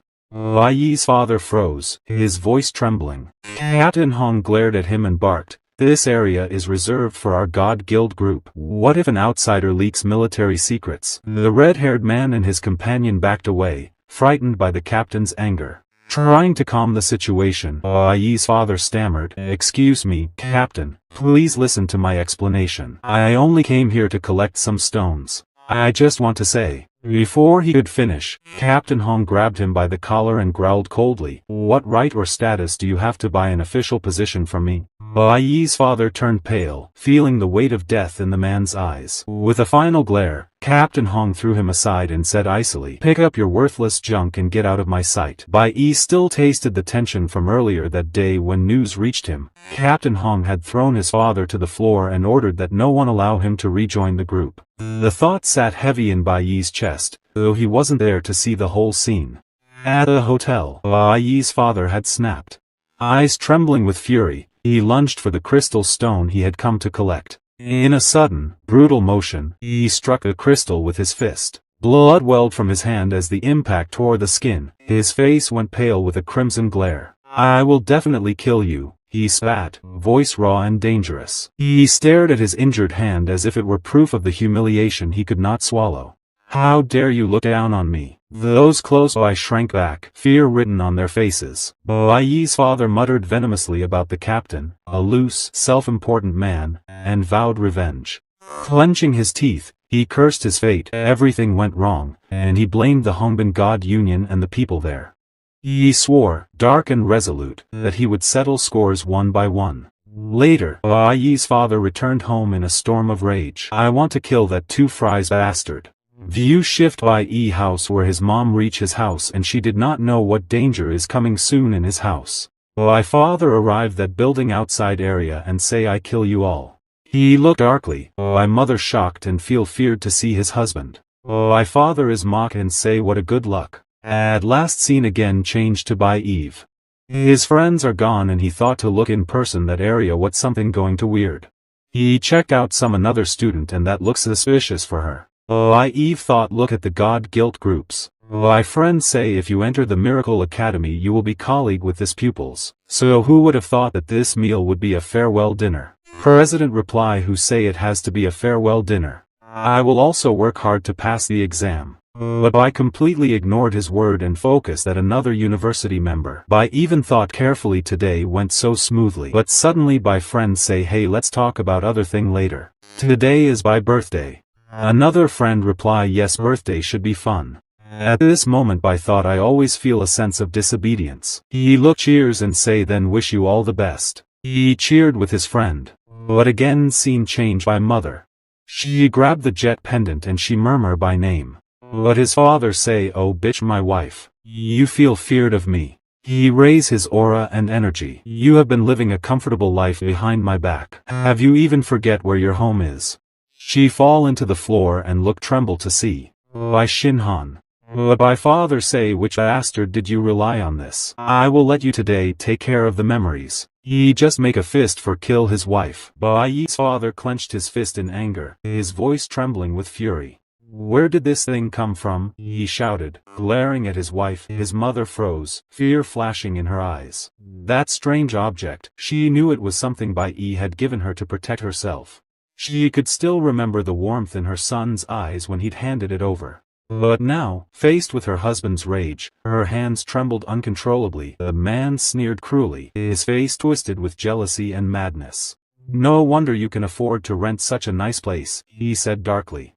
Then, without warning, he swung his fist toward her, his voice dripping with venom. You still have such charm after all these years. Terrified, she raised her arms to shield her face, tears spilling down her cheeks. She thought this would be the end, that death had finally come for her. But before the blow could land, a violent surge of red and purple mist exploded in front of her. From that swirling darkness, a glowing figure emerged, a shadow monster, its body rippling with violent energy. The creature let out a low growl and blocked the attack effortlessly. Purple energy crackled around its arms as it seized the man's wrist in midair. The force stopped him cold. It was the guardian beast Bai Yi had obtained from a high-level dungeon, the Vase Light, AD-11, ranked summon. It had been left behind to protect his mother whenever danger approached. The father stared wide-eyed, sweat running down his temple. AD-11 flower summon beast, he muttered in disbelief. Why is something like this here? The monster's gaze glowed like molten amethyst as it tightened its grip, warning him to back away. His wife stood trembling behind the creature, the shadow beast towering over her like a shield, silent, fierce, and loyal. At that moment, the once terrifying husband found himself paralyzed, not by fear of his wife, but by the overwhelming power of his own son's creation. Bai Yi's father's grin turned into a crazed laugh. The sight of his mother trembling behind the vase light summon tightened something inside him. He remembered, with sudden, bitter clarity, telling her to never take the bracelet off, the Mother's Day gift he'd insisted she wear whenever he was away. Now the pendant flashed at her throat like a small, stubborn promise, and Bai Yi understood why he had been so serious when he handed it to her. It was meant to protect her when he could not. The fight escalated in an instant. The shadow beast intercepted another strike from Bai Lingqing, locking the blow with a thunderous impact that sent pain flaring across the older man's face. Blood welled at his mouth, but he only laughed, dark and satisfied, wiping the blood away as if it were a badge. Good, he mouthed through clenched teeth. This lets me vent. His knife gleamed, his madness sharpened into a threat. He stared down at the protective summons as though daring it to move again. Shock and a cold, furious clarity collided in Bai Yi. He watched his mother recoil, watched the monster take another hit meant for her, felt the helpless knot in his chest loosen into motion. He fumbled for his phone with trembling hands, dialing the one person he trusted to move fast, Hong Quan. The line connected and Hong's voice came through, clear and urgent. Listen carefully, Hong said. Your father, Bai Lingqing, was released early. I was at his party. He left the Kim Pin Hotel after they kicked him out. I don't know where he went after that. The words landed on Bai Yi like ice. He tried to call his mother but the line cut out, her number dead in the handset. Panic flared. The thought of her alone in that building with his father loose left no room for hesitation. Mom's phone isn't responding, he told Hong. She's near the complex where we rent. I have to get there now. He grabbed his bicycle in one motion, shoved past stunned neighbors and the restaurant's frozen customer, and pedaled toward home with every ounce of speed he could summon. Fear was a motor, determination set his jaw. Whatever his father intended, Bai Yi would not let it happen. While he stood idly by, Bai Yi's heart raced. He had hoped the summon would be enough to protect his mother, but watching the struggle at the doorway he realized it might not hold. I thought I had more time, he muttered to himself. Furious and helpless. He slammed his foot down, launching toward the scene. His father, Bai Lingqing, was a fury made human. The man had already lashed out at the flower summon, striking it again and again with a crazed grin. You can't stand against me, Bai Lingqing hissed, every word a threat. The summon fought back desperately, trying to shield Bai Yi's mother, but its strength was no match for the older man's brutality. Blood and ragged breaths marked each blow. The protector staggered, but kept rising. No, stay back, Bai Yi shouted as he closed the last few meters, but his voice barely cut through the chaos. His father's knife flashed, the air tightened with menace. For a moment Bai Yi felt the old, ridiculous certainty he'd once had. He could protect them. He drove forward, kicking at the monster that had been blocking him, forcing it aside with everything he had. The creature fell, dazed, yet still lunged to intercept another strike aimed at his mother. Bai Yi's mother, eyes wide with terror, stumbled backward. The second guardian stepped between her and Bai Lingqing, roaring a challenge. The man answered with a brutal, vindictive strike. The guardian crumpled, claws scraping the floor, and Bai Yi saw the look on his mother's face, disbelief, then a raw, animal fear. She moved to run, pulled by the instinct to flee. Bai Lingqing advanced like a shadow, cold and sure. "Where can you run to?" he snarled, cutting off his wife's path. He moved with the kind of calm only a predator owns, knife ready to end the threat he believed she represented to him. Bai Yi slammed into him, shoulder first, stinging and raw with adrenaline. The impact didn't stop his father, but it did by a second, just enough for the second guardian to stagger to its feet and throw itself again between them. The creature's loyalty surprised Bai Yi in the way true loyalty always does, terrible, beautiful, unafraid of the consequence. "Get away," Bai Yi hissed to his mother, voice shaking. "Now." She hesitated for the slimmest fraction of a second, then ran, feet pounding the stairwell. Bai Yi's world narrowed to the jagged set of his father's jaw and the desperate, defiant posture of the wounded guardian. Bai Lingqing laughed, bitter, savage, wiping his lips as if the blood on them were nothing but proof of his resolve. "You'll pay for this," he promised the empty air, then turned his attention back to the creature. Bai Yi braced himself. He'd failed to keep the scene from unfolding, but he would not fail again. Whatever it took, whatever came next, he would stop Bai Lingqing and protect his mother. Bai Yi's mother stared at him with horror and disbelief. Bai Lingqing advanced, eyes like cold flint.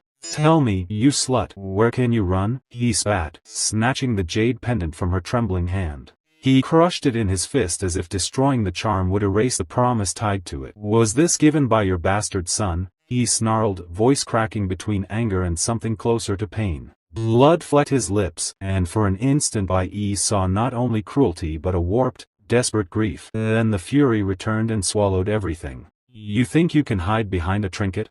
Bai Lingqing hissed. He raised the knife, fingers white on the handle. "I'll cut you into pieces." The threat was viciously calm, the kind that makes the world tilt. Bai Yi felt the memory of his own hurried promise slam into him. Tell her to break the pendant and he would come.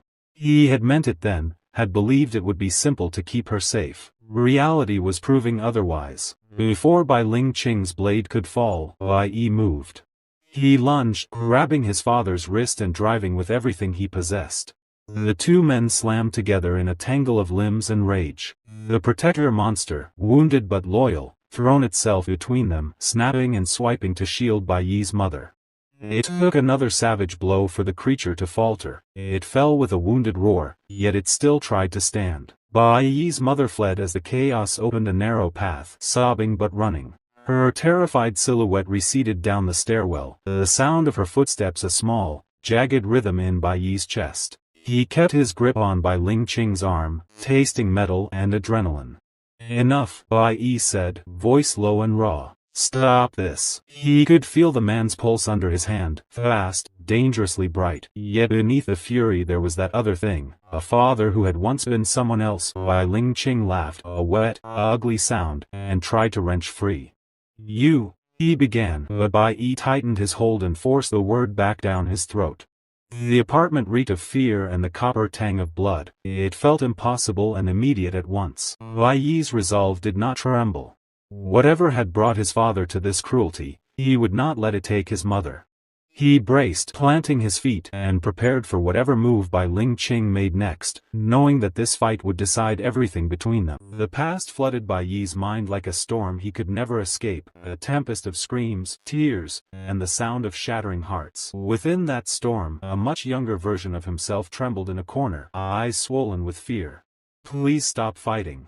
Leave my mother alone," he cried, his small voice breaking as his wrist strained against the cold iron chains that bound him. His father's face twisted into something inhuman, rage boiling in his eye, veins bulging in his temples. He struck again and again, each blow landing with a sickening thud. His mother lay crumpled on the floor, tears mixing with blood, her trembling hands raised in a futile attempt to protect herself. The man towering above them was no longer her husband, nor Bai Yi's father. He was a monster wearing a familiar face. "I work myself to the bone out there," his father shouted, his voice slurred by drink and madness. "And this is what I come home to?"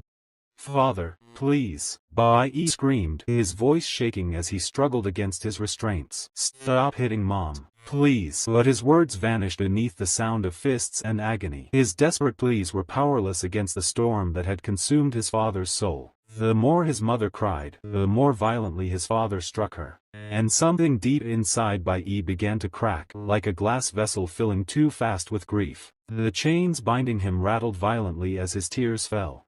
Then, all at once, something inside him snapped. With a blinding flash, the chains shattered. A surge of golden light erupted from his small body, raw and uncontrolled, shaking the room like an earthquake. His fury had taken form. "That was my first weekend in high school," Bai Yi whispered now, his voice trembling as the memory clawed its way back into the present. His eyes grew distant, unfocused. "My mother took me to the amusement park that day. We laughed for the first time in months. I forgot to tell my father I'd be home late. He went out looking for work but failed again. When he came back..."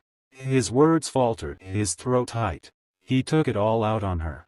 The image replayed in his mind, his mother's body collapsing, blood staining the floor, the hollow sound of her cries fading. His father's cold, furious eyes turned on him, reflecting the madness of a man who had lost all reason.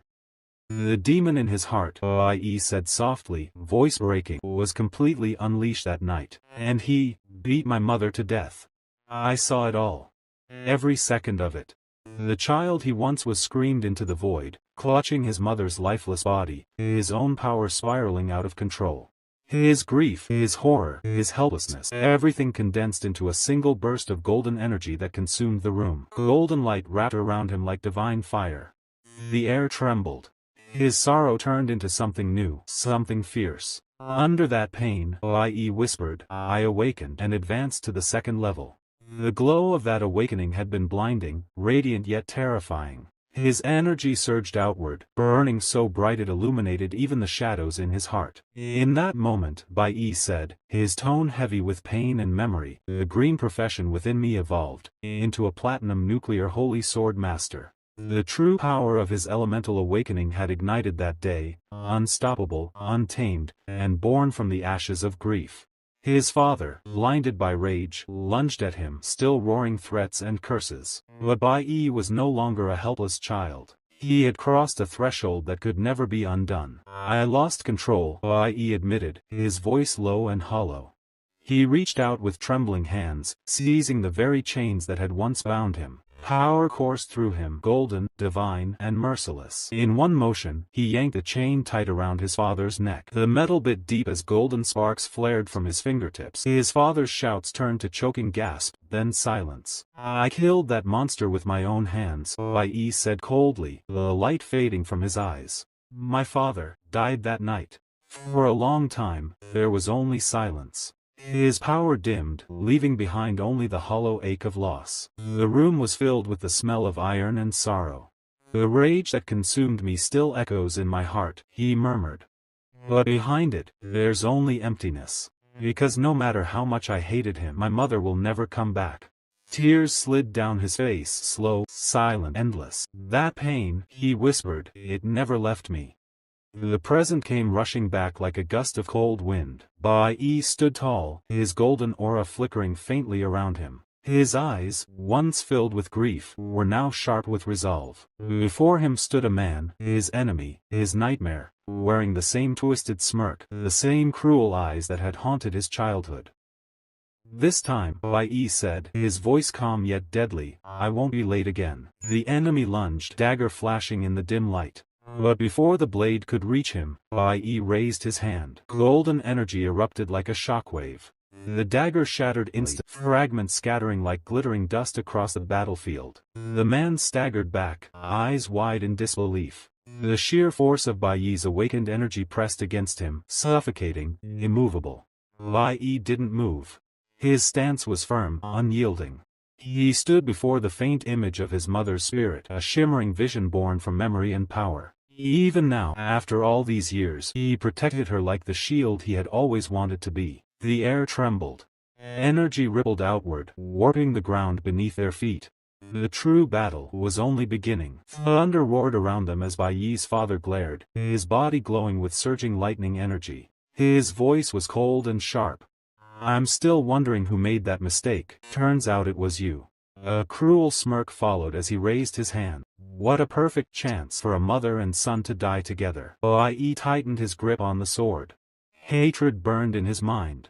The sight of that man, his own father, filled him with rage too deep to contain. Power burst through him like a storm, and he struck forward. The blade slashed through lightning, landing a critical blow. His father staggered, blood spilling from his mouth as he fell to one knee. Trembling, he looked up in disbelief. "TCH, that's my Kunyan blade," he muttered, wiping the blood from his lips with irritation. But Bai Yi didn't stop. He turned the same blade against its former owner. The edge gleamed cold and deadly. His father's eyes widened. You were the one who hid my weapon." Behind them, Bai Yi's mother stood frozen, fear tightening her chest. Yet in that chaos, two of Bai Yi's summoned creatures rose behind him, completely healed and restored by his power. They stood ready, reflecting the strength and resolve of their master. Bai Yi took a deep breath, his gaze unwavering. This time, he would protect everything that mattered, no matter the cost. Bai Yi's eyes widened for a brief moment before he steadied himself. "Brother Wuming," he commanded firmly, "take good care of my mother." Wuming and the summoned beast beside him both nodded without hesitation, accepting Bai Yi's order. But his mother stepped forward in panic, her voice trembling. Stop, don't go near him." Bai Yi turned to her, his tone calm yet resolute. "Please, take her somewhere safe. I'll handle this." As Wuming led her away, Bai Yi's father coughed out blood and let out a dark laugh. "Interesting. So those two flower-type monsters are your summoned beasts," he said mockingly, his voice heavy with arrogance. He pointed his finger toward Bai Yi. "That means you're a one-in-a-million dual-element user, a nuclear warrior and a flower blade summoner. Ha ha ha. Awakening dual professions at such a young age. Good, very good. You truly are worthy of being my son." Bai Yi stood firm, his expression cold and unreadable. His father's praise meant nothing now. But the man stepped closer, his aura flaring like thunder. "Don't get too proud," he sneered. "Simply inheriting that talent isn't enough." Without warning, he lunged forward, red mist energy swirling around his fist. "You dared to search my vault without permission. You even sent your own father to prison," he roared, fury burning in his eyes. "How dare you betray me like that?" Bai Yi's gaze darkened. His voice, low and sharp, cut through the chaos. "None of them are forgivable." A ruthless light flickered in his eyes as he prepared for the next strike. His father narrowed his gaze, a smirk twisting his face. "So that's it, you think you've grown up, just because you have a dual career now?" The air between them trembled, thick with killing intent. "How dare you ignore me?" the man shouted, his voice shaking the ground. In an instant, Bai Yi's father was engulfed in thunder energy. Sparks danced across his body as his power surged to its peak, ready to strike his own son with a deadly blow. Be careful," his mother cried out, rushing forward. Before she could reach him, Bai Yi's twin flower beasts moved at once, forming a barrier of light that shielded her from the incoming blast. Bai Yi exhaled slowly, his gaze turning sharp and distant. A wave of blue light spread from his body, rippling like the surface of a stormy sea. His form shifted as the cold element awakened, his aura transforming into that of a frost mage. The next moment, thunder and ice collided. A blinding flash filled the sky. His father's movement halted mid-step, the shock freezing him where he stood. The lightning around him dimmed, trapped within layers of ice so thick that not even sound could escape. The battlefield turned silent, frost spreading across the ground until everything within sight was frozen solid. His father's eyes widened in disbelief. "What's happening? Why can't I move? Why did you freeze me, Bai Yi?" He struggled, lightning crackling weakly from his hands, but the ice refused to break. Bai Yi stared at him, expression cold and unyielding. The killing intent in his eyes deepened, silent, merciless, and absolute. He took a slow step forward, the frost crunching under his boots. This time, there would be no hesitation. Thunder crackled around Bai Yi's father as he glared, his body surging with uncontrollable lightning. "I'm still wondering who made that mistake. Turns out it was you." Bai Yi's grip heightened on his sword. Hatred burned inside him as he stared at the man who had caused so much pain. Bai Yi leaned forward, eyes locked on his father as the older man clawed at the icy barrier, trying to force a way through. Cold fury steadied Bai Yi's voice. He accused him without mercy. How could he think himself powerful enough to kill their mother so easily? In Bai Yi's sight the man was nothing but trash, utterly worthless. His father ground his teeth, rage warping his face. "You bastard," he spat. "Why have you trapped me in this ice? Do you think I cannot kill you? I will tear you both into a million pieces." Then, with a dark chuckle, he mocked Bai Yi's indignation. A few flattering words and the boy already felt self-righteous. Bai Yi narrowed his eyes. The man before him still relied on old certainties. "You've only just awakened," the father snarled, voice full of contempt, "while I'm a C rank holder with battlefield experience. How do you expect to defeat me?" With those words he shattered the last of the icy shield and a murderous light flared in him, as if reminding Bai Yi who, in the family, claimed the title of elder. Bai Yi tightened his grip around his weapon, his knuckles whitening. Without hesitation, he lunged forward, slashing at his father with all his strength. The older man reacted quickly, blocking the strike with ease, but Bai Yi didn't falter. His eyes burned with fury and resolve. Today, he vowed silently, "I'll end the man who murdered mother." He swung his blade again, this time with the force of thunder. The attack tore through the air, too fast for his father to evade. The man caught the blade with his bare hand, but the impact sent tremors through his arm. This strike broke my defense," he muttered in disbelief, blood dripping from his palm. His eyes widened. "How is it possible? That arrogant boy, how did he become this strong?" Bai Yi drew his dagger in one smooth motion and drove it forward, twisting it as he pushed. His father cried out, blood spilling down his arm before he collapsed to his knees, clutching his chest. How could this happen?" he gasped. "You just awakened. It's been no time since your ceremony.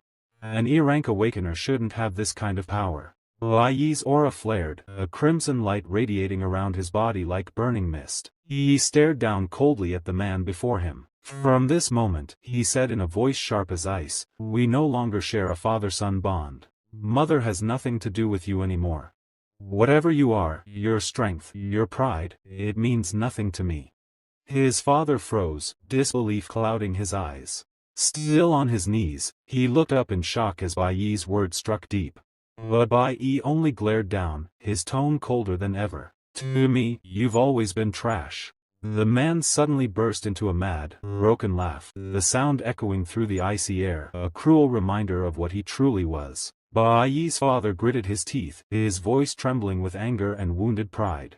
Coldly, "Do you even know who works outside day and night to earn money? Who sacrifices everything to support you too?" His tone grew harsher, his expression twisted with resentment. "You are my son, born of my blood. That fact will never change, no matter what you do." But Bai Yi's glare didn't waver. His father's words meant nothing anymore. With a roar, the man surged forward, energy bursting from his body. "An unfeeling son with a ruthless heart," he shouted. "You're nothing but a monster without compassion." In that instant, Bai Yi kicked off the ground, his body moving faster than a gust of wind. His foot slammed into his father's face, sending the man sprawling. The impact lifted him off his feet, his body crashing back, sliding across the dirt like a torn paper kite. Before his father could recover, Bai Yi charged again, leaping through the air. His fist glowed with violent energy as he drove it forward, aiming straight for the man's chest. His father barely had time to think, Why isn't he weakening from my attacks?" He wondered, panic flashing in his eyes. But his thoughts ended there. Bai Yi's fist smashed into his face, once, twice, again and again. Each strike heavier, faster, merciless. The sound of impact echoed through the air, until the only thing left was the sharp crack of bone and the faint shimmer of crimson light around Bai Yi's hand. In the next moment, everything seemed to move in slow motion. Bai Yi's father stumbled backward, his body twisting as blood sprayed through the air. The color drained from his face, disbelief filling his eyes. "I'm a C-rank warrior," he thought bitterly. "How could I be defeated by this bastard child?" Before he could collapse completely, Bai Yi stepped forward and seized his father's head in one hand, gripping it tightly.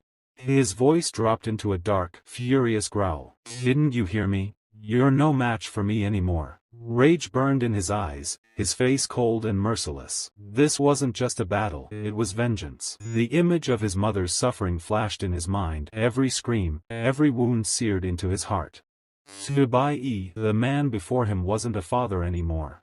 He was the true enemy, the one he had sworn to destroy for the rest of his life. So, the intense battle between Bai Yi and his father comes to an end.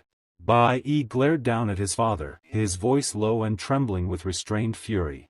I only wanted to see how far you'd go, how you could raise your hand to kill mother. As his words echoed, flashes of the past flickered through his mind, painful, vivid memories of a childhood drenched in fear.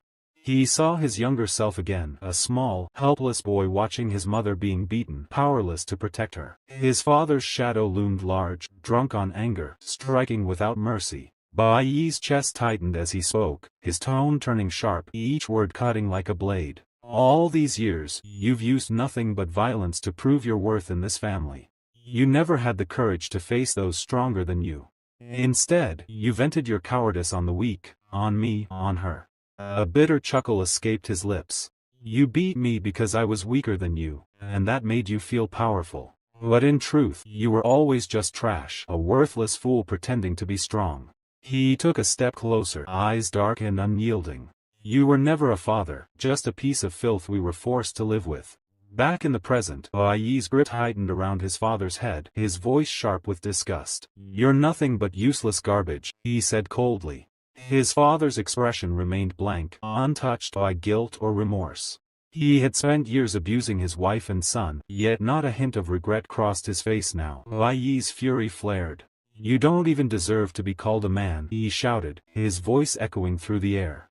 Not far away, his mother stood frozen, her eyes wide in disbelief. Seeing her son and husband locked in such a brutal confrontation filled her heart with both sorrow and helplessness. Bai Yi's hand clenched even tighter as he snarled, Are you even worthy of being my father? Suddenly, the man beneath his grip croaked out, Wait a moment. No matter what happens, I'm still the one who gave you life and raised you. His tone was shameless, his words dripping with hypocrisy. No matter what, you should remember our family ties, right? Bai Yi's eyes burned with rage, the crimson glow in them deepening. He stared down coldly, his voice turning dark and venomous. Family love, he repeated. You dare talk about family affection? Did you ever think of that when you beat us? When you tore this family apart with your own hands? His fingers pressed harder against his father's neck, every word a release of years of pain and hate. Bai Yi's voice trembled as fragments of his past broke through the present, his anger now carrying the weight of old wounds. When I was 7, he said slowly, eyes clouded with pain, you used to drag me by the ears and slam my head against the wall. His grip on his father tightened as the memories played vividly before him. You never stopped, not once. You didn't deserve this family. You weren't a father, you were a monster. His breath hitched, fury and sorrow twisting together. You'd hit my head again and again against that wall, he continued, voice shaking. Mother tried to stop you, begging you to let me go. And I kept crying, saying, Dad, I know I was wrong. Please forgive me. But no matter how much I begged, you never listened. He looked down, his voice cracking as his rage boiled over. You beat me until my body bled, until I couldn't even cry anymore. My ear was torn, my head split open, and you still didn't stop. Every word carried years of suffocated pain, a lifetime of fear finally erupting into raw defiance. Bai Yi's darkest memories flickered through his mind, one after another like shuttered frames thrown open.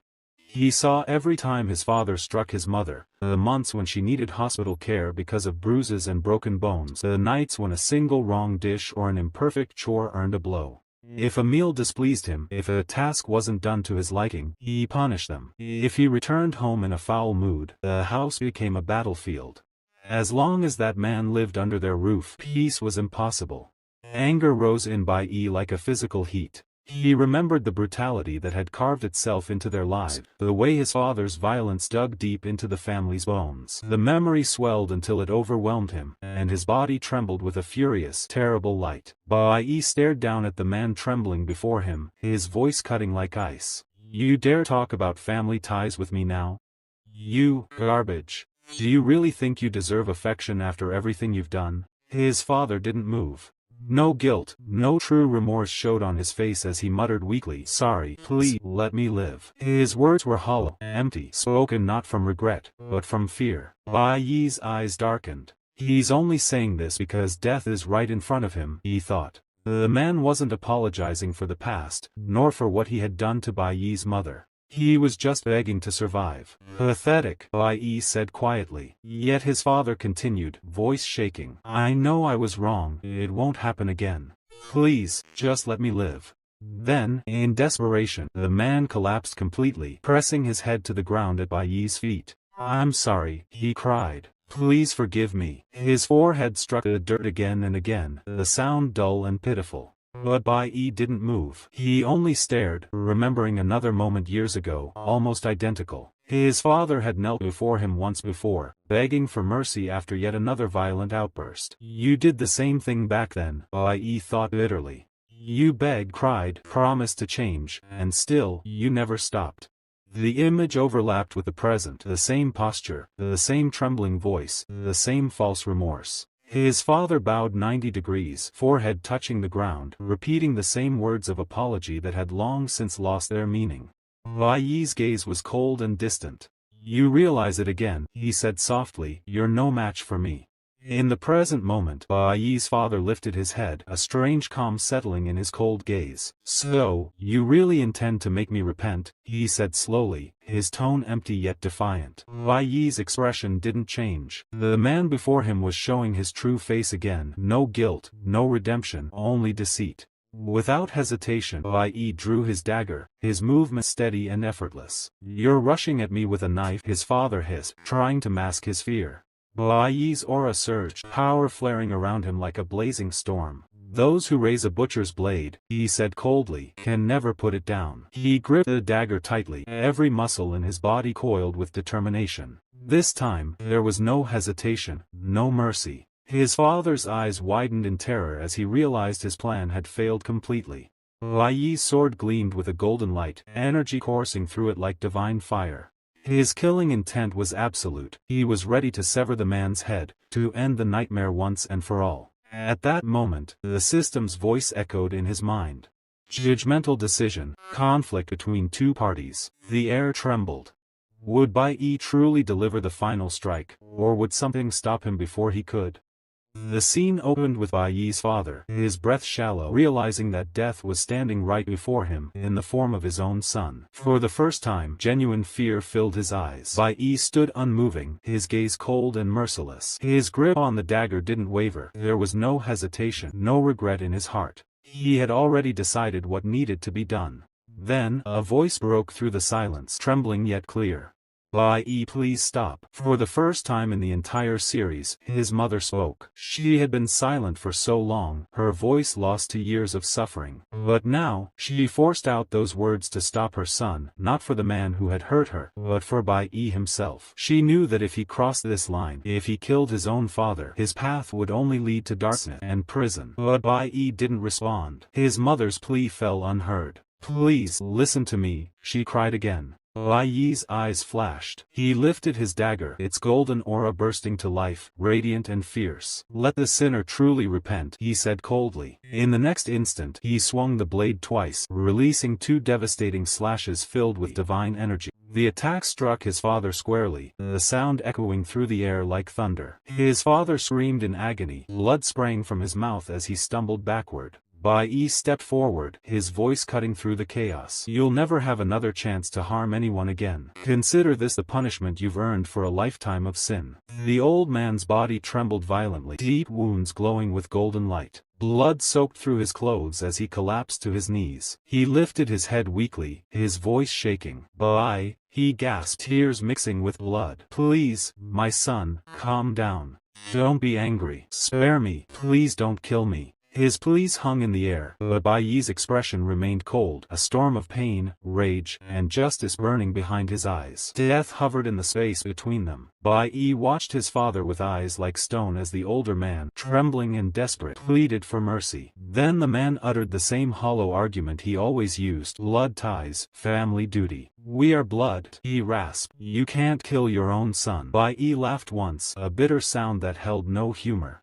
The word family had been twisted into an excuse for cruelty for as long as he could remember. His jaw tightened. The idea that the man before him wanted a family now, after all the bruises and broken nights, felt like an insult.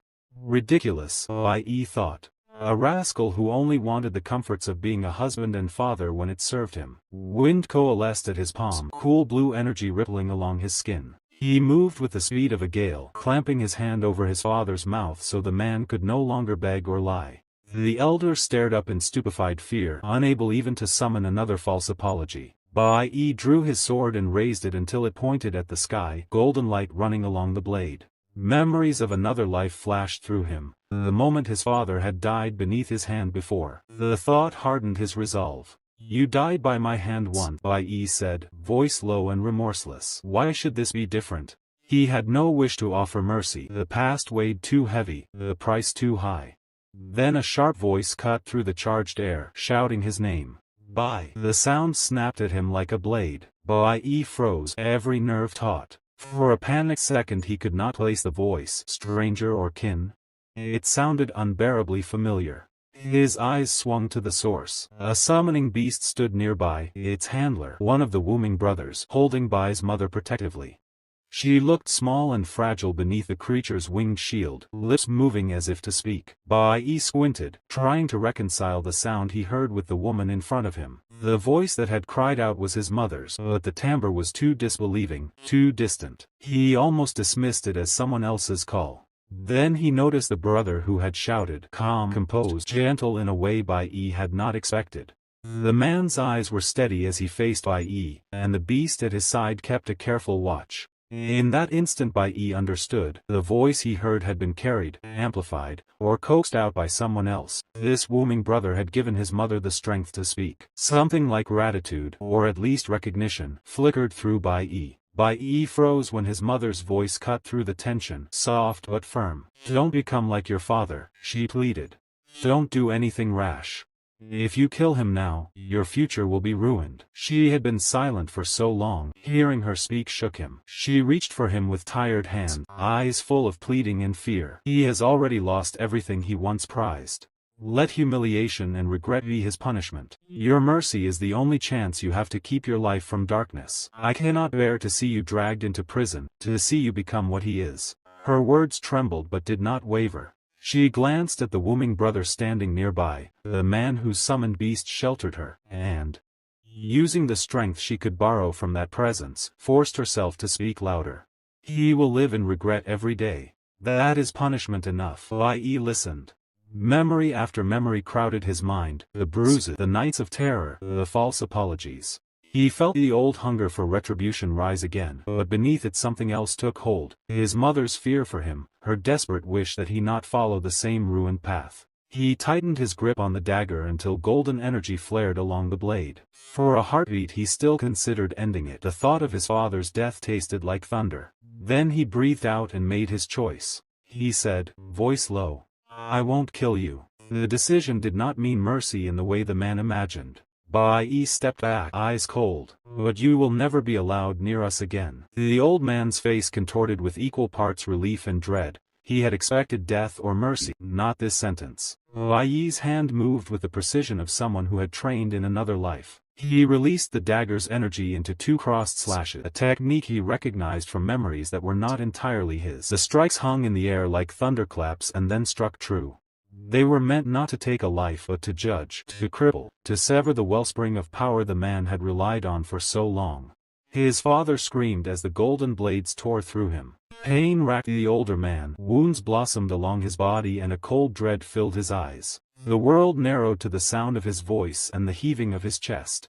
A system notification rang inside Bai Yi's mind, clinical and final, awakening status. The revelation hit like a physical blow.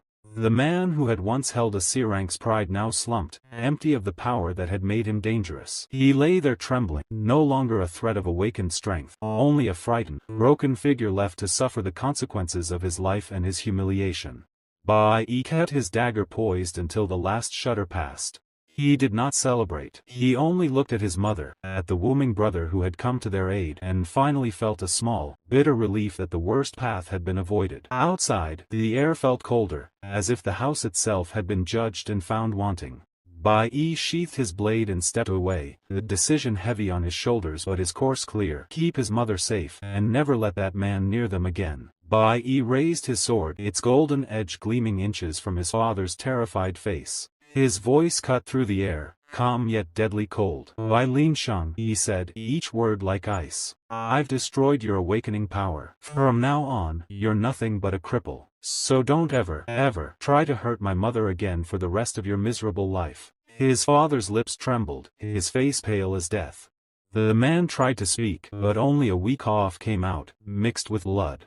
Bai Yi turned away, the light of his blade fading as he lowered it. Without looking back, he said coldly, "Tomorrow, I'll leave this city with my mother, forever." He paused, his gaze shifting briefly toward Wuming brother. "Remember this man's scent," he commanded. "If he comes within 3 kilometers of my mother, you don't hesitate. Even if I have to spend my whole life in an awakened prison, you must kill him." The air trembled with his killing intent. Even without striking, Bai Yi's presence felt suffocating, a warning to never cross that line again. Then, turning his back completely, he gave his final words like a sentence of fate: "If you ever dare to touch her again, I'll come for you.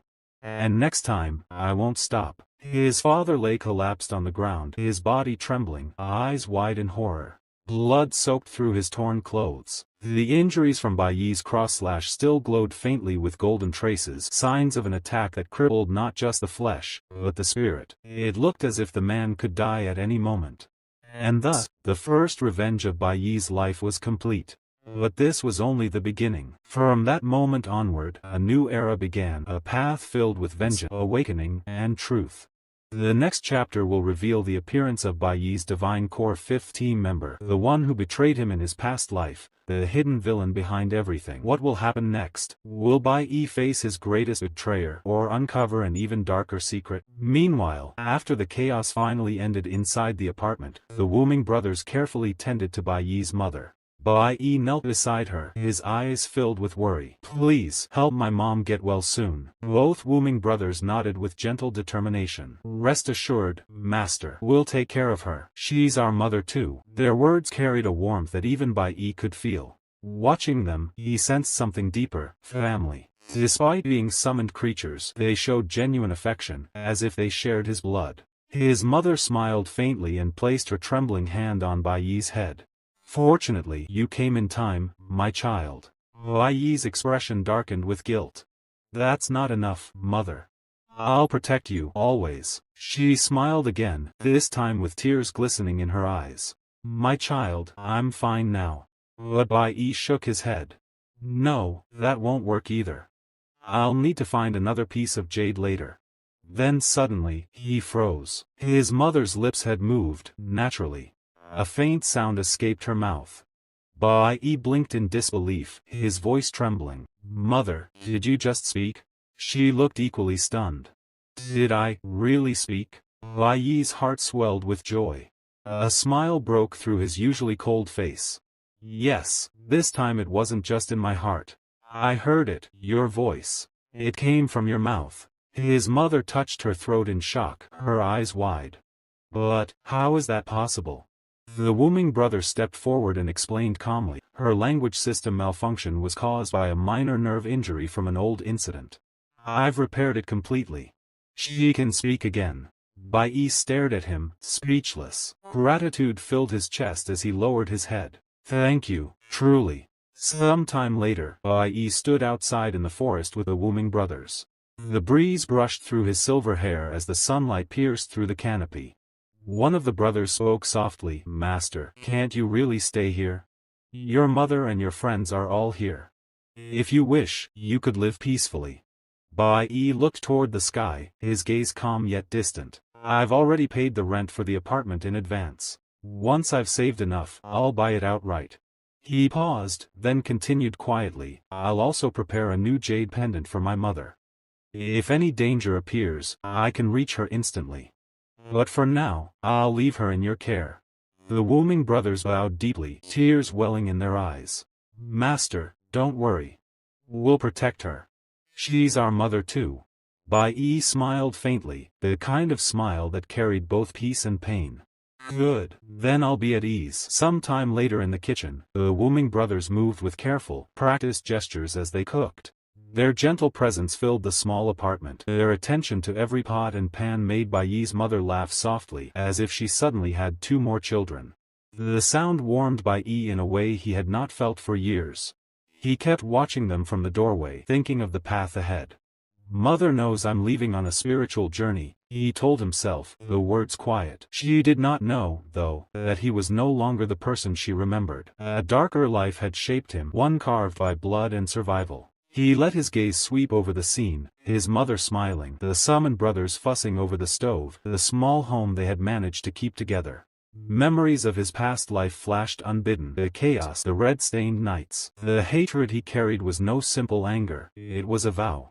He had a debt to settle. Clutching the invitation to the Godwind headquarters, Bai Yi felt the weight of possibility in his hand. This ticket to St. Joseph was more than passage, it was the chance he had been waiting for. If fate offered him another opportunity, he would seize it and become stronger than before. That evening, as twilight bled into the sky, Bai Yi stood beneath the pale moon. He tightened his grip on the invitation and spoke into the night, voice steady despite the uncertainty. I don't know if I'll succeed. I don't know if I'll return. The moonlight washed over him, calm and indifferent. Still, he finished with certainty. Perhaps it's a one-way ticket. If so, then I will walk it without regret. He tucked the invitation close and turned back toward the apartment, toward the fragile warmth that had become his anchor. Tomorrow he would leave for St. Joseph. Today he would protect what remained of his family. Bai Yi looked at the ticket in his hand, his voice low but resolute. I have to get on this train, no matter what. Before he could take another step, his mother called out from the kitchen, her tone suddenly cheerful. Ah, I almost forgot the time. He turned to her, puzzled. What time? She smiled, her eyes gentle and bright. Today is the 25th of June. It's time to pray for blessings. Every year, during the first full moon on the 15th day of the summer lunar calendar, the high priest of the flower goddess temple returns to Chaoshi country. It's a sacred day. Her voice carried warmth and peace, something so ordinary, yet it struck deeply inside him. Bai Yi raised a hand and tapped his forehead, half laughing at himself. Ah, I almost forgot. Mother is a devoted follower of the flower cult. She never asked about his path, and he never told her the truth. Their silence was a quiet agreement, one that protected both of them. Tomorrow I'll leave, Bai Yi thought, his gaze lingering on her bright, innocent smile. She's happy now, that's enough. I'll leave quietly. He turned toward the window, the moon casting silver light across his face. After all, what I'm worst at, is saying goodbye in person. Meanwhile, sometime later, the scene smoothly shifted to Bai Yi's friend, who was lying in a hospital bed. The doctor said calmly, the surgery went smoothly. It was a minimally invasive procedure, but you'll need to rest for a few days. It's all thanks to your child discovering the problem in time. His parents grabbed the doctor's hand gratefully. Thank you so much, doctor. You saved our son. His mother leaned close and said firmly, you stay lying down and don't move around. The boy frowned. Didn't the doctor say it was just a minor surgery? She cupped his cheek and sighed.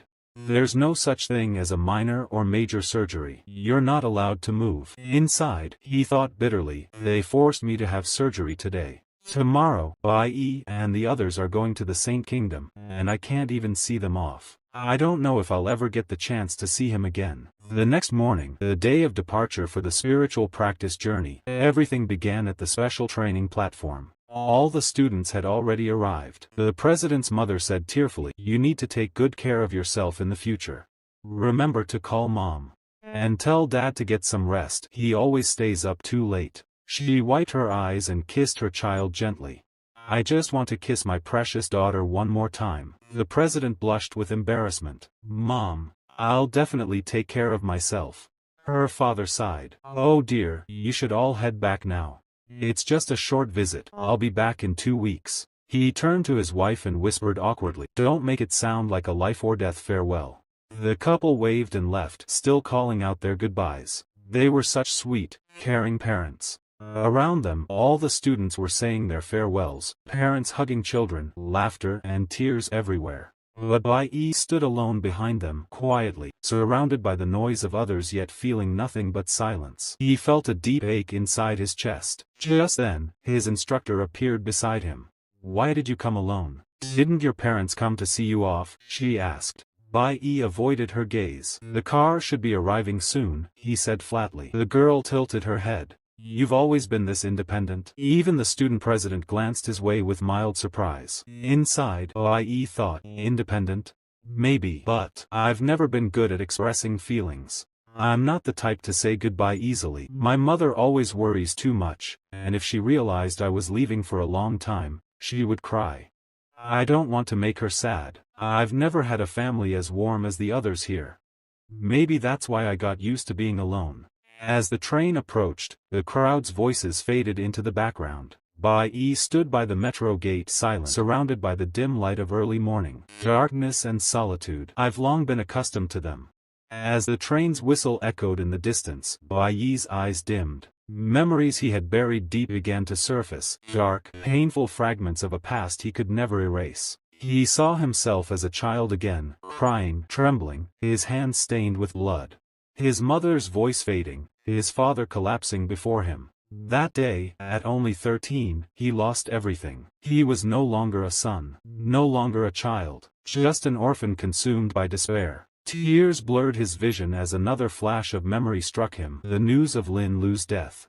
Lung cancer, she never even finished the surgery. He remembered her faint smile, her voice saying, "It's just a small problem, don't worry." And now, lying in that hospital bed, she was slipping away. Bai Yi clenched his fists. "Lin Lu, my childhood friend. I have to go back. I can't stay in Dongyun anymore." But the next moment, another memory clawed its way into his mind, a memory of betrayal. He saw his old team surrounding him, faces once filled with trust now twisted with deceit. His own brothers, his comrades, the ones who had sworn to protect each other. And yet, they were the ones who turned on him. He had been captured, broken not by enemies, but by those he loved most.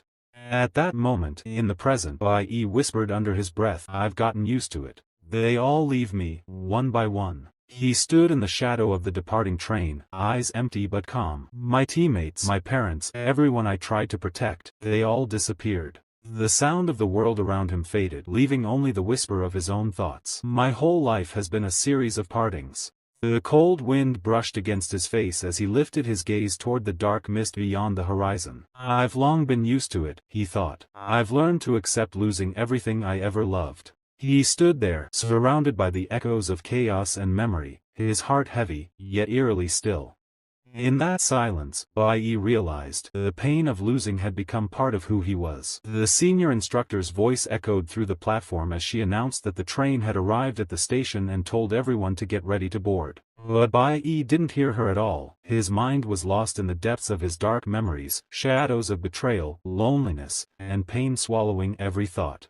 He started to move forward toward the train when suddenly a familiar voice called out from behind him, and his eyes widened in disbelief. Slowly, he turned around and couldn't believe what he was seeing. His heart trembled as he realized the people he thought he had already said goodbye to, his mother and friends, had come to see him off. Lin Lu sat in a wheelchair, smiling faintly through her exhaustion, saying softly that it had been hard to reach there. Another friend added breathlessly that Lin Lu's parents hadn't even wanted her to come, but thanks to her stubbornness, they made it to see him off.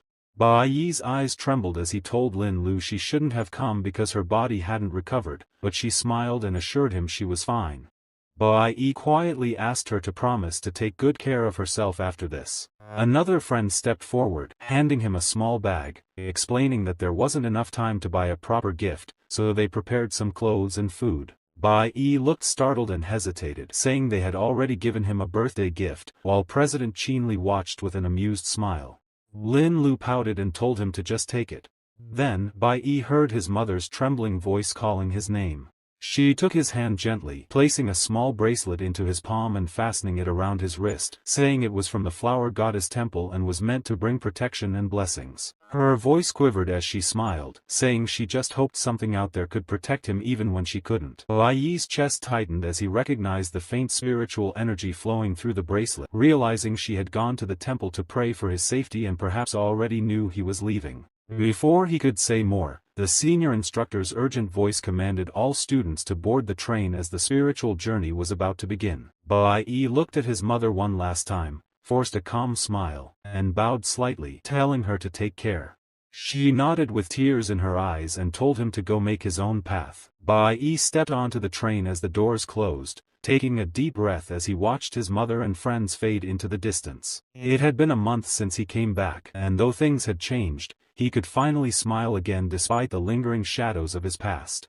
As the train moved steadily along the glowing rails, he leaned against the window, remembering his mother's warm voice telling him to eat well and have a safe journey. He smiled faintly, recalling their last moments at the platform, his mother waving, his friends calling out, and Lin Lu smiling despite her condition. He whispered to himself that his closest friends and family's lives had all changed and promised to return after finishing everything. Determination flickered in his eyes as he clenched his fist. Far behind the departing train, a tall man with short green hair stood near the tracks, reporting calmly that Bai Yi had boarded safely and would arrive in St. Joseph on schedule, with the goods already transferred. Beside him stood Ling Jiang, a robed high-ranking master from the Flower Goddess Temple. The green-haired man asked if there was anything else to do, and a deep voice over the communicator told him to proceed with the next move. The two disappeared into the night mist. Inside the train, Bai Yi sat quietly, listening to the rhythmic sound of the wheels and watching the blurred landscapes outside. He recalled that the Ultimate School Corps' main team and captain had departed a day earlier to complete border crossing procedures. The instructor stood in the aisle with a large map, explaining that they were about to reach the border of the Jiang Kingdom, with the Kingdom of Sainti just beyond, marking the beginning of their spiritual journey. She pointed to the glowing border line and said they would rest at the border tonight before proceeding to St. Joseph. Bai Yi exhaled softly, focusing on the horizon beyond the glass, knowing the real journey was about to start.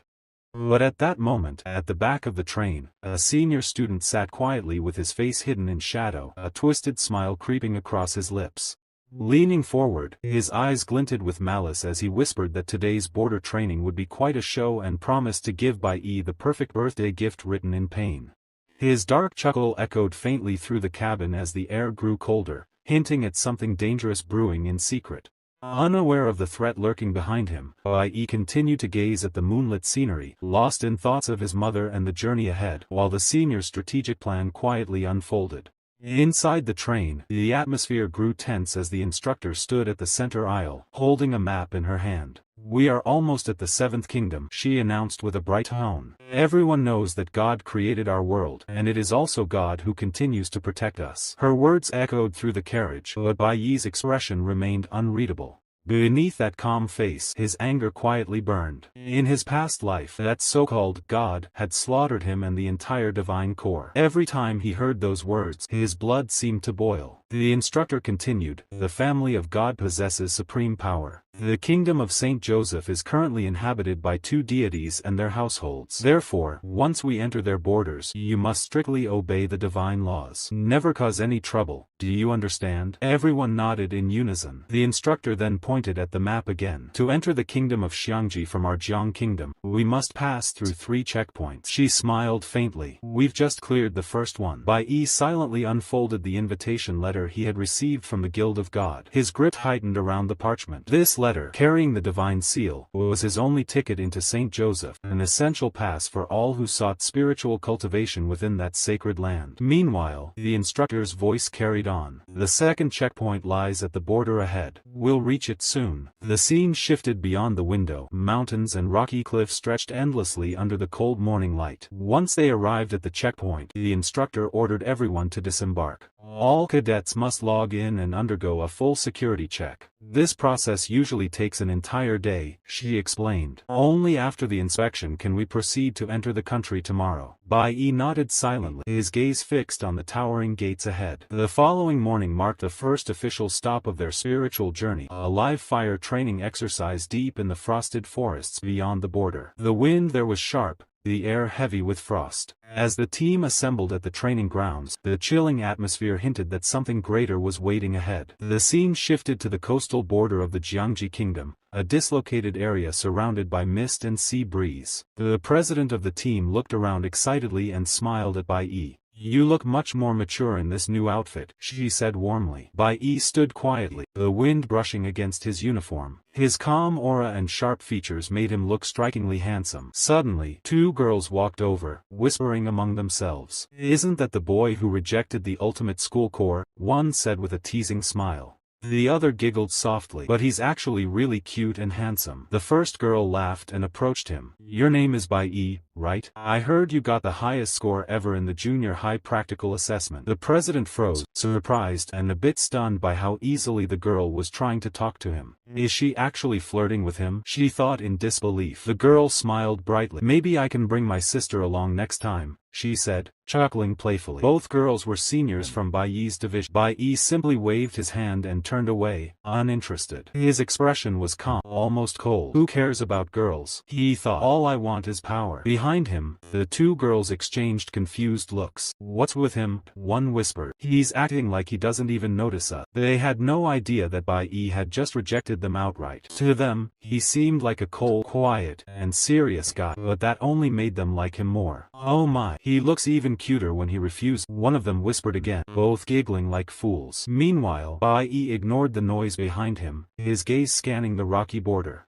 "The monsters in the western lands are too low level," he murmured. "They don't help much with real training." He analyzed the terrain calmly. After reaching rank C, advancement becomes much harder. The progress rate drops significantly. Just then, another voice came from behind. "Well, I also got first place back then by defeating a sealed monster during the school assessment." A cocky tone interrupted. A young man with short white hair stepped forward, smirking arrogantly. He tried to act smooth, leaning closer to the girl beside him. "The real world is nothing like the simulated vision of Warcraft," he said with a grin. The girl turned away, unimpressed, but the boy winked and casually placed a hand on her shoulder. "Only real combat can show a person's true ability," he said confidently. That arrogant student was Jiang Jun, a high schooler from the warrior class, a known troublemaker and show-off, and the kind of person Bai Yi had no patience for. Suddenly, another girl smiled brightly and waved at Bai Yi. "Hey, handsome. School's so hard and tiring. Next time, you'll have to take me with you," she said playfully. Both she and her friend laughed, and Jiang Jun, smirking proudly, joined in. "Of course, I'll carry both of you," he said with mock confidence, earning giggles from the girls. Meanwhile, the instructor clapped her hands firmly to gather everyone's attention. "Listen up, everyone. Those who have been chosen for this spiritual journey are all among the most elite students of our academy," she said proudly. Her tone softened slightly, though her eyes remained sharp.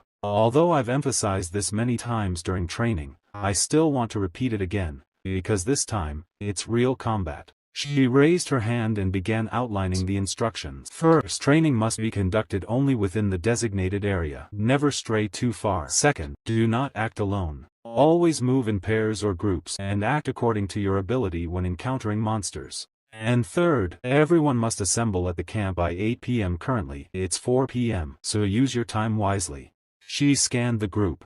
"Understood?" "Yes, instructor," the students replied loudly. But Jiang Jun had already started running off ahead, carrying both girls on his shoulders like a show-off. "I told you, nothing's going to happen.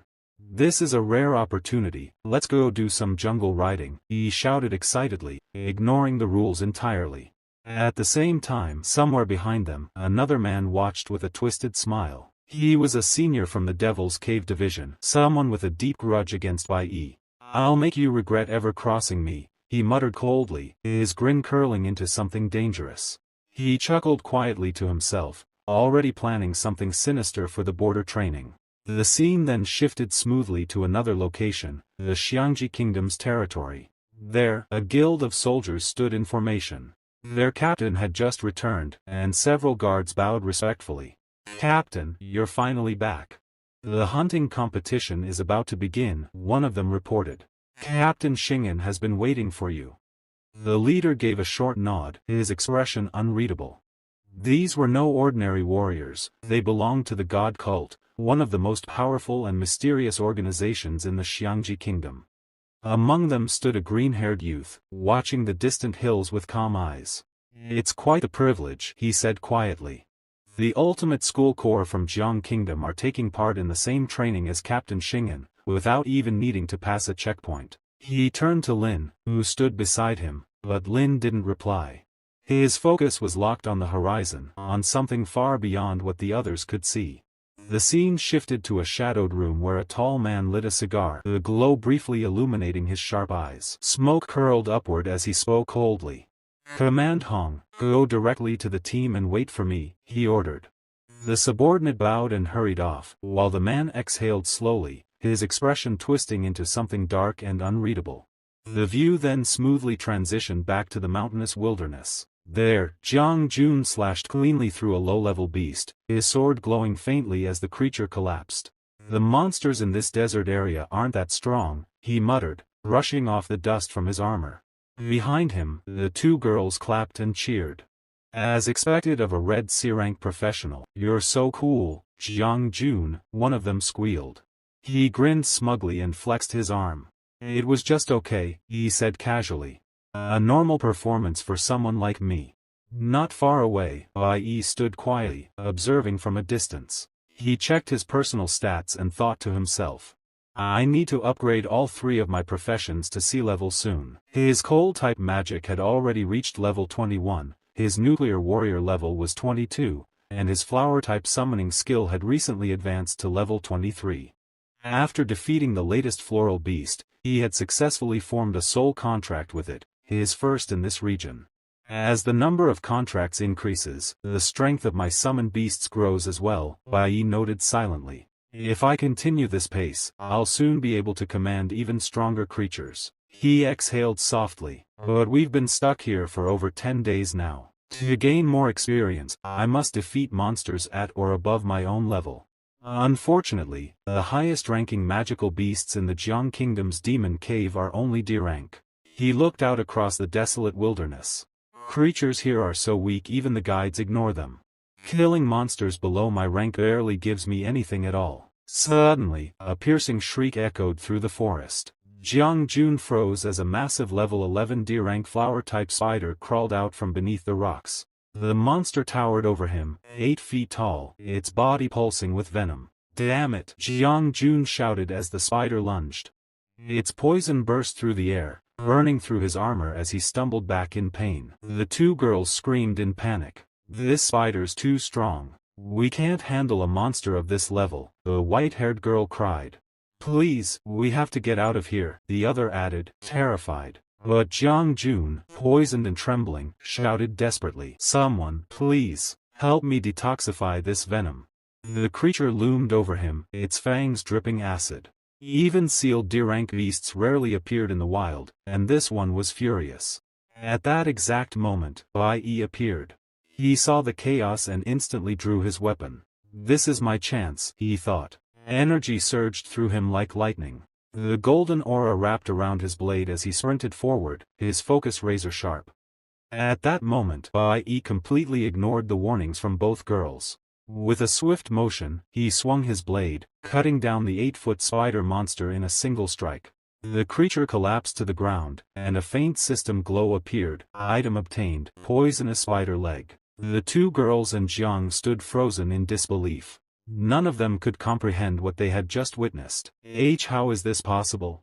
Jiang muttered, wide-eyed. But Bai Yi remained calm, silently analyzing the situation. "Even the dropped items are mostly low-level materials," he thought. "They only take up space in my backpack. All the high-level monsters are under the control of the god guilds anyway." He glanced around and noticed something lying behind the spider's corpse, an abandoned item glimmering faintly under the sunlight. The girls looked at him in confusion. "What is he trying to do now?" one of them whispered.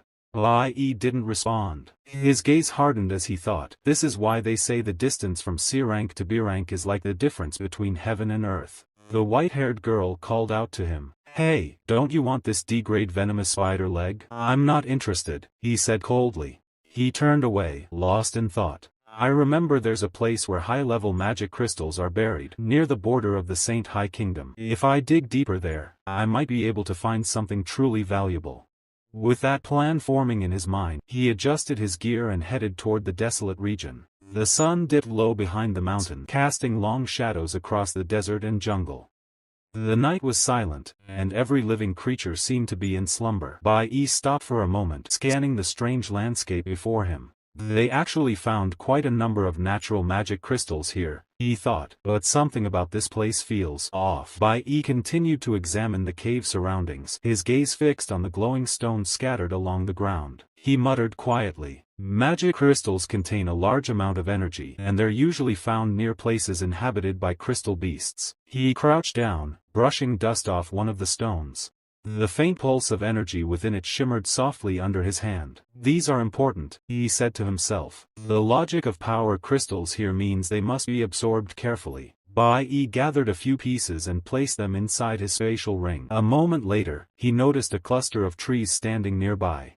He frowned, realizing something unusual. "The trees in front of this area are new," he whispered, scanning the roots closely. Bai Yi looked around the dim cave and suddenly noticed something lying near a broken crate, a small bottle filled with a thick, purple liquid. He frowned, picking it up carefully. "What's this?" he murmured, tilting it under the faint light. The strange poison shimmered like living smoke inside the glass. He couldn't tell what kind of toxin it was, but something about it felt dangerous, unnaturally so. That night the students gathered at the camp. The bonfire crackled brightly in the middle as everyone set up their tents. Laughter and chatter filled the quiet wilderness. One of the boys grinned. "Finally, time for dinner and some rest." The instructor smiled softly while tending the fire, helping prepare food with a few students. "Remember," she said, stirring a pot, "real-world training isn't just about fighting monsters. Wilderness survival means learning to find good food, too. You've all been fighting all day, and not many of you thought about what comes next." A student chuckled. "Yeah, those in the cultivation department didn't even bring food. Stingy people." Another boy, sitting near the edge, gripped something strange in his hand, a dark, twisted object.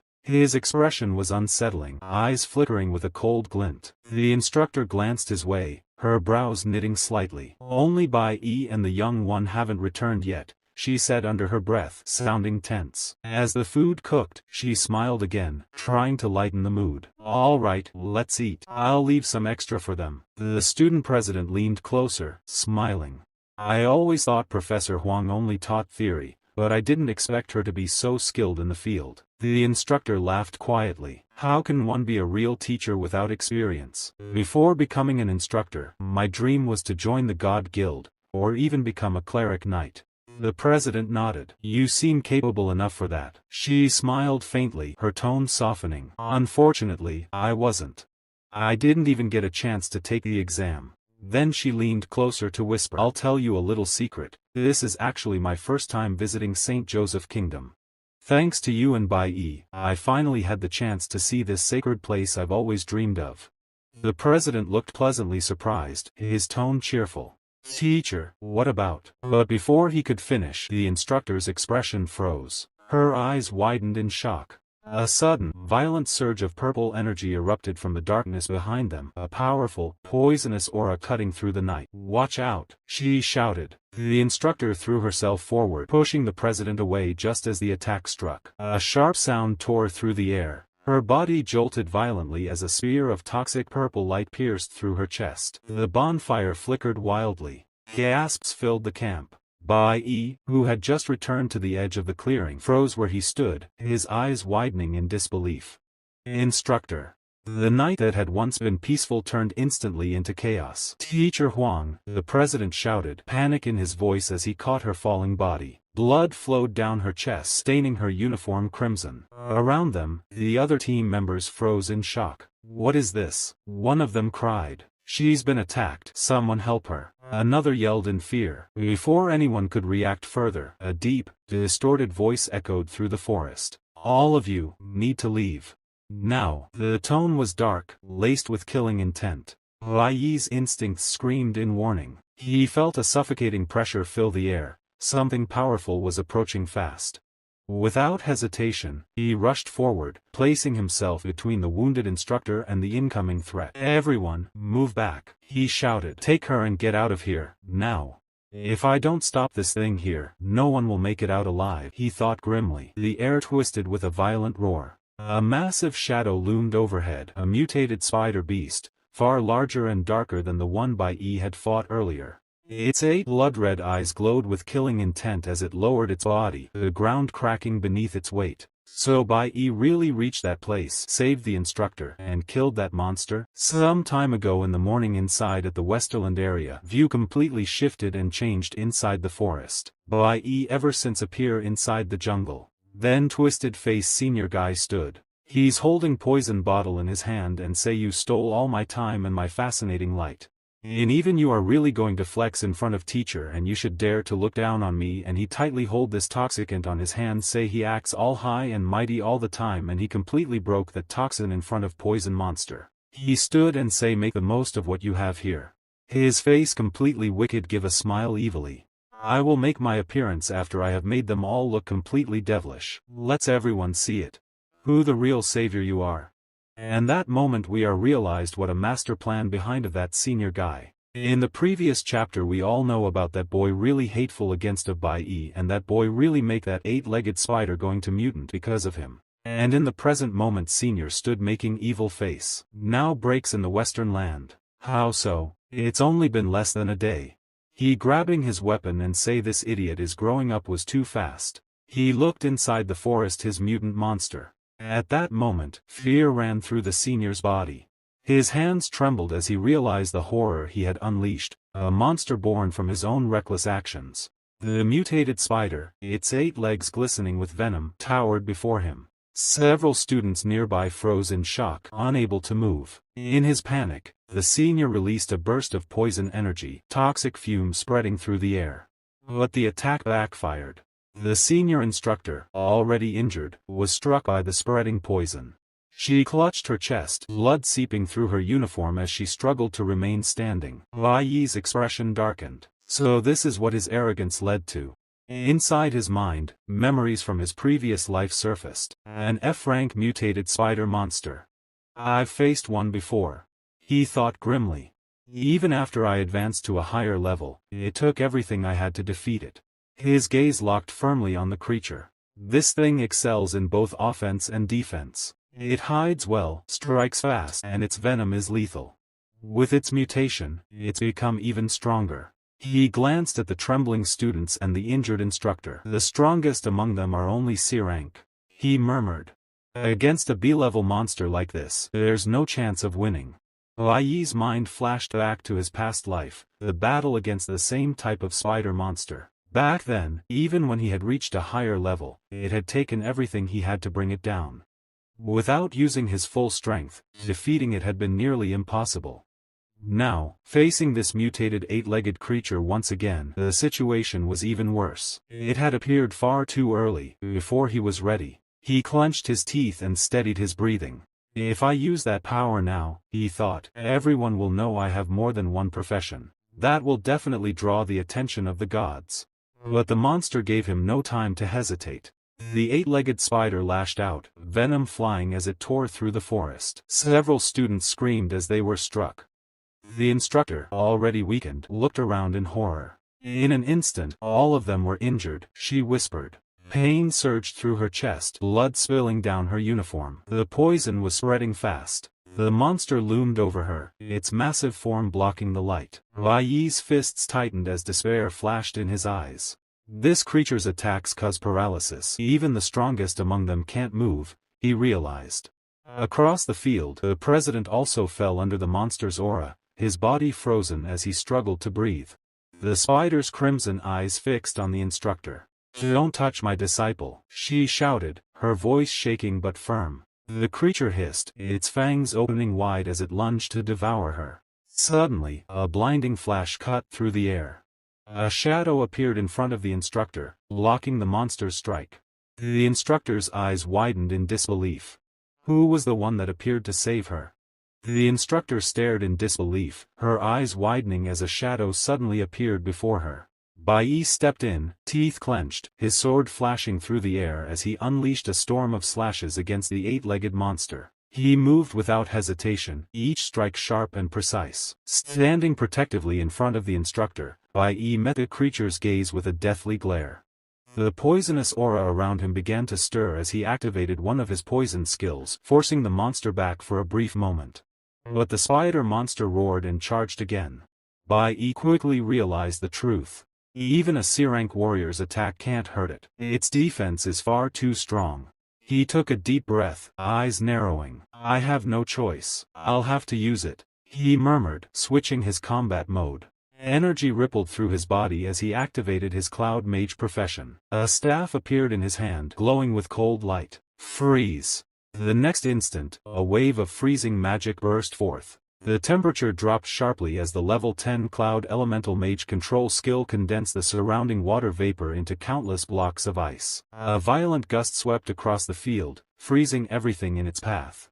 In a blink, the massive eight-legged spider was sealed in solid ice. Silence fell. The entire area stood still. Students could only stare in shock. The monster that had terrified them moments ago was now completely frozen. Behind Bai Yi, a girl gasped. That cute little boy actually froze a B-rank monster. Another student whispered. Isn't he supposed to be a nuclear warrior? A boy shouted from the back. Wait, does that mean you have a dual career? Bai Yi didn't answer. His eyes stayed fixed on the frozen creature, his mind heavy. Even if it's exposed now, there's nothing I can do. I can't just stand by and watch my entire team suffer. The instructor stared at Bai Yi in shock, her voice trembling. Bai Yi, do you really have a dual-class skill? She could hardly believe what she was seeing. The boy she thought she knew was far more than he appeared. But before Bai Yi could respond, a faint cracking sound echoed through the air. The ice around the eight-legged spider began to fracture. The monster's eyes glowed through the frost, its deathly glare locked on Bai Yi. In the next few seconds, the frozen layer shattered completely, scattering shards of ice across the ground. The students gasped, frozen in fear. What the hell? One of them cried. That mutant monster, it's vanishing. Is it really dead? Where did it go? Bai Yi didn't move.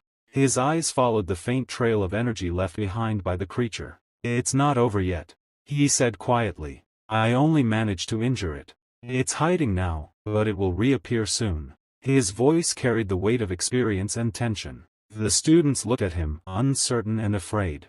The instructor clutched her chest, blood staining her uniform. My strength isn't enough to kill it, she said weakly. We should evacuate now. Bai Yi turned toward her, noticing how pale she had become. You all go first, the instructor continued. The teacher has to stay here. The president shook his head in disbelief. Why would you stay, teacher? It's too dangerous. She pressed her hand against her wound, her breath heavy. Jingling hasn't arrived yet, she said firmly. At that name, Bai Yi's eyes darkened. He let out a quiet sigh and muttered. Jingling, that bastard. He's the one behind this mess. The instructor struggled to stay on her feet, her voice shaking. We agreed to meet here again at 8 o'clock. She said. If he comes and I'm not here, make sure you bring back as many students as you can. Bai Yi nodded, then turned to the remaining students. He raised a small glass vial, its surface stained with a strange, poisonous glow. He's the one who released this monster, Bai Yi said coldly. This is the toxin he used. Everyone fell silent, the truth settling in like a heavy shadow. A flash of memory struck Bai Yi as he stood among the ruined trees. It was an ordinary morning from not long ago, a breakfast scene that should have been warm and trivial, but which now felt poisoned by recollection. The fifth member had been there, grinning as he shoved a spoonful into his mouth. This breakfast is spicy today. Bai Yi had laughed, genuinely pleased. I like it. Is it extra spicy? Perfect. He glanced at Ling and added with a smirk. Get me another bowl. Ling smiled, teasing him gently. Captain, you eat too fast. The fifth member mocked him playfully. Control your appetite, Captain. If you get fat, Qinli will stop looking at you. Ling snapped at the remark, scolding the fifth member, and Bai Yi's face twisted into a smile that did not reach his eyes. The moment had been small, domestic, until everything changed. Later, in the heat of battle against the demon god creature, his limbs had gone numb. The paralysis came like ice through his veins. He could not move, could not call for help. It had been sudden, inexplicable. He remembered the panic, the helplessness as the world narrowed to a bright, stinging pressure. Now, the memory completed itself with a single, terrible realization. That same fifth member had been at the breakfast table a month ago, laughing as he mixed something into Bai Yi's food. A laugh that, in hindsight, tasted like malice. Bai Yi's jaw tightened as the memory replayed, the fifth member's voice low and satisfied. "I spiced your breakfast with a little paralyzing powder. Handy, isn't it?" Anger flared inside Bai Yi, cold and bright. The betrayal settled like lead. The fifth member had not only sabotaged him once, he had prepared a trap tailored to make the strongest among them helpless. The man's last words echoed in Bai Yi's mind, a promise and a threat both. "I will kill all of you, starting with the strongest." Bai Yi stood very still. The forest around him seemed to hold its breath. He tasted betrayal and knew, with the clarity of someone who had been cheated by a friend, that this treachery ran deeper than a single poisoned meal. That man's face from Bai Yi's memory twisted into a cruel grin. His voice still echoed in Bai Yi's mind. "You can't do anything without being fully prepared. You couldn't even block my attack. I'll cut you into 2 pieces myself." The memory faded, dragging Bai Yi back to the present. The jungle air felt heavier now, thick with tension. He turned toward the instructor, his tone sharp and steady. "Instructor, that toxin, it was spread by that man." He raised the broken glass bottle in his hand, its edges still faintly glowing with poison. "This bottle belongs to Jiangfei Industrial, a company owned by the Zun family. Right now, it's being managed by Jing Ling's father." The president stared at the bottle in disbelief. "Wait, Jing Ling's father gave her this?" Bai Yi nodded grimly. "Yes, their family's library specializes in magical beast research. They keep shrunken versions of monsters sealed in special containers like this one." He looked down at the shattered fragments he had gathered earlier. "In the depths of the jungle, I found pieces of a broken containment bottle, the same kind used to store those creatures." The instructor's face paled as realization struck. The students behind her exchanged terrified glances, unable to comprehend the depth of what they'd just heard. The truth was undeniable now, the monster's release hadn't been an accident. It was planned, carefully, deliberately, and Bai Yi knew exactly who was behind it. Bai Yi's voice turned cold as he warned them. Except for the Jing Feng industrial family, no one else could have handled these bottles. This whole thing points to Jing Feng, that senior. Hearing his words, the senior's face went pale with realization. Rage bloomed across his features. He slammed his fist into a nearby tree, bar cracking beneath the impact, and spat through clenched teeth. "I should have thrown every bottle into the river. How did Bai Yi find out?" Students around them muttered in shock. "Jing Feng is insane. Why would he do this to all of us?" one whispered. The senior's expression darkened into something monstrous. His eyes reddened, veins standing out at his temples. He fixed Bai Yi with a hatred so fierce it seemed to burn. "Bai Yi, it's you again. Always you." His voice dropped to a snarl. "This is your fault. I'll crush you with my own hands." Bai Yi watched him, every muscle tense. The senior's transformation, anger warping him into something animal, confirmed what Bai Yi already suspected. This betrayal ran deep, and it would not end without a fight. On the other side, panic spread among the students. "Why would Jing Feng do this?" one shouted.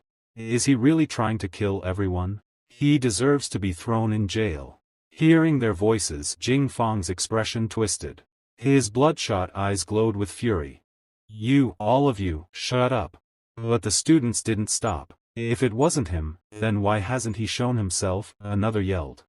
The shouting grew louder, accusations and fear filling the air, until suddenly, the ground beneath them cracked open. A deafening rumble echoed through the forest, and everything went dark. The instructor gasped in pain, clutching her chest. Her breathing grew shallow. "Everyone, leave now," she ordered weakly. She pulled out her walkie-talkie, forcing her trembling hands to steady it. "Take this radio distress device," she said, handing it to the president. "Get to a place with a clear signal." The president hesitated, gripping it tightly. "But instructor..." Before he could finish, a loud explosion erupted. The walkie-talkie burst apart in his hand. The blast threw him backward, blood streaking down his arm. What's happening? Bai Yi shouted. Kylan, are you alright? The girl coughed, clutching her wounded hand. Someone shot it. Who did that?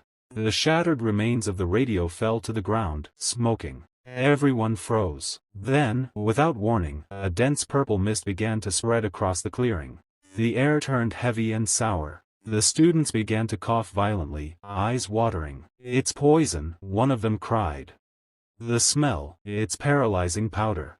Bai Yi's eyes narrowed. He could sense the danger instantly. Golden light flared around him as he released his inner energy, forming a protective aura to block the spreading toxin. But through the fog, a figure appeared, tall, calm, and covered completely by a black mask. Who's that? A student screamed. The masked man stepped forward, his voice cold and distorted through the mist. The forest fell into silence as his presence grew heavier. Bai Yi's grip tightened on his weapon. He could already feel it, the next fight was unavoidable. The true battle was about to begin. The clash between Bai Yi and Jing Fong will decide everything. Will he be able to save his poisoned instructor? Or will the eight-legged monster and Jing Fong's fury consume them all? Meanwhile, Bai Yi's gaze turned dark and cold.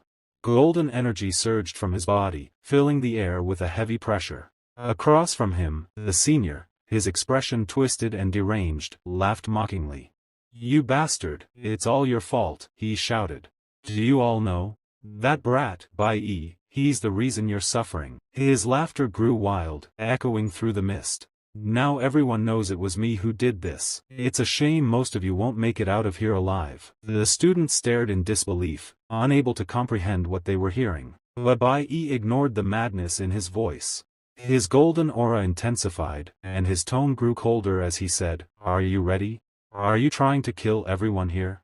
His jaw tightened, fury burning in his eyes as he glared at the senior.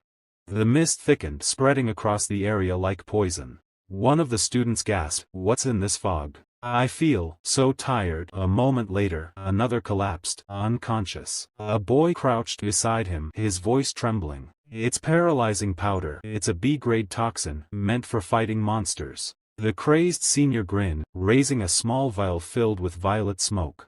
Exactly, he said. This is made from pine toxin, B-grade quality. None of you can resist it. His hand shook, but his smile only grew more twisted. Why would you use that on us? A student shouted in disbelief. The senior's eyes narrowed with madness. Originally, this was meant to deal with that idiot, he sneered, pointing toward Bai Yi. I was supposed to be the one to rush in and save you all. But instead, look at him. His laugh turned bitter. He's the one protecting you now, like some hero's shield. Then his expression contorted completely. Bai Yi, you bastard, he growled, voice dripping with hatred. It's all your fault, you little rascal. In the next moment, the crazed senior, Jin Ling, tightly gripped his bow and drew back an arrow glowing with dark energy. His voice dripped with mockery as he said, It's always you, Bai Yi. Everywhere you go, you cause trouble. He aimed the arrow straight at Bai Yi's chest, the tension of the bowstring humming through the fog. But Bai Yi didn't back down. Even though the paralyzing toxin had already begun to affect him, his limbs heavy, his breath uneven, he still stood firm in front of the others, protecting them without hesitation. His golden aura flickered like a fading flame, but his eyes never left Jin Ling. Jin Ling, the instructor shouted, her voice sharp with both anger and sorrow. It's not too late to stop. Why are you doing this to all of us? Bai Yi tightened his grip on his sword, standing protectively between her and the deranged archer. The instructor's voice trembled slightly as she continued, Don't keep making the same mistake. You were the one who released that monster by accident, weren't you? You didn't mean to put everyone in danger. But Jin Ling only laughed, his eyes filled with madness. He turned the bow toward her, the arrow now aimed directly at the instructor. Too late for your pathetic words, he snarled. I don't want your pity, and I don't need forgiveness. Everything's beyond repair now. He drew the arrow tighter, his voice breaking into a shout. Don't lie to me. Behind the chaos, Bai Yi's condition grew worse. His body trembled uncontrollably as the B-grade paralyzing powder continued to spread through his veins. He gritted his teeth, barely able to hold his sword steady. I can't move. This toxin is too strong, he muttered, his voice strained. If this keeps up, I'll faint right here. His vision blurred for a moment, but he forced himself to focus. When his gaze fell on the instructor, her condition even worse than his, something inside him hardened. Without hesitation, Bai Yi stabbed his own leg, the blade tearing into flesh. Blood splattered onto the ground, but the sharp pain jolted his senses back to life. The instructor's eyes widened in shock. Bai Yi, what are you doing? She shouted, horrified. Bai Yi's expression darkened, his voice cold. Everything he did is already beyond redemption. The instructor looked stunned, unable to speak. Bai Yi continued, voice steady despite the blood pooling around his foot. No matter what excuse he gives, no matter how pitiful or absurd the reason, it can't justify this. He drew out his sword again, golden energy swirling around the blade. Across from him, Jing Ling's mocking face twisted into surprise. His hand trembled as he realized the killing intent radiating from Bai Yi. Suddenly, Jing Ling's bow cracked and shattered as Bai Yi charged forward. At that instant, an image flashed in Bai Yi's mind, of his fifth teammate from his past life, the traitor who slaughtered his own comrades. That memory snapped something inside him. His aura flared violently as he shouted, "How dare you point your weapon at your own people?" Then, like a storm breaking loose, Bai Yi lunged. His sword sliced clean through Jing Ling's arm, blood spraying through the mist. The senior screamed in agony, staring in disbelief at his severed limb. He fell to the ground, begging for mercy, but Bai Yi's eyes were cold and merciless. "You traitor," he said, his tone sharp as steel. "You deserve this." Bai Yi's aura burned with rage and grief, his killing intent echoing through the jungle. The others watched in silence, terrified, not just of what he had done, but of the monster that pain had awakened within him. The next episode will reveal the shocking aftermath of Bai Yi's brutal decision and the mysterious power awakening deep within him. Stay tuned, because the real battle is only beginning. The next episode will unveil the storm that marks a new era of chaos. Stay tuned for the next episode of Full-Time Awakening. Hey guys, I've just started a brand new amazing series. Make sure to go check it out and share your thoughts in the comments. Don't forget to subscribe to my second channel for more updates and upcoming episodes. Thanks a lot for watching, and see you in the next one. Bai Yi showed no mercy. His blade swung down with a ruthless precision, severing Jing Feng's hand in an instant. The senior's scream tore through the poisoned fog as he collapsed, trembling in pain and fear. He lifted his head, eyes shaking, and pleaded for his life. But Bai Yi didn't hesitate. His gaze had already sunk into that cold, shadowed place inside him, the same place carved out by the betrayal of his past team member. To him, the man kneeling before him was not just Jing Feng. He was a traitor. Bai Yi stepped forward, sword dripping, and declared with a chilling calm, "You betrayed your entire team. That crime cannot be forgiven." The senior's half-severed arm hung uselessly as he sobbed. "It hurts, you're insane." But Bai Yi didn't waver. He thrust his blade straight into the man's chest, dragging it through flesh and bone as that final truth echoed in his mind. Betrayal deserved only one end. Bai Yi's aura turned darker than ever. The senior screamed, cursing Bai Yi through tears. "It's all because of you. It's your fault. That's why I betrayed my own team." Blood dripped from Bai Yi's sword, the crimson glow reflecting off his tightening expression. A cold, violent aura rose around him, filling the air with pressure that made even the poisoned mist tremble. His gaze darkened as he stepped closer.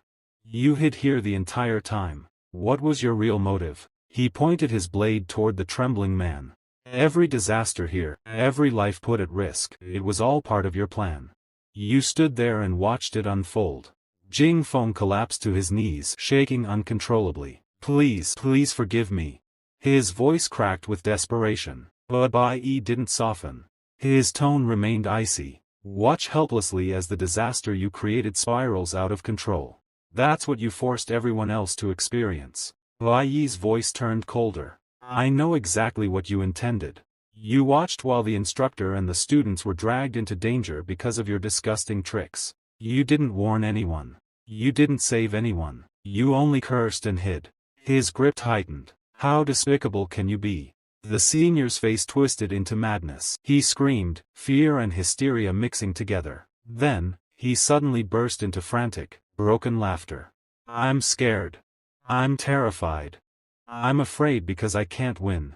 He pulled at the ground, fingers trembling. Let me explain. Jing Feng tried to defend himself with more excuses, but Bai Yi didn't let him finish. He stepped forward and struck the man's mouth with a clean, merciless motion. The blade sliced through his tongue. The senior collapsed, clutching his bleeding mouth, choking on the metallic taste filling his throat. Terror twisted across his face as he stared up at Bai Yi, thinking silently. How could he be this brutal? Bai Yi pointed his sword down at him, anger burning through the paralyzing fog. The moment you made this choice, you should have been ready for the consequences. His voice was steady, cold. Because of you, the teacher and every student here is suffering. To Bai Yi, the man kneeling before him was no longer a classmate. He was rot, a piece of trash who had thrown away every trace of humanity. The senior trembled uncontrollably. In his mind, only a single thought repeated. He's insane, he's really going to kill me. He cried, struggling to stop the blood pouring from his mouth, but Bai Yi didn't slow. The sword lifted again, gleaming under the poisonous mist. At that moment, Bai Yi's judgment skill awakened. A notification echoed sharply in his consciousness. Enemy severely weakened. In dying state, execute, strip all magic, cripple completely. His eyes hardened. Then the blade fell. Slash after slash tore through the senior's defenses. The man shrieked, rolling helplessly in the dirt as Bai Yi drove him into complete collapse. The dark aura around Bai Yi seemed to thicken with each strike. When he finally stopped, he stared down at the ruined figure and spoke in a quiet, merciless tone. Your abilities are gone. You're crippled now. That's the punishment you earned. Even then, Bai Yi's fury didn't fully fade. The senior crawled back, shaking violently, voice cracking with fear as he screamed. Someone help me. Please, save me from this monster. At that moment, Bai Yi dissolved his sword form, golden rays spreading across his body. He prepared to move, but a sudden twist ran through his senses when he heard his teacher's voice behind him. An 8-legged spider monster had appeared, releasing a thick poisonous fog meant to kill anyone nearby. Bai Yi felt a surge of irritation. He understood clearly that he wasn't strong enough to face this creature alone. He muttered that they needed to move again. This monster wasn't something he could suppress, and only a cloud mage might restrain it. Before he could react, the spider suddenly lunged toward another student. Bai Yi froze, unsure of his next move, the situation tightening around him like a trap. Anger flared through his chest as he forced his sword to reappear. He shouted that under the influence of the paralyzing powder, his mobility had dropped sharply. Even if he used all his strength, his body refused to move properly. The powder held him down like chains. He looked up, teeth clenched, voice tense with frustration. There was no way he could stand still. He wanted to protect his teacher. Bai Yi clenched his teeth, insisting that he was the only one left with a chance to save everyone. Before he could gather his strength, a thunderous wave of slashing energy echoed through the field. His eyes widened in confusion, unable to understand what had just happened. He looked ahead. The spider monster had rushed toward the president, but its body was suddenly cut open by a swift strike. The teacher stared at the scene and urged the president's daughter to stay safe. She turned toward her savior and said with relief that they had arrived at the perfect moment, saving all of her students in one move. Bai Yi raised his gaze, stunned by the monster's increasing strength, but the scene shifted as the figure who had intervened stepped fully into view. It was Lin, his first companion, graceful as ever, descending like golden light. Lin remarked that dealing with such a creature alone was far from easy. She gave a faint smirk, glanced back at Bai Yi, and asked if he could still fight. Bai Yi stood frozen, unable to conceal his shock. He could hardly believe she had come all this way to help him. Both of them prepared to fight again while the students and the teacher kept their distance, watching the injured monster carefully. But in the next instant, the creature vanished. Lin froze, confused, and muttered that the monster had disappeared. Bai Yi stepped closer and quietly explained that the creature could change its coloration, blending perfectly with its surroundings. He warned her not to assume it had escaped. He added that after he wounded it, the beast had gone into hiding. Raising his sword, Bai Yi continued, saying that once the numbing powder fully took effect, everyone struck by it would fall into a drowsy state for a while. Lin glanced at Bai Yi and the other students, worried by how badly the powder had affected him. The situation was clearly deteriorating. Then her gaze settled on Bai Yi again, on his determination to finish the monster despite his condition. She took out a small bottle and handed it to him, telling him he needed to carry it. Bai Yi accepted it, recognizing the purifying powder inside, and said that it would help him. Lin told him she had brought only one recovery potion, and he should use it first to confront the monster. Cursing the creature under her breath, she added that the Union's response was far too slow. She had no idea when the rest of her guild members would finally arrive. Bai Yi quickly drank the purifying elixir, feeling the numbness begin to fade. He murmured that the monster was still nearby, drawing closer. A sudden shift of air behind him made his instincts flare. The monster lunged like an assassin, its strike aimed straight at his neck. Had he been even a heartbeat slower, the blow would have pierced through him. Bai Yi reacted instantly. He swung his sword upward and blocked the deadly strike with one hand, channeling more than half of his weapon efficiency into the defense. The monster screeched behind him. Lin launched her own attack, her blade slashing across the creature's head. Together, they unleashed a flurry of strikes, blades cutting through its 8 legs as the spider monster cried out in pain and fury. The next moment, the monster was thrown back and crashed into the ground under the force of their combined assault. Bai Yi and Lin moved seamlessly, partners once again, like members of their former Divine Core squad. Lin wiped the blood from her blade and breathed out, still surprised. She admitted she hadn't expected him to recover so fast, then asked how he could still fight so fiercely, and how he had regained so much strength at his age. It shouldn't have been possible for anyone injured like that to stand up, let alone battle. Bai Yi clenched his jaw and let a calm confidence rise within him. His aura surged, steady and sharp. He replied that with teamwork, they could handle anything, and if needed, he could crush single-handedly this monster. The battle haze settled for a brief moment, and Bai Yi felt a familiar rush of determination. Whatever came next, he would face it head-on. Bai Yi stood beside Qinli, raising his aura as the 8-legged spider monster released a furious fog. He glanced at Qinli and reminded him that the student's safety had to remain the priority. Qinli shifted his gaze and mocked him, acting as though Bai Yi were not a student himself. Without waiting, Qinli dashed forward to face the monster. The monster growled in rage when it saw Bai Yi, remembering the injury it had suffered earlier. Bai Yi steadied himself, tightened his grip on his sword, and released his aura before striking the creature. Qinli attacked from the opposite side, delivering a brutal blow. Suddenly, Bai Yi was startled when the monster leapt, landing dangerously close to him. He narrowly dodged the attack as the creature released a wave of poisonous fog meant to kill them both. Bai Yi moved quickly, pushing himself backward to avoid the toxin, while behind him Qinli unleashed a surge of golden-purple energy, declaring that he would finish the creature. The spider twisted toward Qinli. She raised her aura and launched another attack, but her strike failed to break through the layer of poison coating its legs. As the creature continued releasing toxin, Qinli tried again, energy flaring. Bai Yi tensed and warned her to protect herself because the monster had become even more violent. In the next instant, the spider lunged forward and struck Qinli directly in the chest. The impact sent her crashing across the ground. Blood dripped from the wound as she struggled to endure the pain, staring at the monster in shock. The status window appeared, showing that Qinli had been poisoned. She covered her mouth as blood spilled between her fingers, realizing the monster's attack carried a deadly toxin. She questioned how she was supposed to endure something so severe. Before she could recover, one of the spider's legs shot toward her again. Bai Yi flashed forward with sudden speed, placing himself between her and the strike. He raised his sword and used his teleportation skill to block the blow. His teeth clenched as he struggled to withstand the force, knowing that even with weapon blocking, he could only reduce a portion of the damage. He understood he could not hold it for long. Behind him, Qinli watched through the pain, shocked that his defensive capability had reached the level of a top-tier B-grade warrior. She couldn't understand how he continued dodging, protecting her, and fighting the creature with such determination. Bai Yi glanced back at her for a brief moment. His thoughts tightened. He knew his skills were limited, and he wasn't sure how much more he could handle from the monster. But he also knew that Qinli's burst damage, no matter how powerful, wouldn't matter if she took another hit. He refused to let that happen.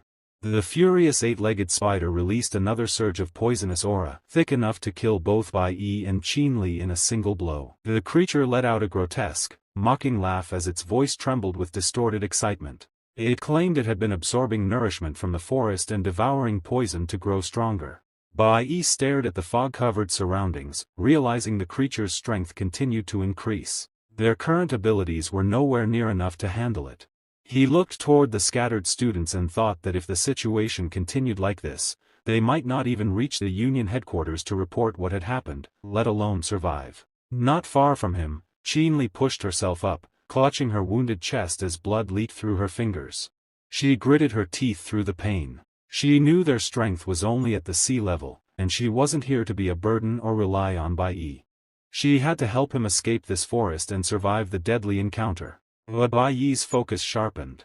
In a firm, determined tone, he concluded that the monster's defense needed to be broken as quickly as possible. A memory flashed through his mind, moments from the past where their battles reached a stalemate against evenly matched or even stronger opponents. In that memory, his younger self had suggested retreating for safety. Qin Li's answer echoed in his mind. The legions of God never retreat. That belief burned inside him again, anchoring his resolve.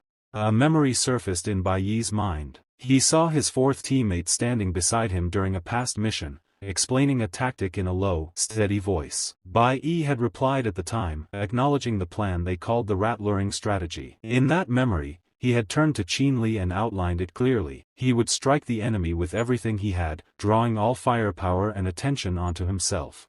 Once the enemy focused entirely on him, they would pour all their strength into immediate offense and defense. That moment of reckless engagement would expose a weakness. The memory faded, and Bai Yi returned to the present. His red, dark mist gathered again around his sword as he prepared to attack the eight-legged spider monster using the same strategy from his past life. His stats flared with brilliant intensity. His eyes sharpened with cold determination, and he stated in a low voice that when facing a powerful opponent, one only needed to wait for the single hidden weakness that decided life or death. The strike was coming. The opening would appear. Bai Yi lifted his gaze and dashed forward, his movements sharpened by urgency as he launched a furious strike toward the eight-spider-leg monster. The tension etched across his face revealed how much pressure the confrontation imposed on him. Just as he prepared to push further and force the creature back, something behind Qin Li caught his attention. His expression shifted instantly. A sharp warning surged through him, and he shouted for her to stop attacking, insisting that she fall back and gather her strength instead of moving forward. Qin Li halted in confusion, unable to grasp the sudden alarm she sensed in him. His insistence bewildered her. She could not understand why he would choose to confront such a deadly creature alone. To her, the idea felt reckless and she struggled to accept the possibility that he intended to hold the line without her support. No matter how remarkable his performance had been so far, she still believed he was only a C-rank green warrior facing a monster far beyond what he should handle. On the other side of the battlefield, Bai Yi kept his full attention locked onto the monster. A crisp thought slid through his mind, a reminder of his reality as a god-level professional. Yet even with the confidence that status should grant him, he was startled when he caught the reflection of a strange symbol in Qin Li's eyes. Confusion widened his gaze. The sensation unsettled him. It felt as if the symbol signified something greater, something unfamiliar, something that indicated she was meant to confront this threat herself, as if the role of leading this fight naturally belonged to her. Before he could consider the meaning any further, Qin Li flinched as green-purple mist exploded across the arena. A dark, suffocating aura rolled out from the eight-spider-leg monster. Its killing intent expanded rapidly, rising with violent determination as though it had decided to end everything in front of it. Bai Yi's grip tightened on his sword. His stance lowered in preparation for the monster's next move. He did not have the chance to advance. The creature lunged first. Its attack slammed against his arm with overwhelming force. The impact tore the sword from his hand. The blade spun upward, flickering as it turned through the air. No amount of strength could have kept it in his grasp. Qin Li watched, frozen in disbelief as the moment unfolded too quickly to react. In the next heartbeat, the monster's strike pierced straight into Bai Yi's chest. The attack was brutal, tearing through him with merciless precision. Blood erupted across his body, painting the scene in a deep, violent red. His vision shook as he staggered, fighting to keep his balance. A harsh cough tore at his throat, scattering more blood onto the ground as he attempted to rise. He lifted a trembling hand toward Qin Li, desperate to signal her despite his failing strength. She froze at the sight of him. The image of Bai Yi, small, pale, drenched in blood, and struggling to stay upright, struck her hard. She could not comprehend how he still managed to stand with such a devastating wound. The thought spiraled through her mind. Was he seriously telling her to stay out of the fight? Was he prepared to die here in her place? Her thoughts shattered as the monster tightened its grip on him. Its antenna drove deeper into his chest, lifting him into the air like a helpless prey caught in a trap. Chien-Li cried out, unable to stop the agony rising inside her as she watched him hang there, powerless. The creature growled, its voice heavy with rage, filled with a promise of death. It opened its jaws wide, preparing to devour him whole. Bai Yi felt the weight of his fading strength. His breath caught, and his eyes closed briefly as he inhaled sharply in an attempt to steady the pain. Another cough forced more blood from his lips. With the small force he had left, he reached out and seized one of the monster's legs, gripping it tightly. A roar of pain escaped him as he forced his remaining strength into his hold. In his mind, this was enough. The risk he had taken had reached its purpose. At that very moment, Chien-Li released a burst of golden energy. Radiant light burst around her, and electric currents wrapped across her body, increasing her speed instantly. The enhancement surged through her limbs, preparing her for a direct strike toward the monster. Through the fog of pain, Bai Yi's eyes shifted upward. He understood the creature carried injuries from earlier events, injuries it had received when it devoured others. That act weakened its defenses. The moment it began feeding was the moment its guard fell, the precise moment he had been waiting for. This timing was the core of his red luring plan. He had thrown his life forward to create the opening required to bring the enemy down. He forced his breath steady, his voice low and strained as he stated that it was time for the mouse catcher to appear. The words clarified everything. He had deliberately used himself as bait to trigger the creature's weakness. Chien-Li reacted instantly. She lowered her sword, dragging it in a swift arc as she slipped behind the monster. A bright golden flash erupted as she delivered her enhanced strike. The electric blade cut into the creature's vital point. Electricity spread rapidly through its body, releasing a paralyzing effect that caused the monster to tremble uncontrollably. She held her glare steady, focusing on the vulnerable area as the creature convulsed from the damage. The paralysis deepened. Bai Yi explained, his words faint yet firm, that the plan succeeded only when every step of the rat-luring tactic was executed correctly. Once the monster was forced into that exact state of vulnerability, its defeat became inevitable. The creature's eyes filled with disbelief as its body stiffened. Its heart began to freeze under the electric surge, revealing the paralysis creeping through its core. Bai Yi's hand clenched weakly but with clear excitement. He had reached the final moment, the culmination of the risk he had taken. His voice sharpened as he declared that the last step had arrived. Bai Yi stood before the eighth spider-leg monster, struggling to remain upright. Across from him, Chien-Li watched with tension rising in her chest. She knew her control skill would only hold for a short moment, and she wondered how she was supposed to help in a situation this critical.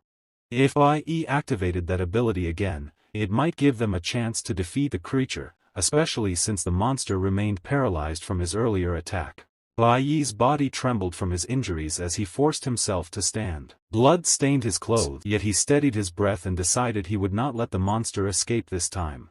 His determination sharpened, and in the next moment he shifted into his cloud mage profession. He tightened his grip on the weapon, eyes locked on his target. A cold wave surged across the battlefield, freezing the monster completely. A golden glow spread from Bai Yi's staff as he prepared to melt the ice and strike. Chien-Li froze in shock when she realized what she was witnessing. The truth struck her. Bai Yi possessed two professions. Before she could gather her thoughts, Bai Yi switched again, returning to his nuclear warrior form. Green mist swirled around him as he clenched his teeth. The strength he had built through previous wounds and exhaustion surged through his body, more than enough for the next strike. Bai Yi steadied his breath and tightened his grip on the sword, determination burning in his eyes. In the next instant he unleashed a fierce strike, his blade flashing through the air. Multiple slashes cut across the monster in rapid succession, each one precise and powerful. The creature's body split apart, falling into several pieces as the battlefield went silent. A system notification appeared before Chien-Li, informing her that Bai Yi had successfully defeated the corpse spider. He had earned 10,000 experience points, gained a floral elemental worth 300 points, and obtained a material that qualified as B-grade armor. Bai Yi exhaled slowly and thought that, as expected, defeating higher-level monsters remained the fastest way to grow stronger. His wounds began to heal, and the fatigue that weighed on him faded. Qin Li stared at him in disbelief. Very few individuals in the world possessed dual elemental abilities, and awakening two professions at such a young age was nearly unheard of. She struggled to comprehend the scale of his talent. Then Bai Yi shifted again, this time into the flower summoner class. A soft blue light flickered around his hand, and Qin Li felt as if a bolt of lightning had struck her mind. She could not believe what she was seeing. A summoner with a C-rank foundation could already contract with a 6th-level monster, yet Bai Yi now displayed 4 distinct abilities. Her thoughts raced as she looked at him, overwhelmed by the truth. Bai Yi was far beyond ordinary limits. The moment the battlefield settled, Bai Yi lifted his gaze toward the fallen creature. The 8-legged spider monster, now subdued and motionless, began to glow with a faint spiritual light. He reached out with calm focus, initiating the flower spirit contract process. After defeating a monster of this level, forming a soul contract with it became possible. A soft pulse of energy emerged from his palm, connecting with the creature's core. The contract sealed smoothly, and the system confirmed that Bai Yi had successfully obtained the corpse spider as his summoned beast. He studied the creature for a moment and felt the name was far too troublesome to remember. With quiet decisiveness, he decided to rename it. From now on, it would be called Quan Chi. The newly contracted monster lowered its body in acknowledgement, its 8 eyes reflecting loyalty. Bai Yi sensed its submission and recognized its acceptance of him as its master. Quan Chi's gaze softened with gratitude, expressing silent thanks for being granted a second life under his command. After completing the contract, Bai Yi gave a quiet command and Quan Chi vanished into his summoning inventory. The forest finally fell silent. Qin Li watched him closely, unable to hide her curiosity. She asked whether he had switched professions again. She wondered if he truly possessed 3 professions at once, and seeing it with her own eyes still felt unreal. He had a way of constantly surprising people. Bai Yi replied in a calm tone, asking her to keep what she saw confidential. She smiled softly and understood his meaning immediately. She admitted that revealing multiple professions during the graduation assessment would attract unnecessary attention. She promised she would not tell anyone about his abilities. Before Bai Yi could respond, several figures arrived through the fog. 2 guild members rushed forward, and one of the men called out that the 26th Regiment had reached the scene. 3 guards stepped into view, followed by a white-haired man. A purple-haired warrior greeted them and checked on their condition. All of them belonged to the God Guild's Eastern Territory 26th Regiment, elite members of the same powerhouse kingdom. A man walked briskly up to Qin Li, his expression a mixture of concern and urgency. He asked if everyone had made it here safely, his voice tinged with relief as he scanned the surrounding area. Nearby, another member of the regiment had come to a sudden halt, his eyes widening in shock as they fell upon the corpse of the monster. It was a terrifying sight, a massive 8-legged creature. The man's disbelief was palpable as he muttered, almost to himself, that the students had somehow managed to defeat it. How could that be possible? This was no ordinary beast, it was a level A spider-leg monster, a creature far beyond what most trained professionals could handle. As he spoke, his comrades were busy attending to the students who had been injured during the fight. They moved with precision and urgency, distributing medicinal supplies and carefully monitoring those who had been knocked unconscious. One of the regiment members explained that after administering the medicine, those who had fallen into comas had finally regained consciousness. Not far from the center of the commotion, the teacher and the president leaned against each other for support, their bodies trembling from exhaustion. The teacher's face was pale, her breathing heavy as she tried to regain her composure.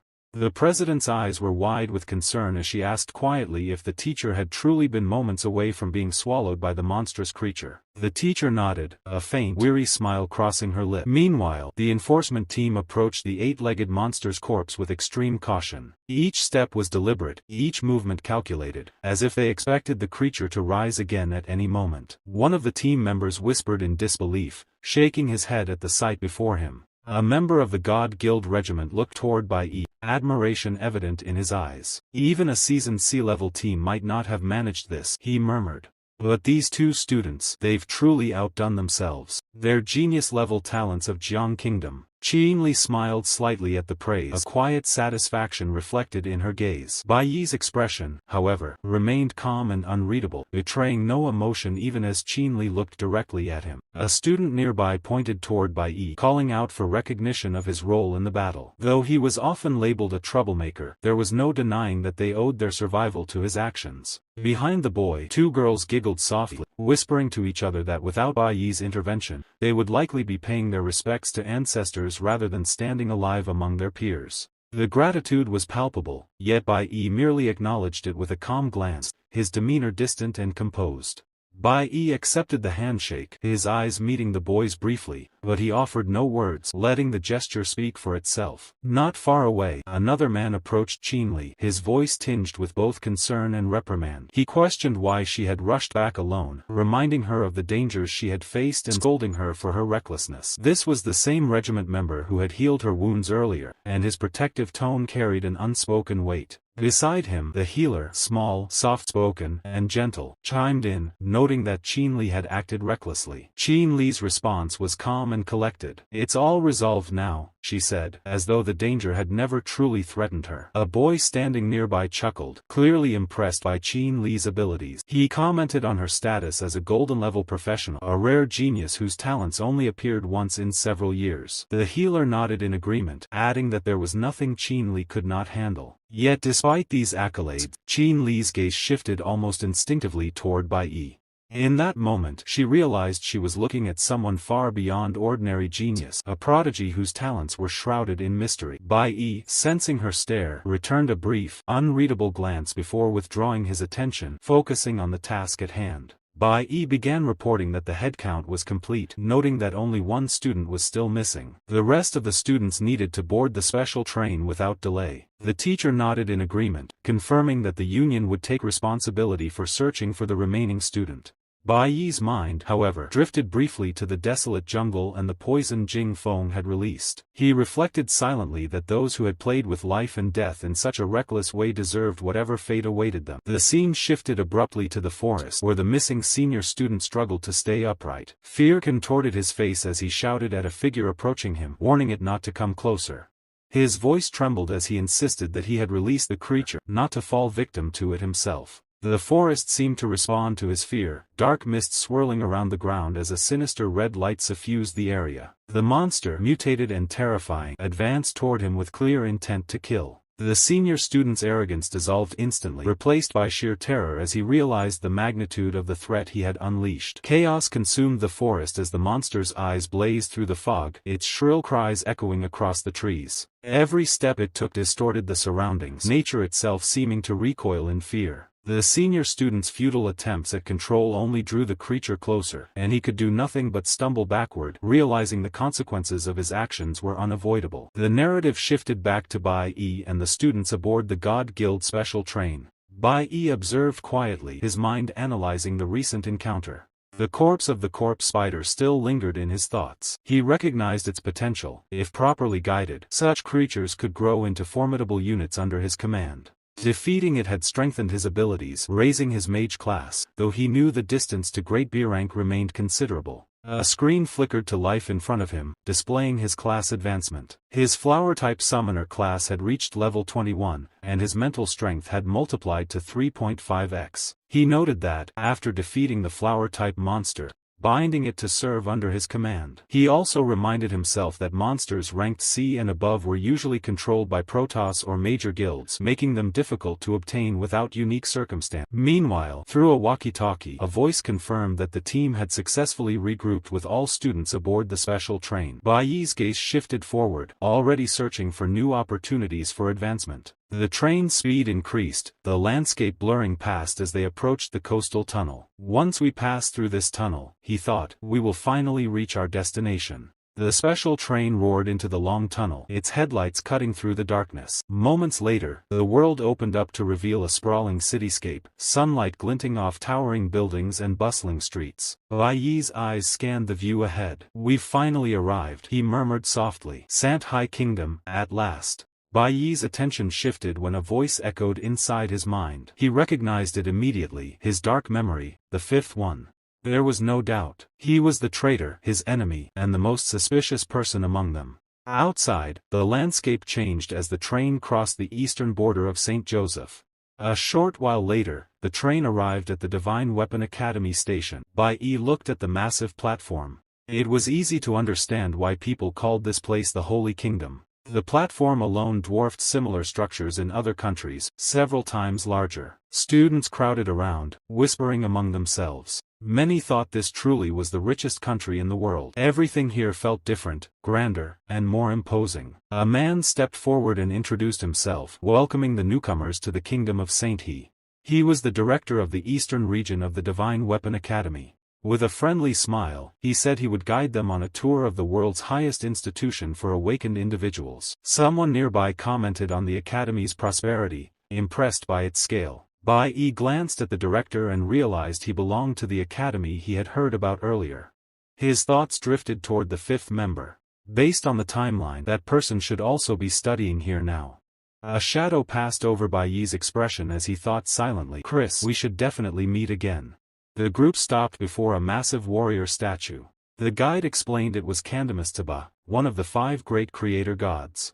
Its presence was overwhelming, carved in such detail it almost felt alive. The guide continued, saying the statue represented the pride of the Holy Kingdom. Several students stared at it in awe. One said he had finally seen his idol, noting that the Taba family had become the kingdom's most powerful. He wished he could meet them in person. Someone nearby scoffed, telling him to keep dreaming. Gods were untouchable.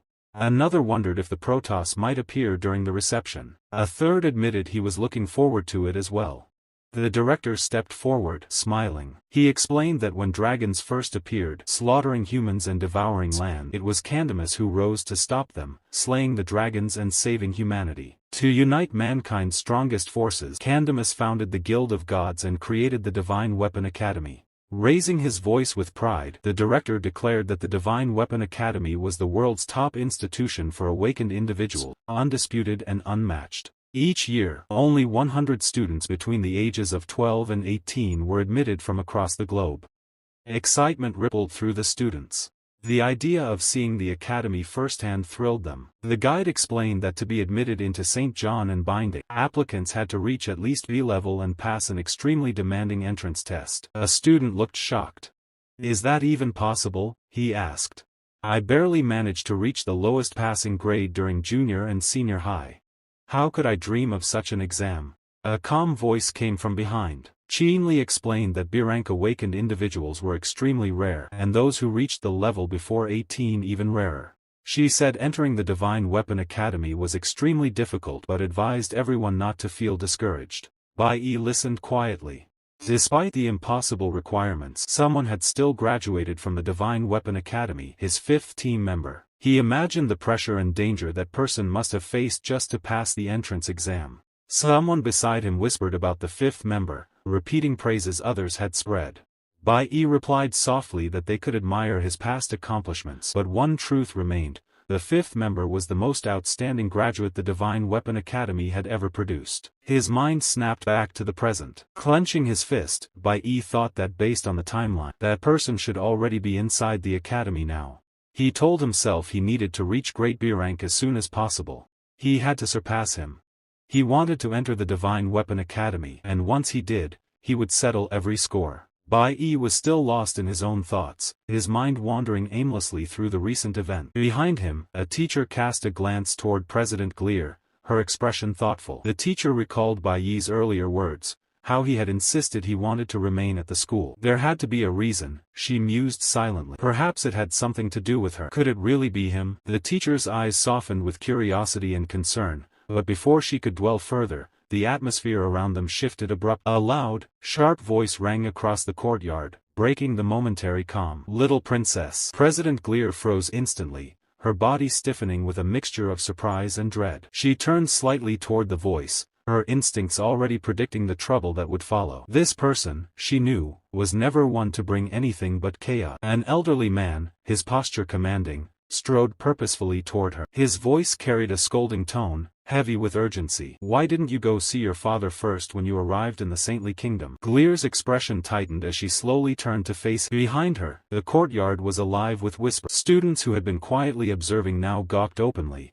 their faces a mixture of shock and confusion. What was happening here? They had no idea. As the elderly man continued his approach, another man hurried forward and offered a respectful bow. Secretary General Chen, hello, he greeted formally. Hello, Director, the old man replied casually, barely acknowledging the bow, his attention fully on Gleer. Secretary General Chen's eyes fixed on Gleer, his expression growing tense. Raising his voice, he spoke again, his concern unmistakable. Your father has been pushing himself to the point of collapse. He's fallen ill these past few days, and he didn't want me to tell you. Gleer's eyes widened, disbelief and panic mingling in equal measure. What? She exclaimed. Without another word, she sprang forward, panic overtaking all other thought. She hurried toward the waiting car, her urgency palpable as she instructed the driver to take her to her father immediately. Behind her, the students exchanged confused glances, murmuring among themselves. A boy whispered under his breath, who is that young lady? What kind of family does she come from that even the director treats their secretary with such respect? Another student shook his head, equally baffled. I have no idea. Before they could continue their speculation, a sudden roar of an engine cut sharply through the murmur. A sleek, luxurious car sped forward, coming to a halt at the courtyard entrance. The students' jaws dropped,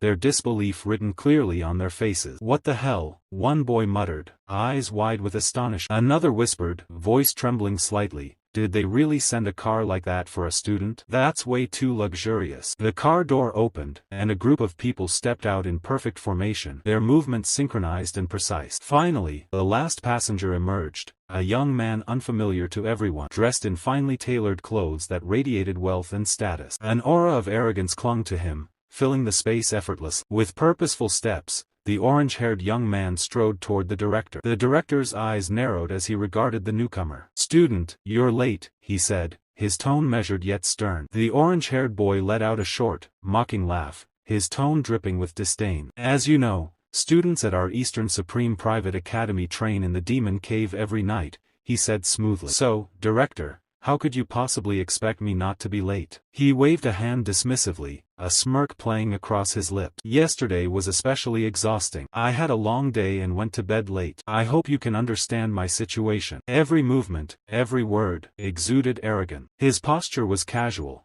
but it only made him appear more insufferably cocky. The director ignored the mockery and addressed the gathered students. All students, listen carefully. This cultivation exchange is a joint effort between two schools from two countries. These students are from St. Joseph, the highest private academy in the East. It is the most prestigious private school in the entire Eastern region. Whispers rippled through the crowd, excitement and disbelief blending in equal measure. They really are from St. Joseph Academy. They even dress so stylishly. The director cast a weary glance at the orange-haired young man and sighed, resigning himself to introducing the group. Fine, just introduce yourselves, he said. The orange-haired boy stepped forward, his voice loud and dripping with mockery. Director, why waste time introducing us to these losers? Forget it. There's no need. They'll figure everything out soon enough. He spoke with an air of superiority, each word carefully chosen to belittle the other. It's just a vassal state, he scoffed, his tone carrying clear contempt. They must all come from ordinary family. His words struck the students like a blow. One boy's hands curled into fists, his anger rising like a flame. He felt personally insulted by this arrogant display. A teacher, caught off guard by their behavior, muttered quietly. Only 5 of them came, and yet they all behave like this? The orange-haired young man chuckled softly, as if confirming the teacher's observation. Let's just say they come from the countryside, he said casually, a smirk tugging at his lip. Another boy from his group laughed, his amusement loud and unrestrained. It's no wonder they've never even heard of our private school, he added,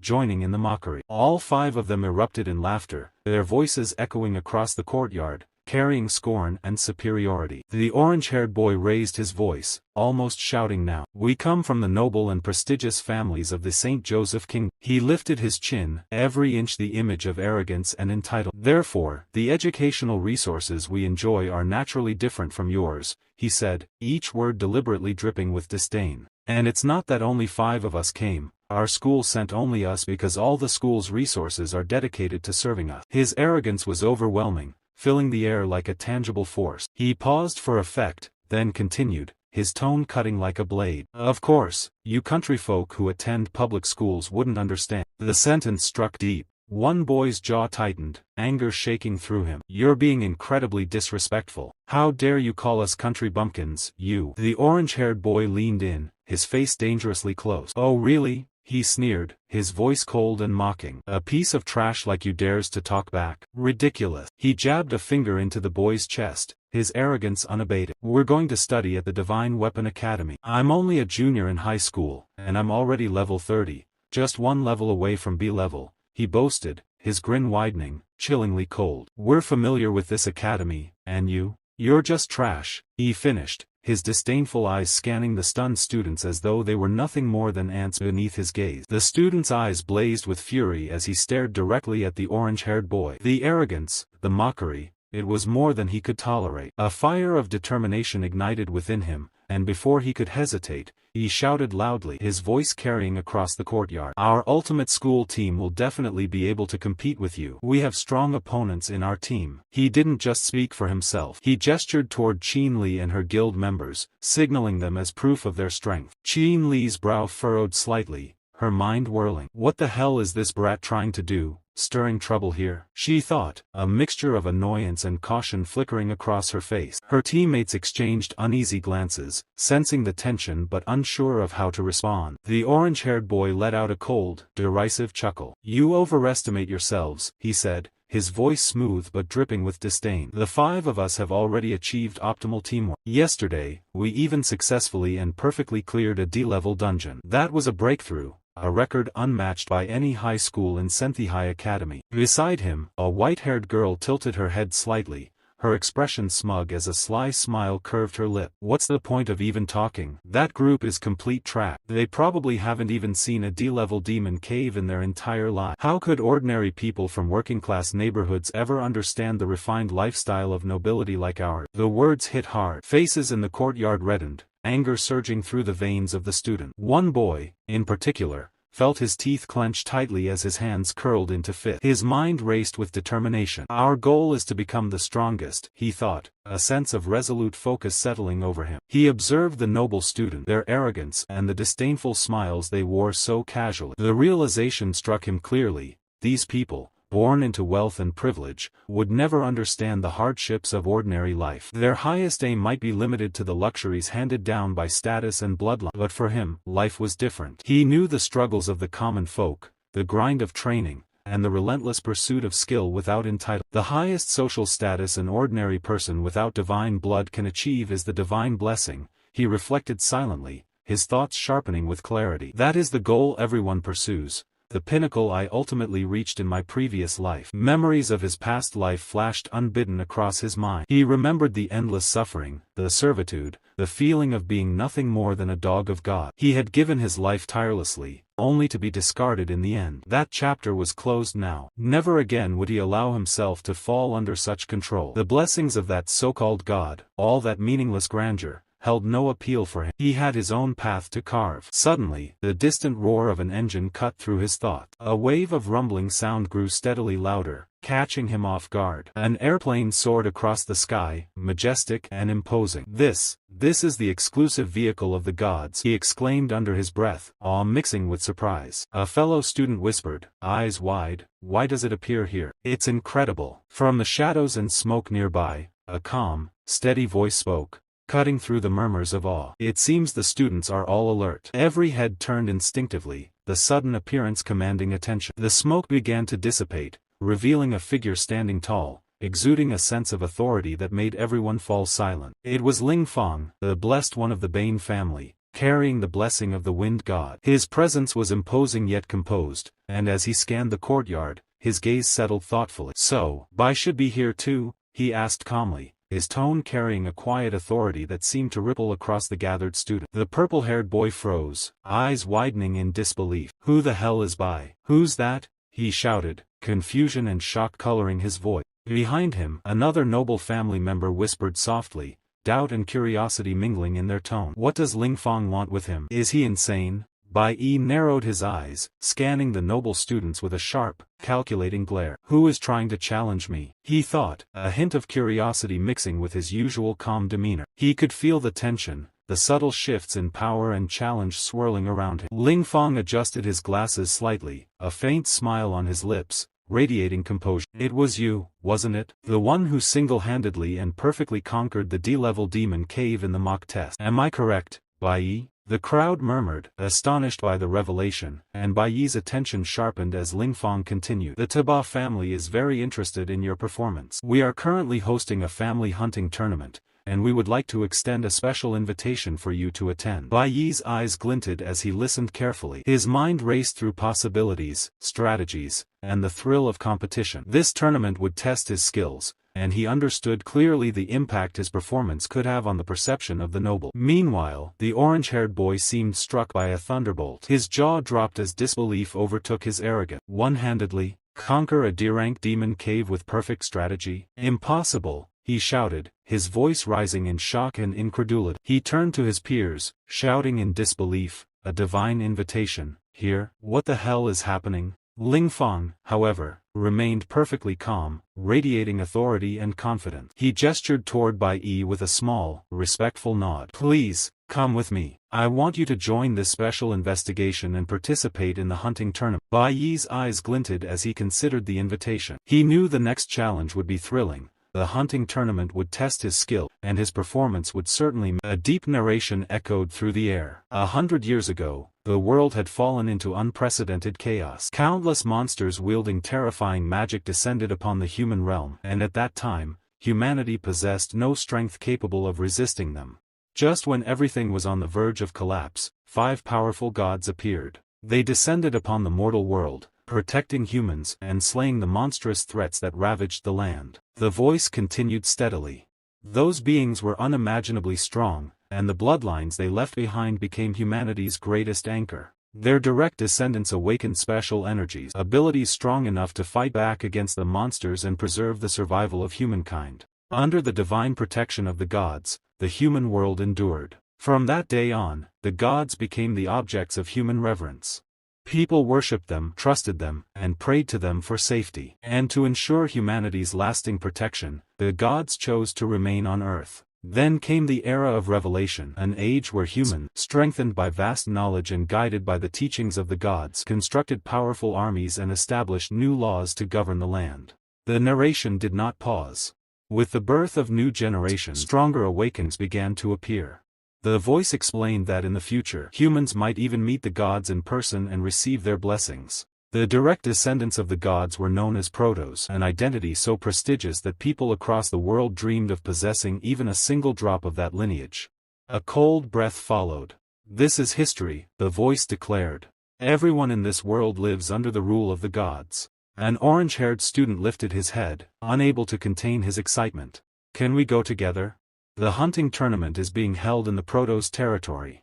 Ordinary people might never even get the chance to go there, let alone watch it live." The man guiding them glanced back and smiled lightly. This cultivation journey was originally arranged by the Taiban family. It's only natural that all the students were invited this time. He smirked. "There's still some time before we visit the God Guild. Anyone interested is welcome to come along." My teacher froze for a moment. "We actually have the chance to step foot on the Protoss territory?" Her surprise spread quickly. The students began whispering among themselves, eyes wide as the reality sank in. Qin Li let out a small laugh. Behind him, one of his subordinates muttered quietly, noting that only nobles were usually allowed to enter that sacred land. Qin Li smirked. "What luck?" The man leading them simply responded with calm composure. "Then let's all go together." The scene shifted. The Taiban family's territory, Sky City, appeared in full view. It was breathtaking, a city suspended high above, glowing with overwhelming brilliance. Only nobles ever had the privilege to visit such a place. Every corner of the sky shimmered with luxury, and within different regions rested the 5 godly families. The nation of Saint Joseph, in particular, was primarily inhabited by the Taiban family. While walking, the man's thoughts deepened as the explanation continued. "They are all descendants of Kalamanda, the Taiban family. They command the world's strongest force, the God Guild." His eyes narrowed. "They even oversee the Divine Weapon Academy. That means the selection and management of the entire army lie in the hands of the Taiban family. Every awakened academy in every country operates under their jurisdiction." The students finally entered the vast mansion. Bai Yi lifted his gaze, his thoughts turning sharp. They seem very interested in me this time, probably because of my performance during the graduation exam. A faint sneer crossed his mind. But why choose to meet me during the hunting tournament? Suspicion lingered as he studied the luxurious estate. A row of butlers stood in perfect formation, welcoming each student with unwavering discipline. When everyone gathered, the students stared around in disbelief. This is where the gods reside, the Taiban family's glorious domain, someone whispered in awe. Security teams stood everywhere, further emphasizing the importance of the place. Bai Yi's expression hardened. He raised his eyes toward a distant figure. Protoss, we meet again. Meanwhile, Bai Yi stood still, his gaze shifting backward. The man behind him spoke calmly. My grandfather once told me that art is one of the traps of human existence in this world. His eyes moved toward the mysterious ruins ahead. They've arrived. He suddenly turned around and continued. But my father said ruins reveal the truth of history. Still, I believe that creating ruins is an art in itself. The students were completely stunned. They never expected such words from a man whose aura felt uneven and unfathomable. At that moment, the orange-haired young man leaned toward the girl beside him and whispered coldly, "Have you forgotten what your parents taught you?" The girl immediately lowered her head and bowed in respect. The orange-haired man sneered. How dare you look a god in the eyes? You're no different from those arrogant fools from inferior nations. Bai Yi ignored the childish drama on the surface, but his thoughts darkened. Sin Taiba, the eldest son of a god, ruler of the 10th divine kingdom. He had heard that the mysterious man truly belonged to that family, a being standing above ordinary gods, one of the pinnacles of power in the world. Sin Taiba's eyes sharpened as he stared at the man, but before anything else could happen, the security personnel spoke firmly. Students, please follow us. The scene shifted to the Sky City Central District. A massive barrier surrounded the area. Bai Yi narrowed his eyes. This is a hunting ground, he muttered. It's enormous, and the monsters inside look powerful. A low rumble echoed as the ground trembled, signaling an imminent battle. Nearby, two young masters sat together, chatting casually. They'll probably announce the fight soon, one said. His twin brother frowned. The participation time feels too early. How many people are entering? Not far away, a chubby young man laughed loudly while ordering his servant.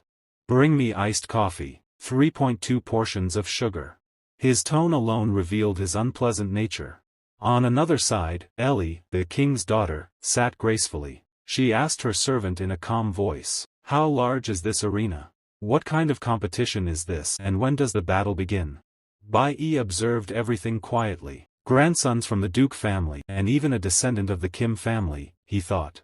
So they're here as well. Then Bai Yi's gaze shifted. Today, I'm surprised to see members from 3 divine families present at the same time, he said quietly. His eyes moved toward the eldest son of a god standing before the monsters. Beside him, the security officer Ismail stepped forward and announced, "The hunting tournament is about to begin. Let me explain the rules so everyone can understand while watching." Ismail's voice echoed across the venue. The entire hunting festival is being held inside this massive arena. The core of the tournament is simple, awakened ones versus monsters within the hunting grounds. He continued calmly. All monsters here are C-rank, captured from various regions across the world and sealed by god guilds. The Awaken participants are volunteers who signed up from different factions worldwide. Ismail paused before adding, "To increase the difficulty, all participants must possess at least B-level qualifications. Each participant will fight independently under their respective faction. Every successful kill of a C-rank monster earns 10 points. The final ranking will be determined by total accumulated points." A wave of shock spread through the students. A C-rank demon, someone whispered in disbelief. That means their strength is almost the same as ours. Another student lowered his voice. Monsters of the same rank usually require a team to defeat. Fighting one alone is extremely dangerous. Anyone who signed up must be incredibly confident, another muttered. Even at the same level, monsters are far more brutal. While the crowd murmured, Lin Kei and his team stood quietly on the other side, observing every detail of the rules and introductions with focused expressions. At that moment, the man spoke again. This year's hunting festival will conclude with a grand celebration. As his words fell, a radiant box appeared in midair, shimmering with dazzling light. Therefore, the Taiwan family has prepared extremely generous rewards for the final win. He raised his hand and announced, "Now, Please welcome this year's contestants to the stage. The ground slowly split apart, revealing the arena below. A massive projected scene unfolded before everyone's eyes: dense forests, uneven terrain, and clearly marked zone. There are 12 participants this year, the man continued. The students gasped. Those are elites from the Holy Land, someone whispered. Another student murmured in shock. That's Linquan from the known country. Incredible. Others exchanged uneasy glances. These contestants must be highly experienced. One boy frowned and said quietly, fighting monsters of the same rank is already dangerous. Killing them one by one is the limit. And there could be hundreds, even thousands of monsters inside, another added. Yet there are only 12 participants. A chill ran through the crowd. This is extremely dangerous, someone muttered. But the rewards are insane, another whispered. Rumor says you could even obtain S-rank equipment. A boy beside him lowered his voice further. And if you perform exceptionally well, you might receive a personal reward from the Protoss. Amid the tension, Bai Yi silently observed everything. If the monster stands before me, he thought, I won't hold back. His fist tightened as he stood firmly in place. However, a dark gaze suddenly fell upon him. The youngest son of the goddess stood behind him, staring coldly at Bai Yi. With a mocking tone, he sneered, Hey, you're nothing more than a nobody. The young man continued to glare at Bai Yi, his voice cold. You're just trash. You only conquered a D-level demon cave alone while still in junior high. You haven't even reached your true potential yet. His eyes darkened as he spoke again. Now show me how you kill a C-rank monster. He directly challenged Bai Yi to prove his strength. The orange-haired arrogant boy froze, while the girl beside him widened her eyes in shock. You want a student to fight a C-rank magical beast alone? She exclaimed. How is that even possible? That's madness. Yet this order had come from the God Order itself. At that moment, Qinli looked at Bai Yi thoughtfully. No wonder they specially invited him, she thought. This request shouldn't be difficult for Bai Yi. He already killed a B-level 8-legged demon alone. A C-rank monster shouldn't stop him. But suddenly, she froze. Bai Yi calmly spoke. No. The crowd stiffened. How could one be enough? Bai Yi continued. A faint smile appeared on his face as he added, Since I'm already here, I'll participate in the hunting tournament as well. He accepted the challenge, on his own terms. The youngest son of the goddess inhaled sharply, unable to hide his surprise. Nearby, the orange-haired boy and the girl stood completely stunned. I didn't hear that wrong, did I? The boy muttered. On another side, the twin brothers exchanged glances before smiling lightly. He wants to participate too, one of them said. Is he serious? Their smiles carried mockery rather than amusement. Meanwhile, the chubby young man looked at Bai Yi with growing interest. Bai Yi's lips curved slightly as he whispered inwardly. Meanwhile, Qinli raised her hand, a confident smile appearing on her face. Wait a moment, she said calmly. I also want to sign up for this competition. Beside her, the green-haired boy stepped forward. I'll join as well. The orange-haired boy and the girl next to him froze in disbelief. A heavy silence spread across the crowd. What nonsense are these idiots talking about? The orange-haired boy muttered. At that moment, the youngest son of the god narrowed his eyes. See grid qualifications, he said coldly. All conditions are met. He lifted his gaze toward the competition screen. After a brief pause, a faint smirk appeared on his face. Interesting. This is the first time students are participating in the hunting tournament. Then he spoke decisively. I approve your request. Nearby, a boy ground his teeth in frustration. This fool just wants to show off in front of the gods. The orange-haired boy sneered. There have been cases where individuals were directly chosen by the gods because of their performance. But you're all rushing in too recklessly. Suddenly, a sharp thought flashed through his mind. I'll join this competition as well, he declared. Before anyone could respond, the security leader stepped forward, his expression stern. Have you all thought this through? There are no teleportation devices inside the hunting arena. If you encounter danger, no one will come to save you. He paused. Is this truly what you want? The orange-haired boy inhaled deeply and replied without hesitation. Of course. I know the risks. The orange-haired boy glared at Bai Yi, his jealousy barely concealed. It's just a C-rank monster, he scoffed. What's so special about it? Annoyance burned in his eyes as he leaned closer and whispered, How could we possibly be inferior to people from some backwater state? He lifted his chin mockingly and stared at Bai Yi. Bai Yi's gaze shifted toward him. After a brief pause, he let out a quiet sigh and said nothing. Some time later, the scene changed. 8 more participants stepped forward. 5 came from the private academy of St. Joseph, while the remaining 3 were from the Jiang Kingdom. One of the twin brothers narrowed his eyes, then smiled faintly. A group from the Jiang Kingdom as well, he said. This match just got interesting. The chubby young man glanced at him and asked, "Who are you planning to defeat?" At that moment, both divine descendants looked on with interest. One of the twin brothers smiled confidently. "I'll bet 1 million on a student from the private academy of St. Joseph." His brother nodded. "I'm betting 1 million as well. They've received elite allied training, second only to ours," he added coldly. "How could they be compared to those nobodies who appeared from nowhere?" His mocking gaze swept over the Jiang Kingdom students, and briefly over Bai Yi. From above, the youngest son of the god watched quietly before speaking. "Interesting. I won't place a bet," he continued calmly. "But I am curious about what that one can truly do." The twin brothers froze for a moment before turning sharply. "Are you talking about that white-haired loser?" one of them asked in disbelief. Both burst into laughter. "Then you'd better be ready to throw your money away," one of them said with a grin. The chubby young man scratched his head, eyes shining with interest. "Then who should I bet on?" Nearby, the security officer in charge sighed softly. "I forgot to warn them," he thought. Under no circumstances should anyone approach the central dark forest. The scene shifted to the dark forest area. Bai Yi did not plan to enter this place with Qin Li and the green-haired boy. He moved forward alone, ready to begin the hunt. Meanwhile, the orange-haired boy's team, brimming with confidence, scanned the forest intensely. The girl beside him trembled slightly. "We still haven't found a C-rank monster," she whispered. The orange-haired boy glared at her. "Why are you panicking? I've even defeated a D-rank boss in actual combat," he said coldly. He exhaled sharply.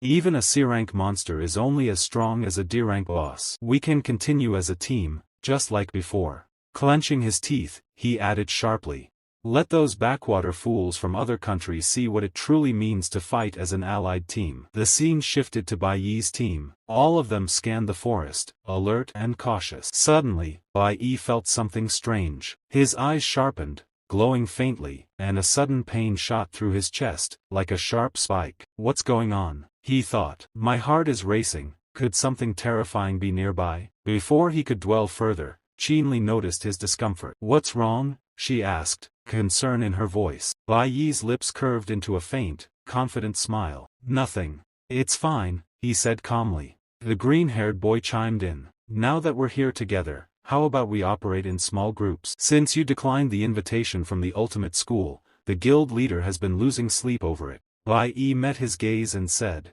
"On the contrary, I'm even more looking forward to working with you." Qin Li blinked, surprised, a faint blush coloring her cheeks. "Hey, Brad, what are you talking about?" she asked. The green-haired boy laughed softly. "What do you think?" Suddenly, a lizard-type monster emerged from the shadows. Its grotesque form and piercing gaze made the team tense. It lunged sharply toward the orange-haired boy's team. "Damn it! The monster has appeared," one of them shouted. "It's level 30, and it's a nuclear mage." The orange-haired boy's eyes narrowed. "Can you keep up with my movements?" he shouted sharply. The monster, a level 25 A-grade ice Trianos, advanced rapidly. Its attack was precise, aimed directly at the orange-haired boy's team. The air felt heavy, as if death itself was closing in. As the monster lunged, it roared with ferocity. "I won't die here. I'll kill you, you bastard." The orange-haired boy's team braced themselves, shouting in unison. "We won't die either. We'll take you down." Suddenly, the monster lunged forward, its attack aimed directly at the two boys. One of them reacted instantly, narrowly grazing past the beast as he charged an attack head-on. The monster roared sharply in pain.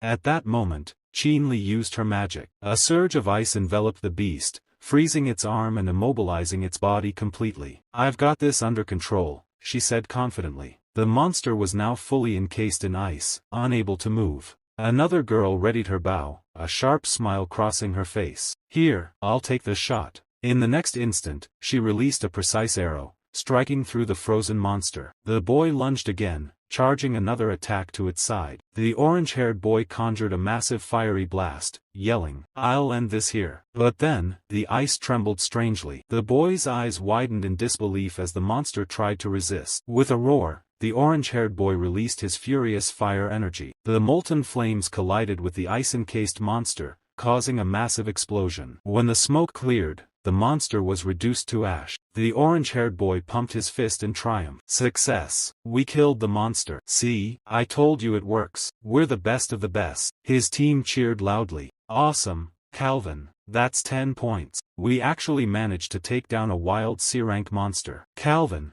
the orange-haired boy, looked around at his team. "You guys handle the rest later. The remaining kills are yours." The scoreboard updated. The first place had 150 kills, the green-haired boy had 130, Bai Yi had 120, and another participant had 60. The crowd gasped. All three of them have each killed more than 10 monsters. Everyone was astonished at the result. A new twist awaited in the next episode. Deep in the forest, a true C-rank monster lurked, and even more dangerous creatures were waiting for Bai Yi. The next episode promised to be even more thrilling. Stay tuned, and thank you for watching.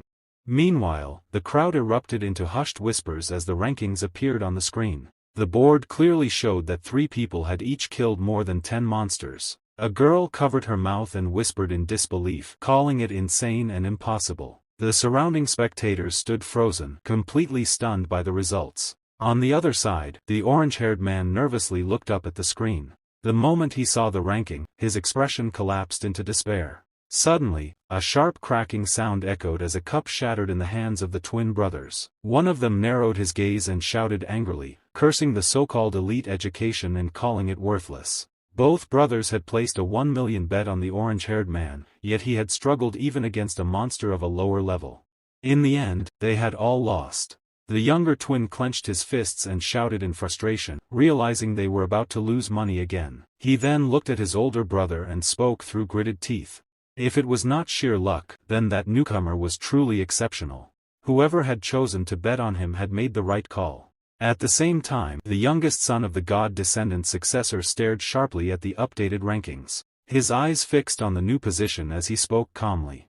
He admitted that he had not expected a random pick to suddenly rise so fast and claim second place. He spoke sharply, his tone cold and disdainful. He said he could not believe that the insignificant bug he had randomly chosen had actually climbed to third place. He added mockingly that one should never underestimate insects, recalling how his father had warned him of this since childhood. At that moment, the chubby boy smiled faintly. He let out a slow sigh and calmly remarked that he had not even placed his bet yet. To him, this hunt was far too easy. His gaze shifted toward the hunters in the arena as he spoke with clear boredom, saying that playing like this was dull. The youngest son lifted his head and questioned him, asking what other crooked idea he had in mind. His eyes fixed on the chubby boy. In response, the chubby boy merely smiled again and sighed, his voice turning eerie as he said that he wanted to participate as well. He announced that he would bet on himself. As he spoke, he grabbed his assistant by the collar and pulled him closer, insulting him as he declared that his dog would take his place. His behavior was cruel and revolting, treating a human as nothing more than an animal. Elsewhere, the twin brothers were no better. One sneered and remarked that the man was blessed, while the other raised his middle finger and pointed out that the rules allowed only one sea-level awakened individual to participate. The chubby boy bared his teeth in a grin and replied that gods themselves were the rules. He then turned to his servant, gripping his hair tightly in his hand as he issued another command. He ordered the release of the high-level monsters that were locked away. If that person failed to take first place, he would be sent inside as well and left to die. The servant could only look at the arena screen, his eyes filled with despair and helplessness. Meanwhile, the scene shifted deep inside the forest. A gigantic level 29 behemoth let out a deafening growl as it emerged from the shadows. Its massive body radiated oppressive pressure. Sharp light streaks flashed as hunters rushed forward, desperately struggling to face the monster head-on. One boy shouted in panic, questioning why so many high-level monsters had suddenly appeared. Chaos spread instantly. A hunter cried out helplessly, begging for his life, but before he could escape, the behemoth's enormous hand descended. His voice broke as he pleaded to be let out. At that moment, a ring emitted a sharp beep. The hunter's body vanished completely as the elimination was confirmed. On the screens, scenes of students falling one after another appeared. Pupils watching from outside whispered in shock as another awakened individual was declared eliminated. Someone trembled and muttered that they had clearly abandoned the competition. Outside the arena, Bai Yi's teacher stared anxiously at her screen. Her expression was tight with worry, her hands clenched as she searched for his signal. Despite the growing fear in her heart, she forced herself to believe that he was still safe. Nearby, the illegitimate son laughed loudly while watching the students perish. He openly mocked the scene, calling it entertaining. The teacher turned toward him in anger, her voice filled with disgust. She could not understand how someone could take pleasure in watching students die inside the arena. Meanwhile, the twin brothers laughed darkly, calling the situation satisfying and claiming that the bastard deserved to die. The youngest son shot them a sharp glare and questioned what other hidden monsters they were keeping in reserve, telling them to release everything they had. At the same time, his attention returned to the screen. His eyes narrowed as he watched Bai Yi, a clear personal grudge flickering in his gaze. Inside the forest, a stone ape behemoth roared violently. The ground cracked as it slammed down, releasing tremendous force. A stone ape behemoth roared violently. The ground cracked as it slammed down, releasing tremendous force. Qin Li surged forward, golden energy erupting around him as she confronted the monster head-on. The stone behemoth attacked again, causing the terrain to tremble. Qin Li dodged swiftly, forcing himself to move despite the strain on his injured leg. She wondered how someone with such an injury could still maintain this level of speed. Suddenly, her gaze shifted. A burst of green energy exploded from the side. Bai Yi appeared in a flash, landing a clean kick that sent the massive body of the stone ape crashing backward. The monster was not completely defeated. It steadied itself, crimson eyes blazing as it let out a furious roar. A crushing pressure filled the air. The source was a green-haired boy, a Yanshi whose occupation was Galaxy Mage. A grim smile formed on his face as he activated a single-target suppression skill, concentrating immense pressure on the monster. Gripping his dagger tightly, he stepped forward and struck with precision. The attack was swift and merciless. In an instant, the stone ape collapsed. A system notification followed immediately, confirming the successful kill of the level 28 stone ape, and the points were awarded. At that moment, Qin Li and the green-haired boy turned their gaze toward Bai Yi. He stood calmly ahead, his posture composed after killing the monster. The system notification appeared, showing that he had gained over 10 experience points. Qin Li let out a quiet sigh, her eyes filled with admiration. She admitted that he was incredible. This was already the third time he had helped her. Although they were fighting as a team, she clearly understood the truth. Bai Yi had been the one controlling the entire battle from start to finish. What astonished her even more was that he had only used the warrior profession. His control, timing, and judgment were far beyond normal standards. Bai Yi glanced at his own screen and spoke calmly. He acknowledged the experience gain, but it was still not enough. He needed to grow stronger. There was someone he truly wanted to face. Qin Li looked at him and spoke with confidence. In such a short period of time, a warrior reaching this level was already proof of extraordinary talent. His growth rate was undeniable. Suddenly, Bai Yi sensed something unusual. His expression shifted slightly as he realized that he was gaining experience from every class he used in battle. He quickly suppressed the thought. Exposing that fact now would be dangerous. At that moment, a drone hovered above, silently recording every movement. Bai Yi's gaze darkened. He understood that he could not reveal his full capabilities under constant surveillance. His eyes shifted toward a nearby dark forest. He exhaled slowly and murmured that he needed a place where he could act freely. Without hesitation, he dashed forward. Standing at the entrance, he looked toward the depths ahead and spoke decisively. They would head toward the deep center of the black mist forest. Meanwhile, the green-haired man spoke with a confident tone, saying that their teamwork was working extremely well. He then looked up at the screen and remarked that it seemed the fight for first place would be decided among them. After that, he added that the team in fourth place was already far behind in points. Qin Li focused on the scoreboard and let out a soft sigh. At that moment, a sudden rumble echoed through the area. The numbers on the screen shifted, and a new boy's ranking began to rise at an astonishing speed. In an instant, he jumped from 10th place to 8th. Bai Yi narrowed his eyes and said calmly that there was someone whose ranking was increasing rapidly. At that moment, the boy whose ranking had surged so suddenly appeared on the screen. He was a chubby servant, and the sight shocked many. Bai Yi's thoughts stirred with surprise. Who is he? I've never heard of him before.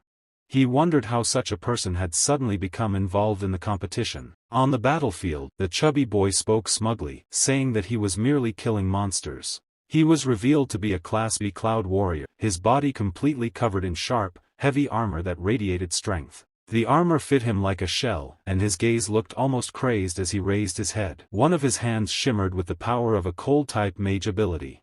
In that very moment, his points surged again, pushing him forward to seize third place in the tournament. The chubby boy burst into laughter. Nearby, a young man stood up arrogantly and pointed at the screen, declaring that the boy was his servant. He mocked everyone openly, boasting that his ranking had already surpassed that so-called new talent. With a sneer, he claimed that the people chosen by others were nothing special and that first place would belong to him this time. Before the noise could settle, a sharp voice cut through the air. One of the twin brothers spoke mockingly, saying that letting a blessed one participate on someone else's behalf was nothing more than cheating.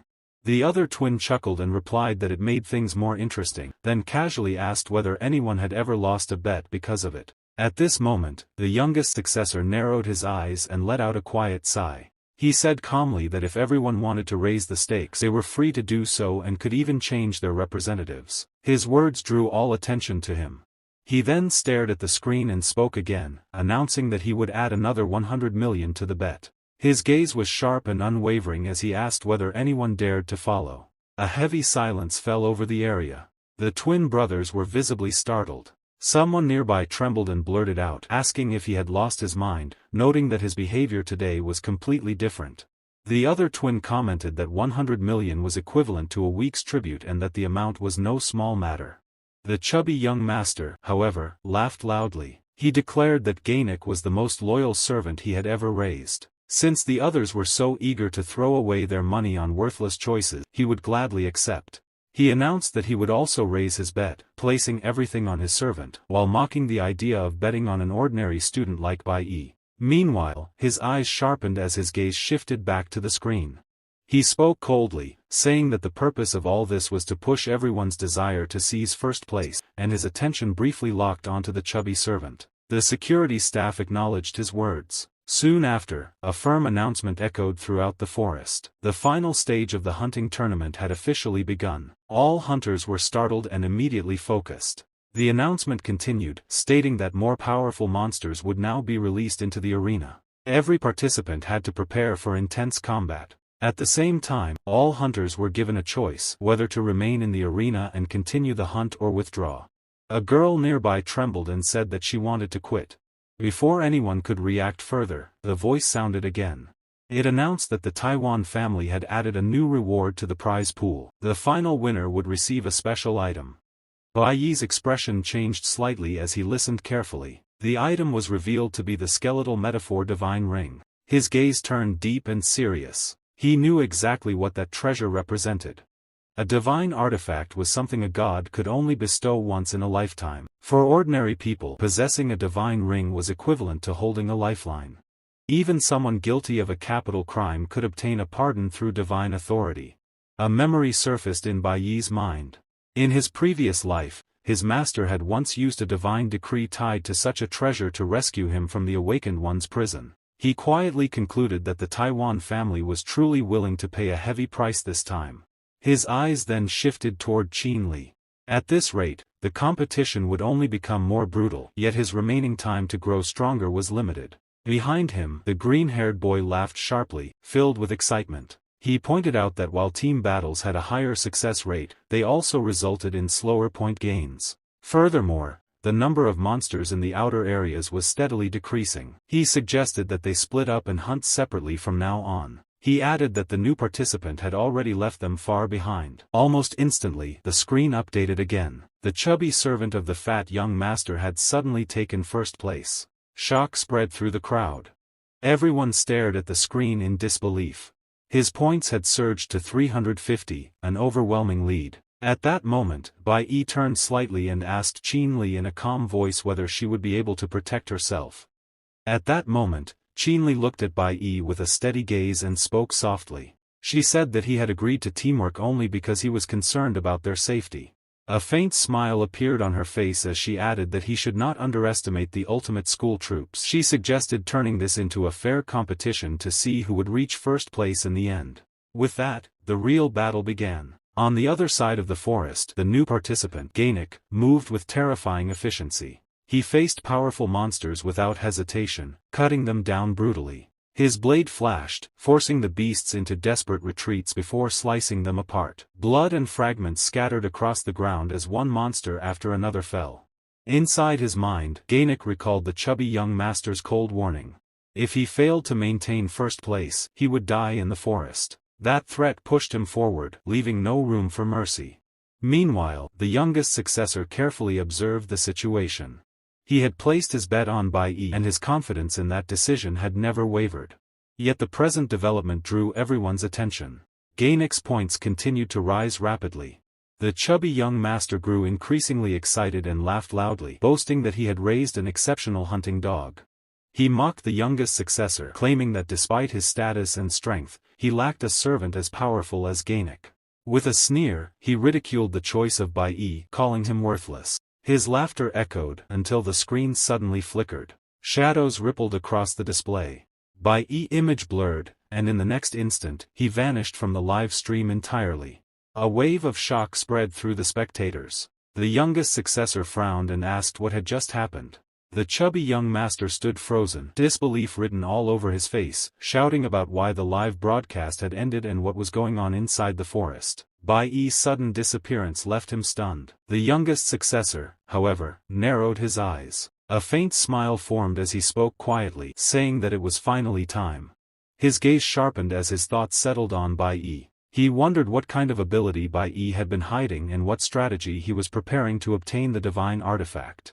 The scene began with Bai Yi deliberately hiding himself deep within the forest, completely cutting off the live stream. Moving quietly through the shadows, he muttered to himself that he had already passed through several core danger zones, places most people did not dare to approach. He activated his ability and entered Cloud Mage mode.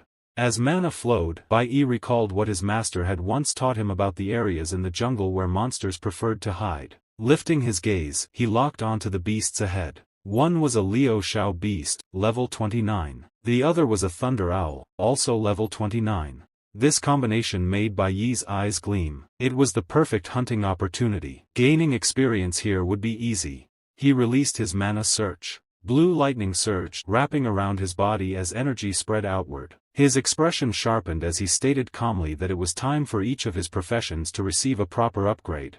Outside the forest, spectators whispered among themselves. Some stepped forward, watching the cadets fighting on the visible screens. However, Bai Yi's screen remained blank. No one could see what he was doing inside the forest. A white-haired girl froze in surprise when she noticed the sudden disconnection. She wondered why Bai Yi's screen had disappeared and whether he had encountered danger. Unease crept into her thoughts. Behind her, Bai Yi's teacher grew tense. Lowering her voice, she whispered, questioning what had gone wrong with Bai Yi. Then the rankings changed. Within a single minute, Bai Yi's score jumped to 260 points. The crowd erupted in shock. Whispered discussions spread rapidly as people questioned how he had gained 30 points so suddenly, vaulting straight into second place. Before the surprise faded, his score increased again, 290 points. Shouts echoed across the area. Some exclaimed at how unbelievable the increase was. Others pointed out that he was now only 20 points away from first place, his score rising at a frightening pace. Many questioned how such growth was even possible. Voices rose, accusing the system of malfunctioning at Hilltop High. At that moment, high above, a descendant of the All-God stared intently at the screen. Nearby, a chubby man cursed loudly, demanding to know how that kid's score could skyrocket the moment his live stream ended. At that moment, a member of the security staff looked toward the chubby man and spoke calmly, addressing him as young master. He stated that there was no need to overthink the situation. He explained that the point system was completely error-free. Every monster had a tracking clip attached, and points were only awarded the instant a monster was killed. There was no possibility of miscalculation. Before he could finish, the chubby man let out a cold laugh, clearly mocking him. The next instant, a teacup flew through the air. Tea splashed across the security officer's face as the chubby man slammed his hand down and shouted angrily, demanding whether the man wanted an explanation. He cursed him, asking if he truly thought he did not understand the rules himself before ordering him to get lost. Clenching the teacup tightly, his anger surged as he raised his voice again, accusing Taiban. He sneered, questioning whether Taiban's family diviner had forgotten the rules and since when it had become his place to interrupt the gods. Taiban tried to speak, attempting to address the youngest successor, but before he could continue, the chubby man looked at him with a smug expression. He taunted him, asking whether he was afraid of losing his seat. Taiban's teeth clenched as fury flashed across his face. He cursed under his breath, his expression darkening. At that very moment, the rankings updated again. Bai Yi surged into first place, his points stopping at 460. The youngest successor lifted his gaze to the screen, a faint smile forming as he remarked that Bai Yi was more interesting than he had expected. Elsewhere, Qinli was also watching the rankings. She whispered softly that she had known Bai Yi would catch up once he began fighting alone, but she had not expected it to happen so fast or so brutally. A smile curved her lips as she added that if he maintained this pace, taking first place would be effortless. Suddenly, the ground rumbled. Bai Yi's score leaped again, soaring to 620 points in mere seconds. A green-haired boy shouted in shock, his face filled with disbelief as he questioned how such a thing was possible. He muttered whether this level of power was even believable for a human.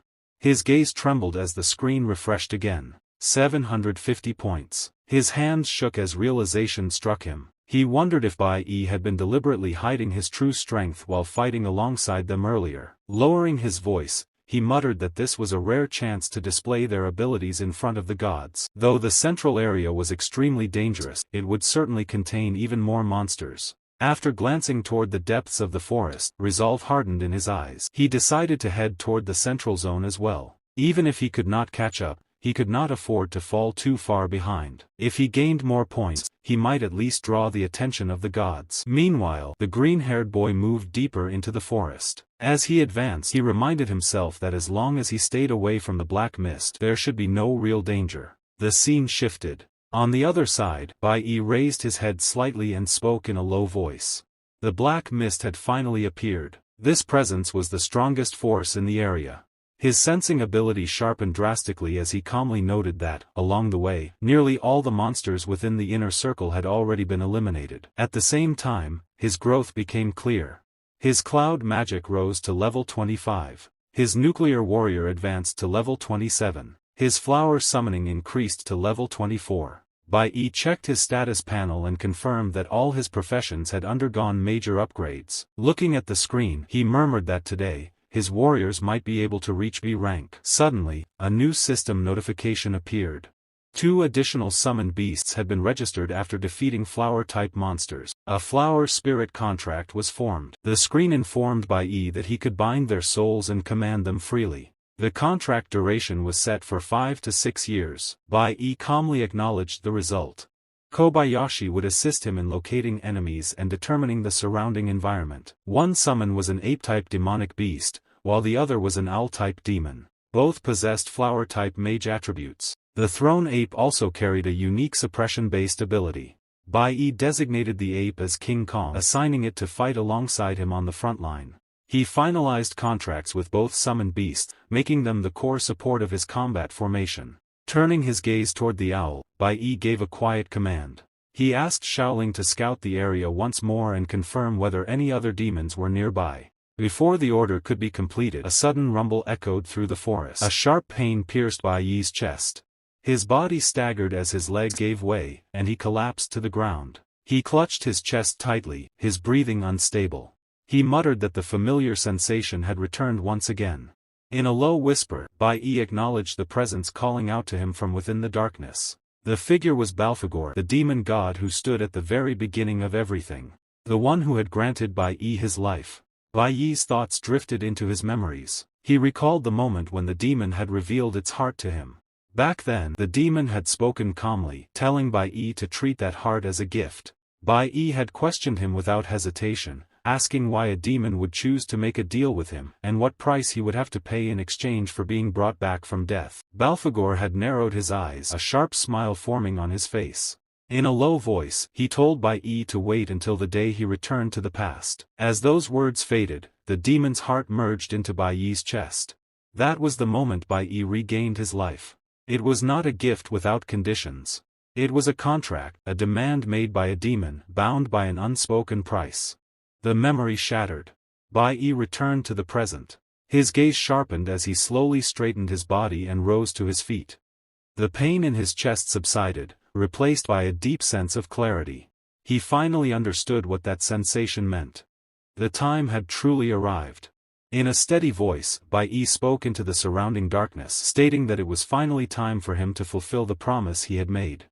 Meanwhile, the scene shifted to the area outside the hunting grounds. Students gathered around the screens, all eyes fixed on the rankings. Someone spoke with clear disbelief, saying that they had never expected the hunting tournament to turn out like this. The screen refreshed. First place, Bai Yi, 750 points. Seeing the result, Bai Yi's teacher became visibly excited. She smiled and remarked that 3 of the top 4 participants were all classmates from Jingu Academy, calling it an excellent outcome. Nearby, a boy nodded in agreement. He admitted that the result was impressive but pointed out that Bai Yi's live stream had been unavailable for quite some time. Because of that, no one knew how he had managed to claim first place. Beside him, a short-haired girl looked up and spoke calmly. She suggested that Bai Yi had likely entered the central area. Before their ultimate training journey, their team had attended a crash course related to the hunting tournament, so she had some understanding of how it worked. She explained that the hunting grounds were extremely vast, far beyond what the screens could fully display. It was impossible to observe everything directly, which was why spectators relied on live tracking and follow-up recordings. She then outlined the structure of the hunting grounds. The first zone was the green zone, also known as the basic hunting area. The second zone was the B-level difficulty hunting area. The third, and most dangerous, was the Black Mist Forest, located deep in the center. According to the tournament rules, the entire hunting ground was divided into these 3 areas. The Black Mist Forest was especially dangerous because powerful monsters resided there. Finally, she pointed toward the section currently displayed on the screen. She explained that the area in front of them right now was the basic hunting zone, where monsters were lower in level and appeared in smaller numbers. The short-haired girl continued watching the screen and spoke again.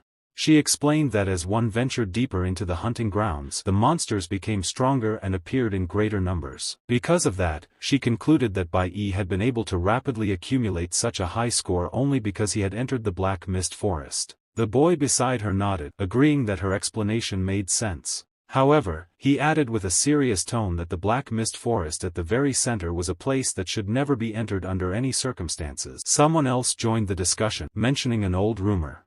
It was said that the Black Mist Forest was cursed, and anyone who entered it would never return.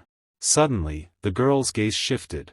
She noticed a green-haired figure on one of the screens moving toward the depths. Her expression changed as she spoke in surprise, questioning why the deputy commander was heading toward such a dangerous area.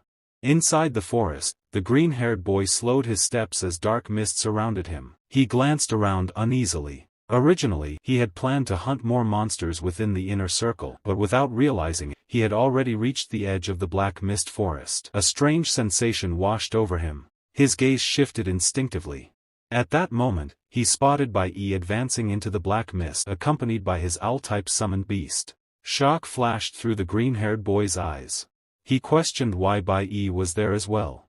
Did Bai Yi truly intend to enter the Black Mist Forest? Did he not understand how dangerous this place was? He instinctively raised his hand, wanting to stop Bai Yi.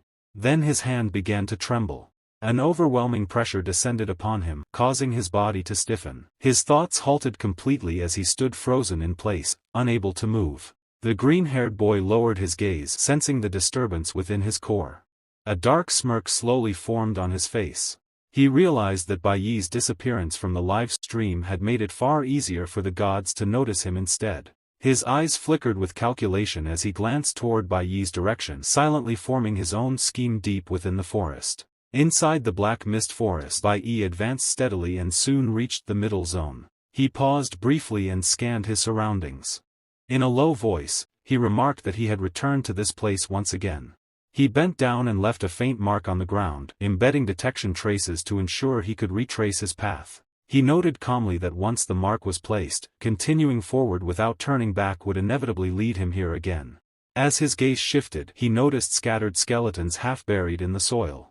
His expression darkened. It felt like being trapped inside a massive maze. Bai Yi murmured that many hunters in the past had likely lost their way here forever. The atmosphere grew heavier with every step. The surroundings were dark, oppressive, and filled with a chilling aura. Bai Yi sensed lingering fragments of powerful magic and narrowed his eyes, questioning who could have cast such a spell. Even after all this time, traces of that power still remained. He found it strange that magic of this level existed within the Luan forest. As the black mist swirled quietly around him, Bai Yi's thoughts deepened. He wondered what secrets the black mist forest truly concealed at its core. Meanwhile, on the other side, Qinli looked up at the scoreboard. A frown slowly formed on her face. "What's going on?" she muttered softly. "Why hasn't Bai Yi's score changed after reaching 750? Her gaze remained fixed on his name, genuine concern evident in her eyes. At that moment, a green-haired boy noticed Qinli. He raised his hand and loudly called out her name. Qinli turned around and looked at him. "Have you seen Bai Yi?" she asked immediately. "His score hasn't changed for a long time. It feels strange." The green-haired boy made an awkward expression before nodding. "Yes, I saw him earlier in the high-difficulty hunting area," he replied. "He seemed to be heading toward the central zone." Qinli's body stiffened. She turned back toward the screen, her breath catching. "Don't tell me," she whispered.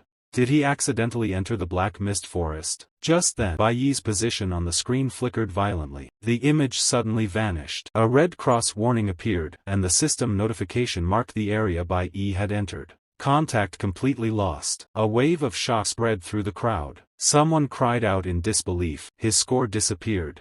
Could something have happened to him? Is he in danger? Bai Yi's instructor stared at the screen, her face drained of color. "Bai Yi," she whispered, her voice trembling. "You must not let anything happen to you." At the same time, deep inside the black mist forest, Bai Yi stood silently at the center of the forest. He slowly closed his eyes, forcing himself to calm down. "I just want to close my eyes," he thought, "and stop believing what I'm seeing and hearing." As that thought crossed his mind, a strange energy surged out from within his body. Bai Yi's expression changed slightly. "Trust what you feel," he muttered under his breath. Suddenly, a low rumble echoed through the forest. A deep, indistinct voice resonated in his mind. "Follow your heartbeat. That is the path that will guide you through this forest."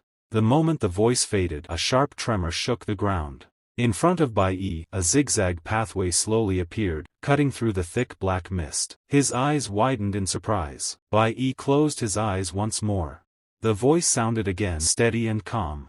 "You're getting closer. Try once more." The energy within his body rumbled again, stronger than before. "Here," the voice declared. "This is the place you are looking for." Bai Yi opened his eyes. Before him the black mist parted, revealing a massive dark abyss. His pupils shrank as shock washed over his face. "I never imagined there would be such a huge abyss in the middle of the hunting grounds," he said quietly. "Even in my previous life, I've never seen anything like this recorded."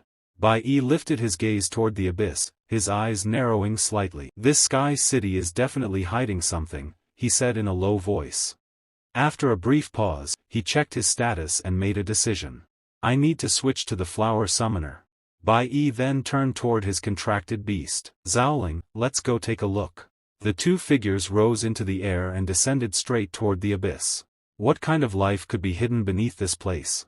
Bai Yi muttered. A burst of shimmering energy surged around him as he landed steadily within the abyssal region. The surrounding darkness pressed in from all sides. "What exactly is this place?" he said, scanning the area carefully. "Was this once the site of a major war?" Suddenly, the ground trembled. A violent eruption of dark purple energy burst forth, and a threatening voice echoed through the abyss. Bai Yi's gaze shifted sharply. His pupils contracted as shock flashed across his face. Before him stood multiple terrifying entities, level 8 and level 4 mutant variant, along with different types of emperor-rank spirit monsters. He could hardly believe what he was seeing. Then, a massive figure slowly stepped forward. A cold, hoarse voice rang out, filled with killing intent.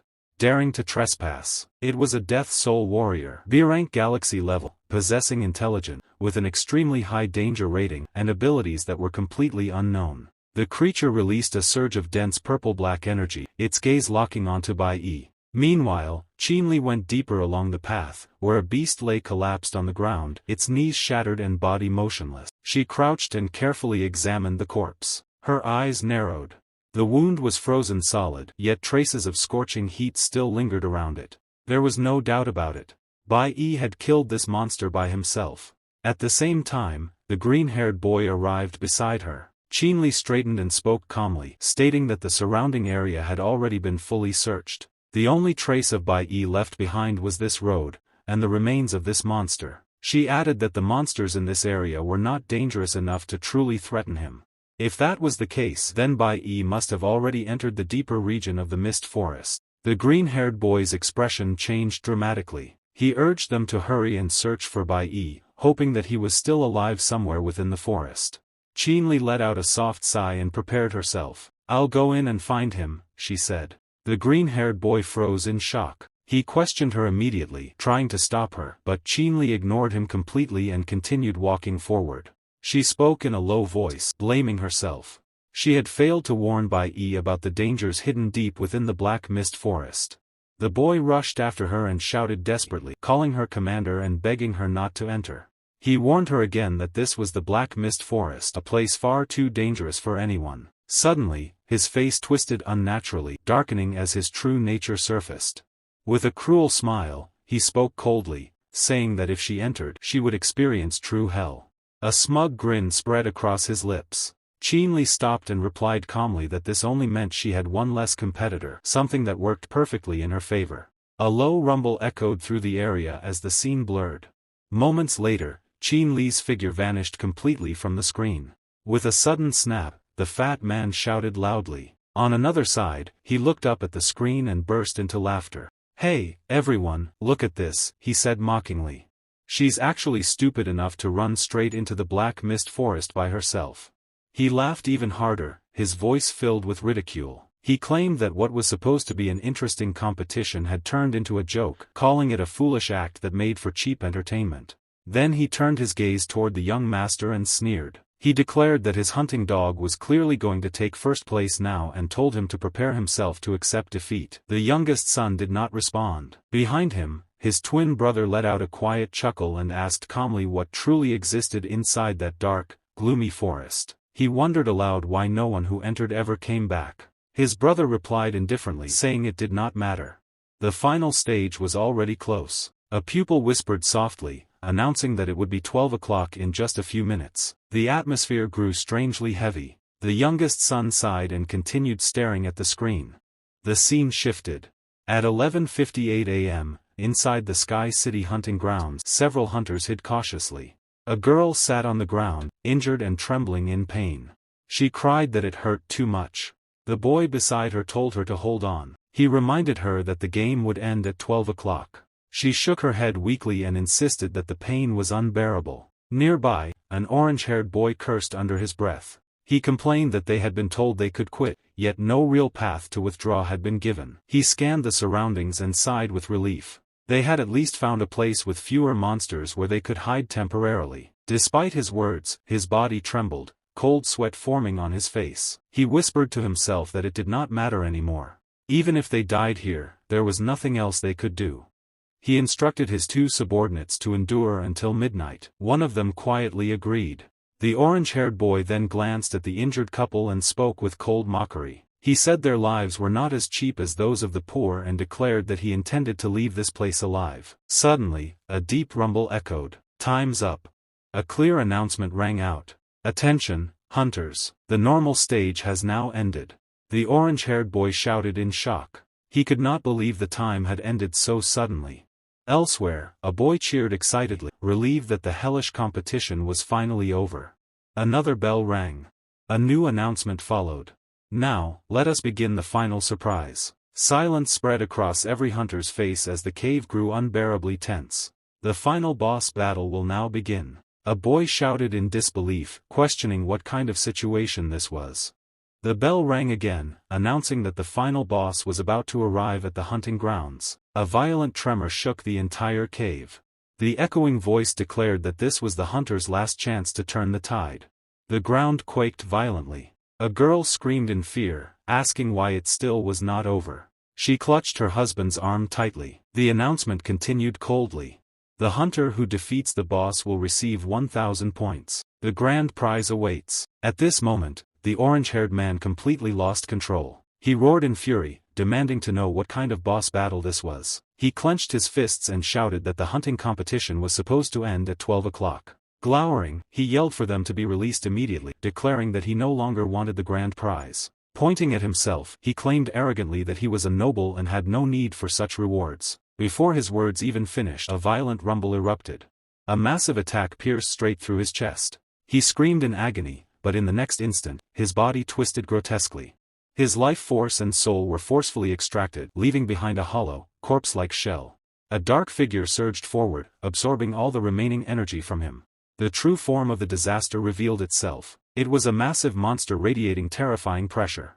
The surrounding members froze in terror. One boy shouted in disbelief, asking if Kelvin had truly died just like that. A girl broke down in despair, trembling as she questioned what kind of nightmare this was. The monster revealed its identity.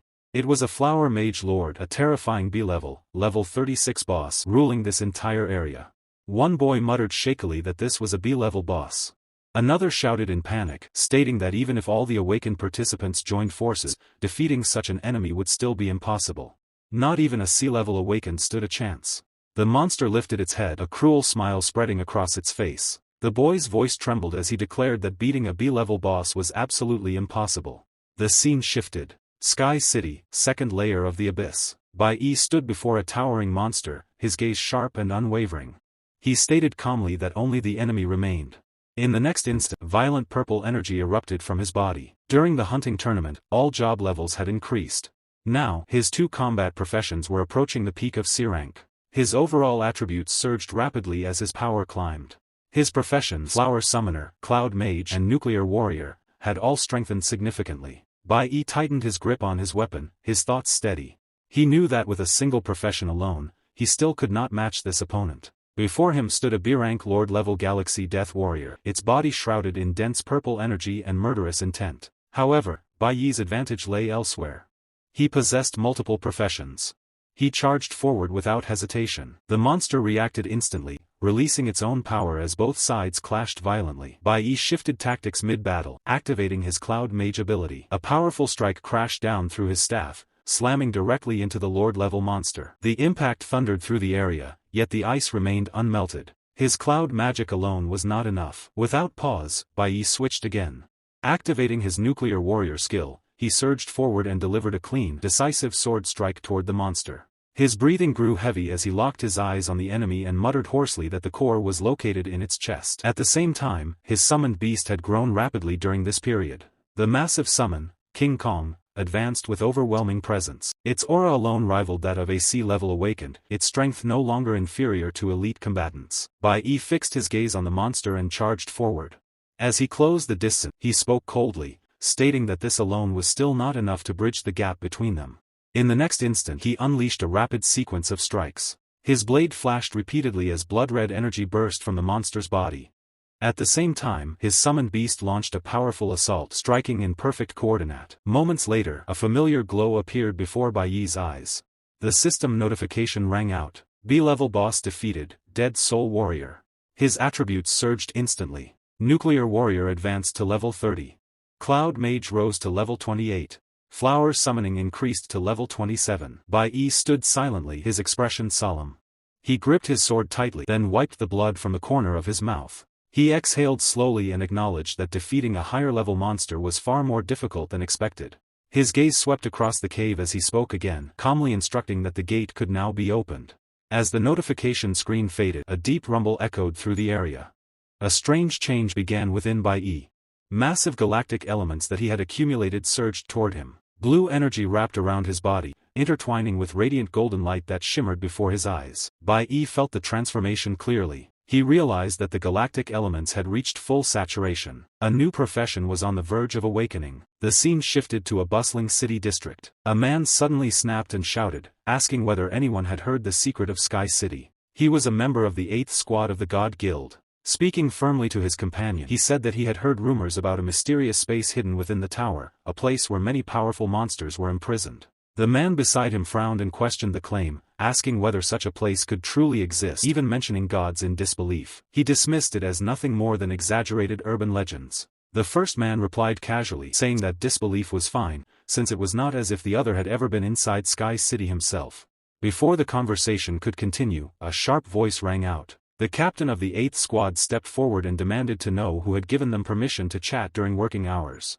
Both men froze in shock and quickly stood at attention, saluting nervously and insisting that they meant no disrespect.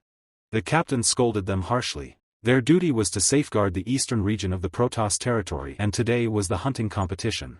He emphasized that they could not afford even the slightest mistake. Pointing at them coldly, he reminded them that they had been in the squad for 3 years, yet their discipline was still worse than that of a new recruit. He ordered them to look behind and learn what proper conduct looked like. Not far away stood a man who radiated an entirely different presence. He was a member of the 5th team of the God cult. The true traitor had appeared. This man was an enemy of Bai Yi. His name was Chris. Standing silently, Chris showed a faint smile as he thought about the mysterious space hidden within Sky City. To him, it sounded interesting. The scene shifted again. Inside his mental space, Bai Yi stared at the glowing screen before him. A new notification appeared. New profession awakened, Galaxy Mage. Bai Yi narrowed his eyes as the red-tinted screen reflected in his gaze. He muttered quietly, questioning what kind of power this red galaxy truly was. The data confirmed it. Galaxy Mage, Level 1. At the same time, he recalled someone else with a similar profession. That green-haired boy possessed the same type of red galaxy power, identical to Yen Zhoncher's Awaken path. Suddenly, a violent rumble echoed. Bai Yi's expression changed as an intense sensation surged through his chest. His heartbeat accelerated uncontrollably. Pain shot through his body, forcing him to clench his teeth and press a hand tightly against his chest. The feeling grew stronger with every second. He lifted his head and looked toward a massive gate ahead. Thick chains wrapped around it, sealing it completely. Bai Yi understood instinctively. Whatever he was searching for lay behind that gate. Switching to his nuclear warrior state, he raised his weapon and poured energy into the chains. The force surged outward, and with a deafening crash, the chains shattered and fell to the ground. He gripped the massive door and pulled it open. A dense, smoky fog poured out from within. Inside, towering pillars stood in silence. Heavy chains bound a figure at the center, locking him in place. Strange symbols glowed faintly, marked clearly as a star soul lock. Level 5. Bai Yi's eyes widened. A man stood there, completely restrained, his body covered in chains. His presence was demonic and oppressive. The chained man lifted his head, stared at Bai Yi and let out a mocking smile. He asked coldly whether another person had been sent to humiliate him. Bai Yi did not flinch. He calmly spoke the man's name, asking if he was Shamil. The chained man froze. Shock flashed across his face as he questioned how Bai Yi knew his name. Bai Yi answered without hesitation. He said that he had come to save him. The words echoed through the chamber. The man who had been imprisoned for countless years fell completely silent, unable to process what he had just heard.